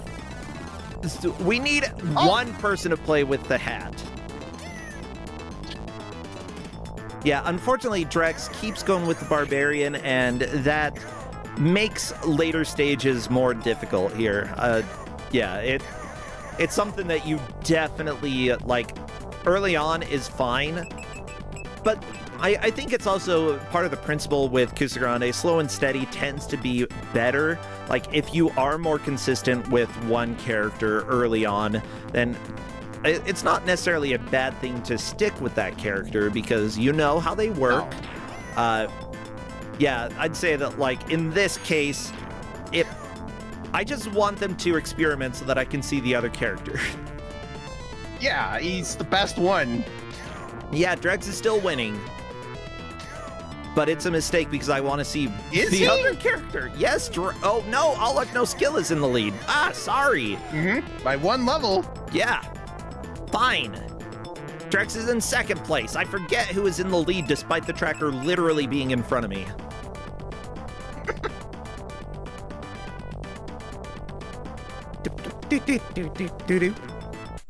I mean, we were paying so much attention to how well Drax is doing. All Luck No Skill just slipped by. Yeah. Why does one of the Karnovs, like, crawl like a turtle and breathe fire? Because he just does. That's the life of Karnov. He does deep sea diving. He gets the bends. He sometimes uses bombs in order to blow himself up. Sometimes he turns into a skeleton. Sometimes he's a turtle. Sometimes he punches turtles. I mean, they tell him not to, but he will anyway. He will anyway. I think every enemy in this game is technically Karnov. No, some of them are Chelnov. Well, Chelnov One of them is Karnov spelled wrong. One of them is Arnold Sanders, you know? Yeah, we'll hopefully get there. Okay, poison level for Drex. All Luck No Skill, just trying to deal with the hand. Don't bite the hand that feeds you, but bite the hand that opens up and spawns slimes. Ugh.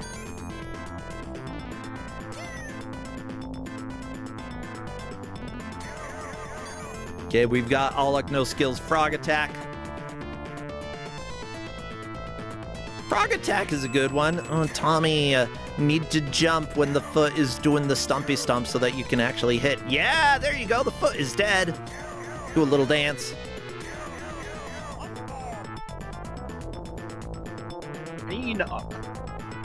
I can't do any better. I can do better. We're on to Dirt 3. They could have the double fist. But no, they have to be the ninja.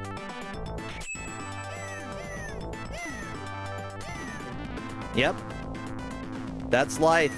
Sometimes in Trio the Punch. Sometimes you want to fight, sometimes you want to be a ninja.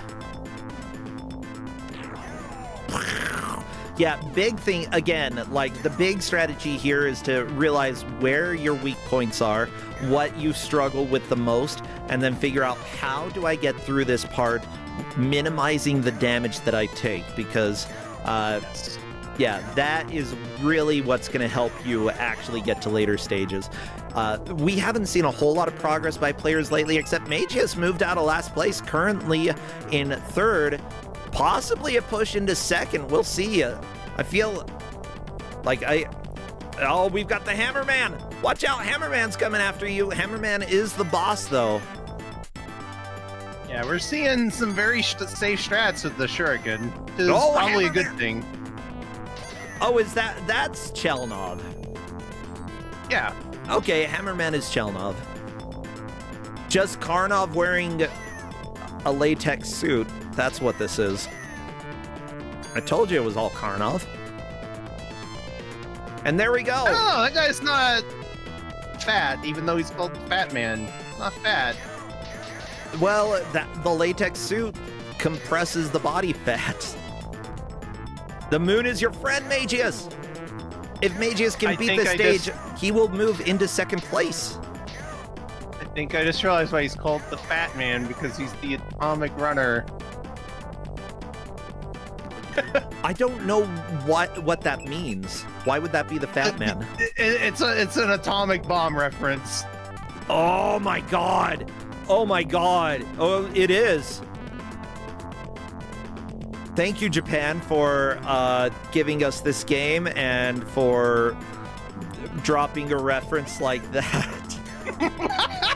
That is nasty. Magius getting life up again. Definitely a good thing. Magius on to level 16, currently in second place. Yeah, life up's the best thing you can get because it's the only way to get your health back. Yeah, life up. I feel like Magius has purposefully getting life up as well, which is fantastic. Yes.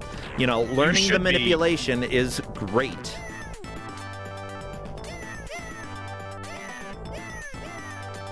Gotta get those hearts, though. There's a heart. Not the most convenient location, but unfortunately, now that there's a heart on the stage, it's not going to appear anywhere else. Gotta get it. Yep, you just gotta cycle back to it. Yep, there we go. Got it. Now it's time for the boss. Oh, this guy again, huh? Okay. Yeah, just bounce on his head, shoot him when you come down. Yeah, scrolling to the Relatively right is a harmless. good idea. Like, if you stay in front of him, he's fine. The bad thing is if you let him screensaver too much because your timing might get messed up. There we go, he's dead. Your timing. And Magius moving into the lead. Amazing to have a lead change. I believe that might have been from last place to first place. An amazing push here. Got a main weapon up.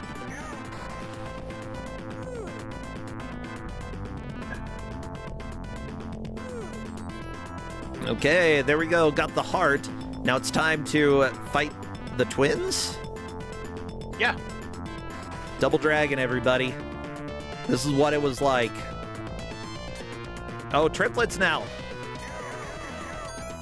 I like to fight on the second platform. I like go down a level so they can't jump on you. Yeah, jumping on you is kind of rude. Unfortunately, Magius has not found a good location to deal with these dudes yet.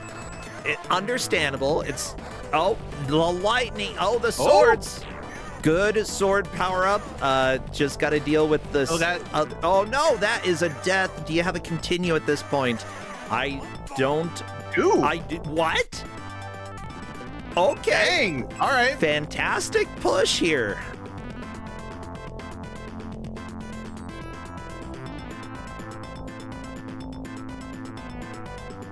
Yeah, all those life roulettes paying off. Oh yeah, like you said, the life is most important here. Like if there's literally no other way to heal, and since this is an arcade game, they aren't gonna give you a lot of ways to heal. Getting those life ups, very, very helpful. I would say that out of all the arcade games out there, this one is possibly one of the easiest to keep playing for a while. Like, yeah. The game doesn't have a lot of tricks. You can get used to what it does. And I very much appreciate that. Thank you, game, for like being playable. All luck, no skill, though, right behind, moving up, possibly going to be able to get to stage 17 as well. We will see. But will you get lucky, Cha-Cha? One more. Main One more up, bad dude. Always worth it. Yeah, are you a bad enough dude to kill the sewer guys? Yes, Magius is through, moving on, and sub up. I believe Magus was aiming for the life up, missed it by just Probably. a little bit, which is fine. That happens. Bird brain. Uh-oh. Yes! Yes, it's Colonel. The Colonel's here. Watch out for Colonel Sanders. He's gonna get ya. Oh no, he's an actual bird! He is a bird. We knew it. He was feeding his own kind to us. Humanity, this is what you have been supporting for so many years. Magus getting a main up. I can't do any better. I can't do any better! Same. Gotta be honest. You are best in the You are world. best in the world. Aw. Uh-oh. Oh, it's almost time for Weebles. I mean, they You know what wobble. Weebles do? Yeah, I They know fall about... down. No, they do the opposite of falling down. They're supposed to stand up. They're supposed to, but in this game, the Weebles fall down. Dang it. I can't do any better. Where's the Weebles? I think that's next level.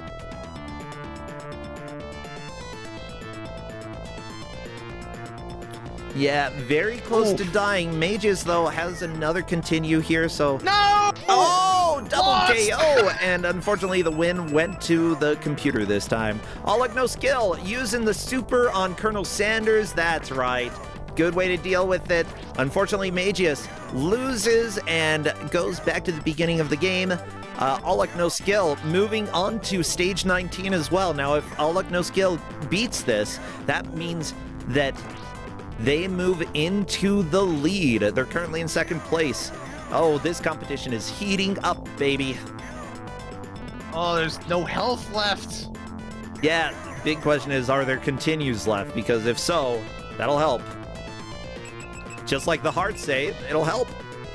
Help. Okay, like this volcano needs to stop what it's doing. It's being annoying. I'm glad that you can bounce on enemy projectiles, though. That really helps. Yes. It's Ooh. not a thing you expect to be able to do. There we go. Oh, All luck, no skill big. in the lead. Fantastic job here. Big sub weapon. Oh, Unlucky. unlucky. Bad choice. Bad choice. Yeah, shut up, guy. I don't care. Get 0 hearts. I can do that. That was great. That was great. Weebles. Fall. Down. Wait. Yeah. It just pauses the game for no reason. Okay. That's all it does. As soon as it finishes the... Okay. Yep. That's kind of fun. Weird, but fun.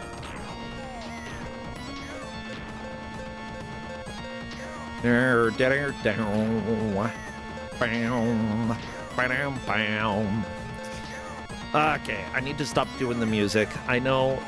Oh, good dance. Win-win. Yes! Time to get that Main main. Lucky. Lucky cha-cha-cha. Oh, it is. That was okay. Good stage title. Oh, the bamboos. Oh, they're swords stuck in the bamboos. You can walk on them. Oh, And then die no, immediately. lost. No. What a sad day. No continues coins left. That is back to the beginning. All luck, no skill is in the lead, though, making it to level 21. Magus in second, Drex third, and Tommy in fourth. There is still time for anybody to take the lead, though. Yes. Yeah, this game isn't super long. It does take a while to get through all the levels. Like, you know, we're getting close It's to about their 40 last attempt. minutes. Yeah, the game's about 40 minutes long if you just mash through it. That's why they have a low credit count, so to keep it competitive. Yeah. Killed a foot.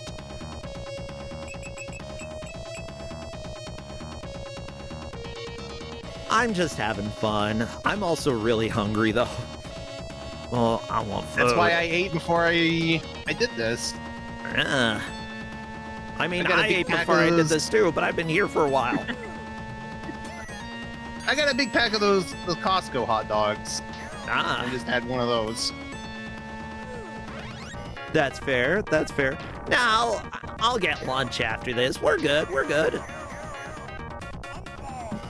Okay, well, right now, Tommy is having a decent push. I believe we're close to Tommy getting a new personal best. Tommy is in the bottom left here. Yeah, getting the enemies on the right and then just guiding them, or on the left and then guiding them to the right is a pretty consistent strategy to avoid them dealing damage to you.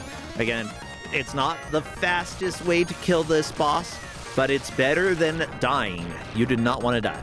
Cha-cha. Nope.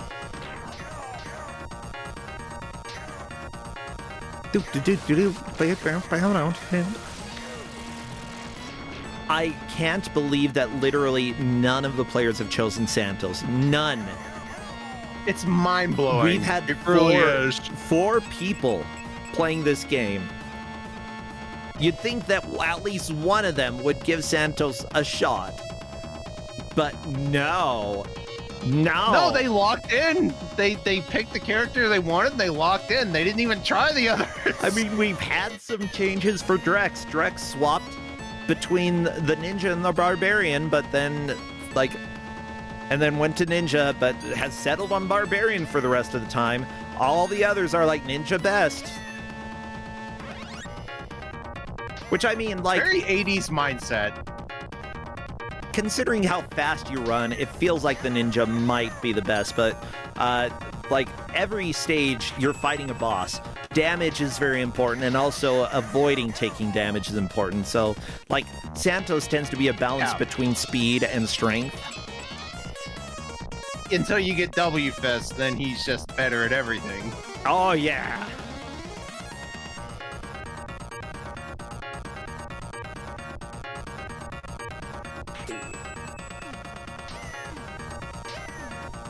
Cha! Oh no, the heart. Nah, that's okay. You'll be able to circle around if you don't die. Which sometimes death happens. About that. Yep. That's why you gotta learn the slot manipulation so that you get the health up. You want the heals. The heals, very important, and if you are on a stage where you didn't take any damage, then try to manipulate a weapon upgrade. Yes. Oh no, Alec No Skill got cursed to be a sheep. Who hasn't faced that fate, though? I mean, I can't say personally I've ever been a sheep, but I don't think I'd remember. It's true. Do you remember being a sheep while you are a sheep? Do sheep have brains? It's hard to say. I mean, they have brains. I don't know. I've heard stories of sheep. Like They're ours. kind of dumb. So are my cats, but they still have brains. Sheep are dumber than cats. Gotta tell ya. Sheep have no self-preservation skills. Cats at least will eat mice. A sheep, they'll eat something that's there, but if you leave them to their own devices, they are so dead. They're the type of animal that it's good that humans are here to help you stay alive, because if not, you would be extinct. You would be so gone. Aren't they herbivores? Don't they just eat grass? Yeah, they do, but how do you mess that up? How do you mess that up? If there's danger, they're going to die. Okay, you encounter a level with half a star difficulty, the sheep loses.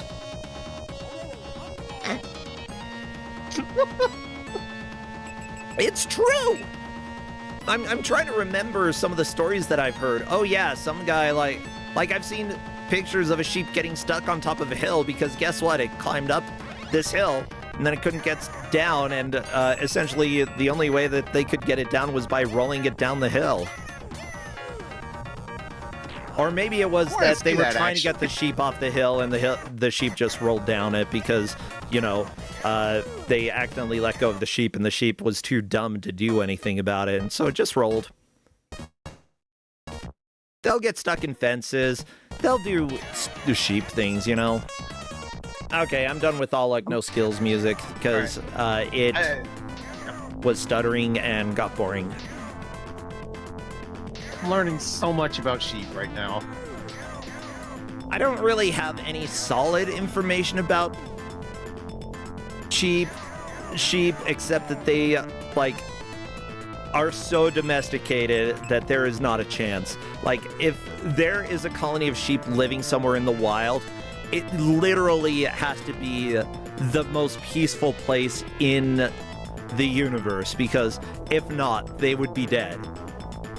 Like, maybe they could survive in New Zealand on their own. As far as I know, New Zealand, like, doesn't really have anything deadly. That would surprise me given where it is. I mean, okay, like, Australia and New Zealand, close to each other, and yet so different when it comes to the animals that are there.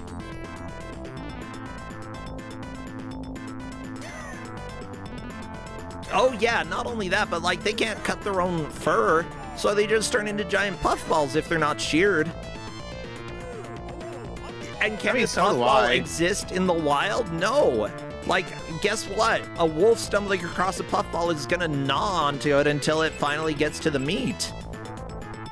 Sheep can't do anything about that. It's just gonna sit there and be like, bah.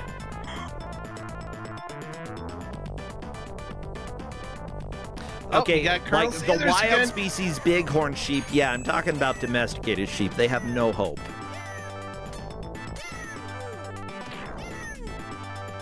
We've got what now? Oh, Colonel Sanders! Colonel Sanders!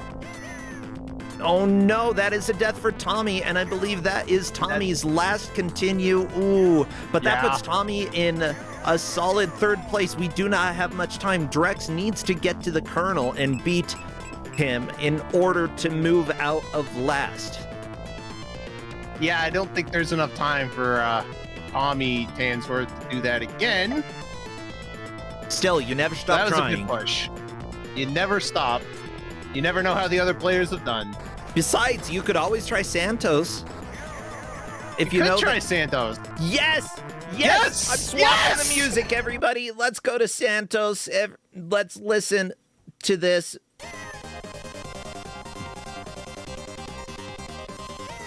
We finally got Santos.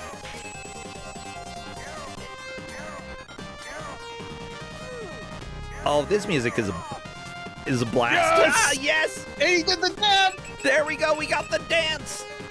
Or the dab, whatever, I don't care. It's not quite a dab, like, the dab, you cover your eyes. This is close enough to a dab.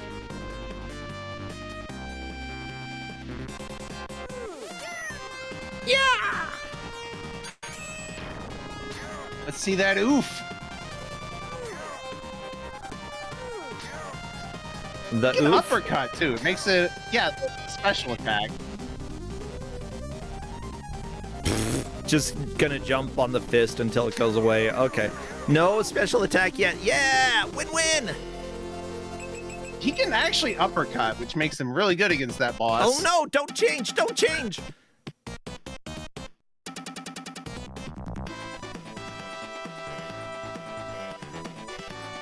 Yes! Yes! That's what I'm talking about! Yeah! Ooh, hitting short Karnov is hard.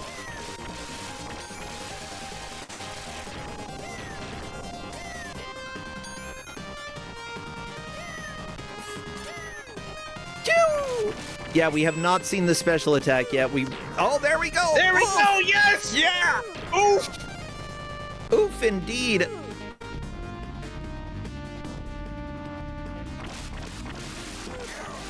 How often do you get to use that, by the way? Once per level. Okay, that's it. Yeah. Yeah, so definitely wait until the boss, then use your special. Oof, or if there's a lot of enemies on sub-weapon. Weapon? Yep. Whatever. I've been commentating for like 5 hours at this point.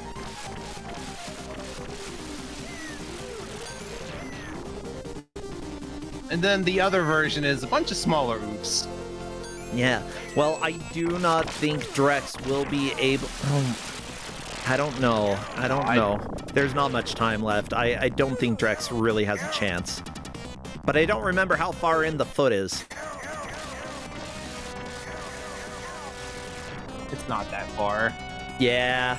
Unfortunately, the places are likely locked. A small... I don't know. If Magus has a really good push, possibly moving into first place, but... It's just like 4 minutes left. There's very little time. Oh, we're back to the barbarian. Fine. Nobody wants to play your love. The best character. He starts off as the worst. When his weapon's upgraded, he's the best. Yeah, it's genuinely a fantastic weapon, but, you know, you gotta get the slots down in order to make it good. Yeah, like, unlike the other two, he doesn't get a projectile, so it's a little rough. That, and, like, I think everybody just really prefers the movement speed. Which is understandable. Like, I would be tempted to go with the movement speed as well. It doesn't matter, though, because every single stage, except for 1 or 2, loops. Yeah, they're all really tiny, or they're a single screen. Yeah. So, like, the speed... It feels good, but it's really not too necessary until some of the later bosses where they will outrun you. Mm-hmm. And even then, if you learn how to deal with them. You learn how to deal with them, or if you know how wonderful W Fist is, in which case you're the fastest character.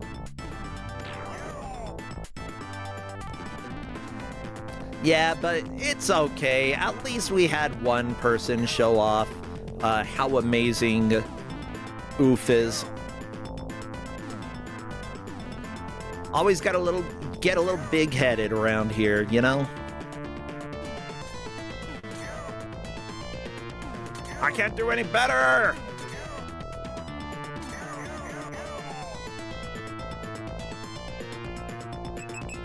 Alec No Skill back into the sewers. I think Alec No Skill just really racing to try to get back to where they were. I don't believe that there's a chance just due to how long each of these levels takes. Yes. But they're already in the lead. That's fine. Like, but you're still playing it correctly. You know, you don't know how the other players have done.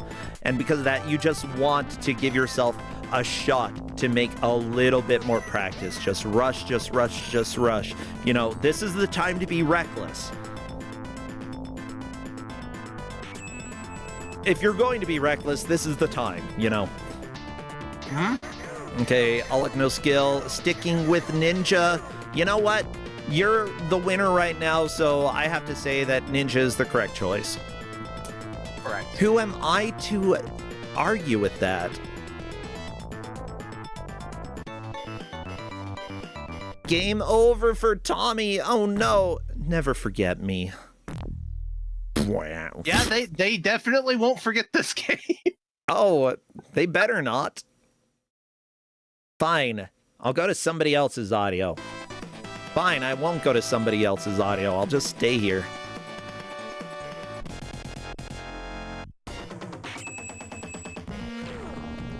Immediate. Oh, oh, never mind. This is the demo running. That's fine. Yep. I think they realize there's no way they're gonna get back to their high water mark. Yep. And that is fine. All luck, no skill, fighting the Colonel again. Woo! What a guy.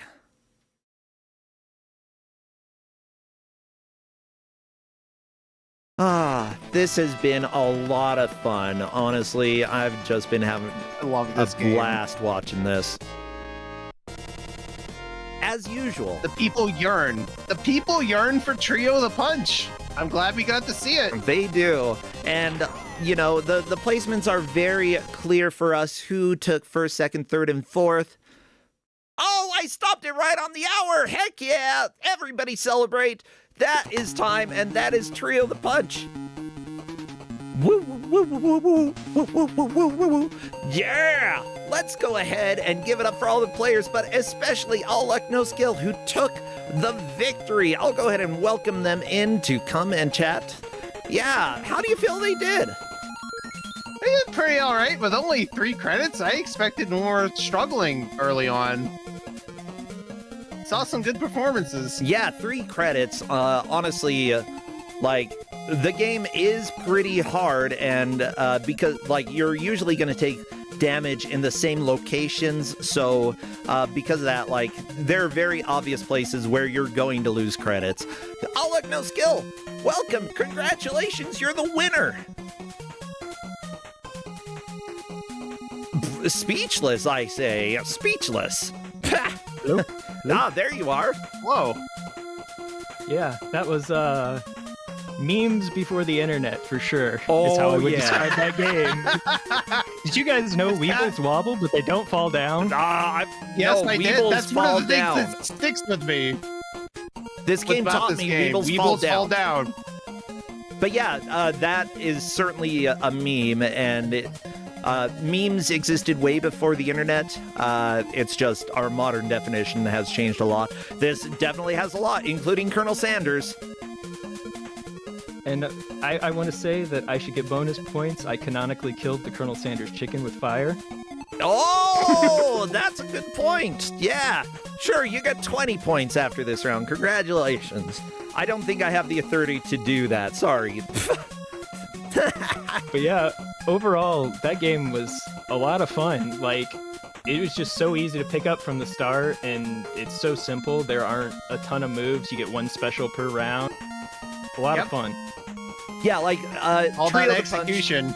This is like classic Kusoge, probably one of, like, anybody in the bad game community, almost everybody knows about it, and if they don't, they need to know about it because it's just like the definition of Kusoge. It is so fun, like the goofy type of, like, I wouldn't even say that it's necessarily bad in any way. Like, it's silly, it's weird.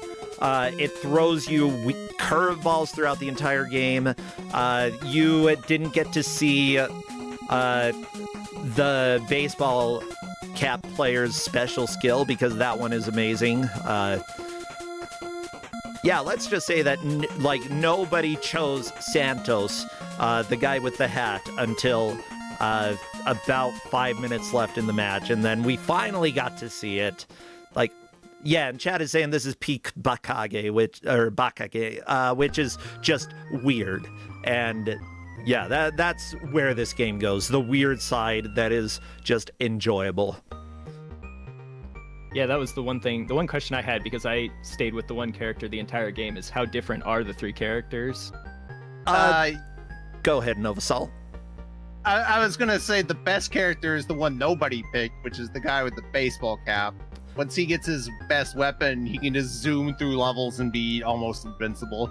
He is the worst starting off, which is understandable why nobody would want to play with him to begin with. He's slow, his range is kind of trash, but then when everything's upgraded, he kicks absolute butt. The Barbarian just tends to be slow the entire time, but have very strong hits. The Ninja, I think like most people just feel more comfortable with him, which is understandable. Yeah, you can play very safe with the Ninja, which helps. Yep. The projectile definitely helps out there. Yeah, so what was like the most surprising moment for you in this game? I think the most surprising moment was just the memes overall, but the idea, I think not my last run there, but the one before that where I think I got the furthest. Like I went a while on just like 2 pips of health. Yeah. And the idea that this game does have a skill element to it was pretty surprising. Like, it's not just random memes, haha, funny. There is definitely a skillful game in there. Yeah, simply put, All Luck No Skill. You had some skill there. Sorry, your name is a lie at this point. But also, the slots game. you can manipulate it so that you get exactly what you want. Or the roulette, whatever you want to call it. Did you figure that out at all? Yeah, I had a pretty good idea that if I stopped it 2 numbers, I think it was after the one I wanted, got me to which one I wanted, and I tried getting it most of the time. Yep. Yeah, good, that's good. how you game it. Yeah, getting the extra health is probably the most helpful. After you have upgraded all your weapons, the extra health, because that's the only way to heal in the game.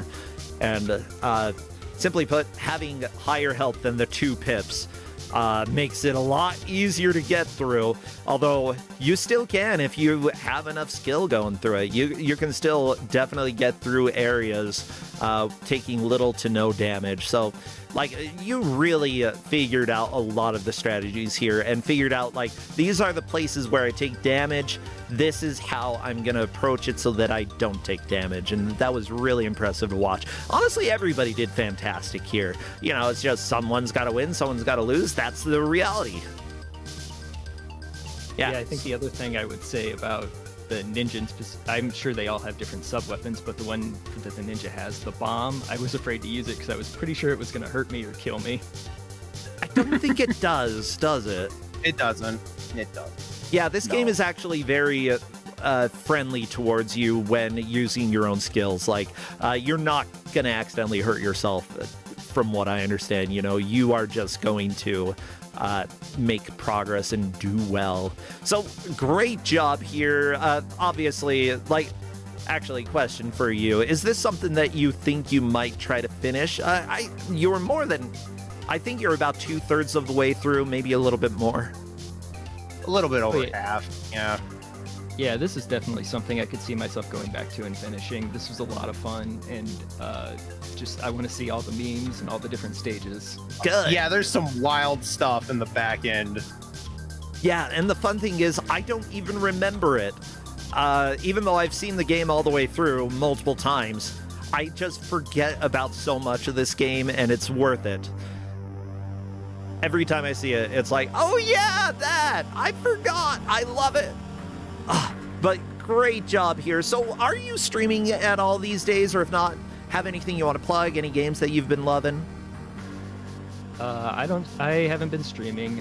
As far as games that I've been playing, nothing really recently. Looking forward to the new Resident Evil coming out. Ooh. But I will plug everyone behind the scenes. You know, all the people who work to make this an easy process for us players. I love you all. You're all great.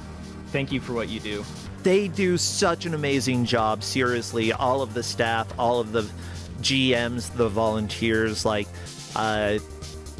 You know, they put in a lot of work testing things to make sure that everything goes okay and making sure that things are formalized so that, you know, there's as little confusion as possible. Because trust me, there's a huge potential for confusion when you're getting stuff set up that's, like, not traditional. Novasol, what about you? Anything you want to plug? Anything to shout out? Or the streams that you're doing? Any games you're playing lately that you have I've loving? been playing Eugenics. Yeah, I know. We've been sharing cats with each other. Playing that too. It's so good. It's so good. Oh. I had to finally do a great culling because there was too much inbreeding. My problem is that too many look like koalas at this point, and I don't like koalas, so I'm just having to deal with that. Very odd problem, but a problem nonetheless. Well, thank you all so much. Again, we will be back probably midweek on Wednesday with more Kusogrande. Otherwise, Saturday and Sunday, we will likely be back. Other than that, thank you to everybody who has followed, subscribed, and supported. Thank you for all the raids. And now it's time for us to go and raid someone ourselves. I see Skybill's doing some runs again of, yeah, it looks like probably lost levels, and Skybills has been raising money for charity. It's just good to go see her. It looks like Drex is already over there. Let's see, what's a good raid message? Lucky Cha-Cha. Lucky Cha-Cha. Let's do Lucky Cha-Cha. There we go. Lucky Cha-Cha. Go say hi to Skybills for me, everybody. And otherwise, I will see you all later on during the week and next weekend. Take care. See y'all. Look, no skill. Later. Bye, Novasol. Bye.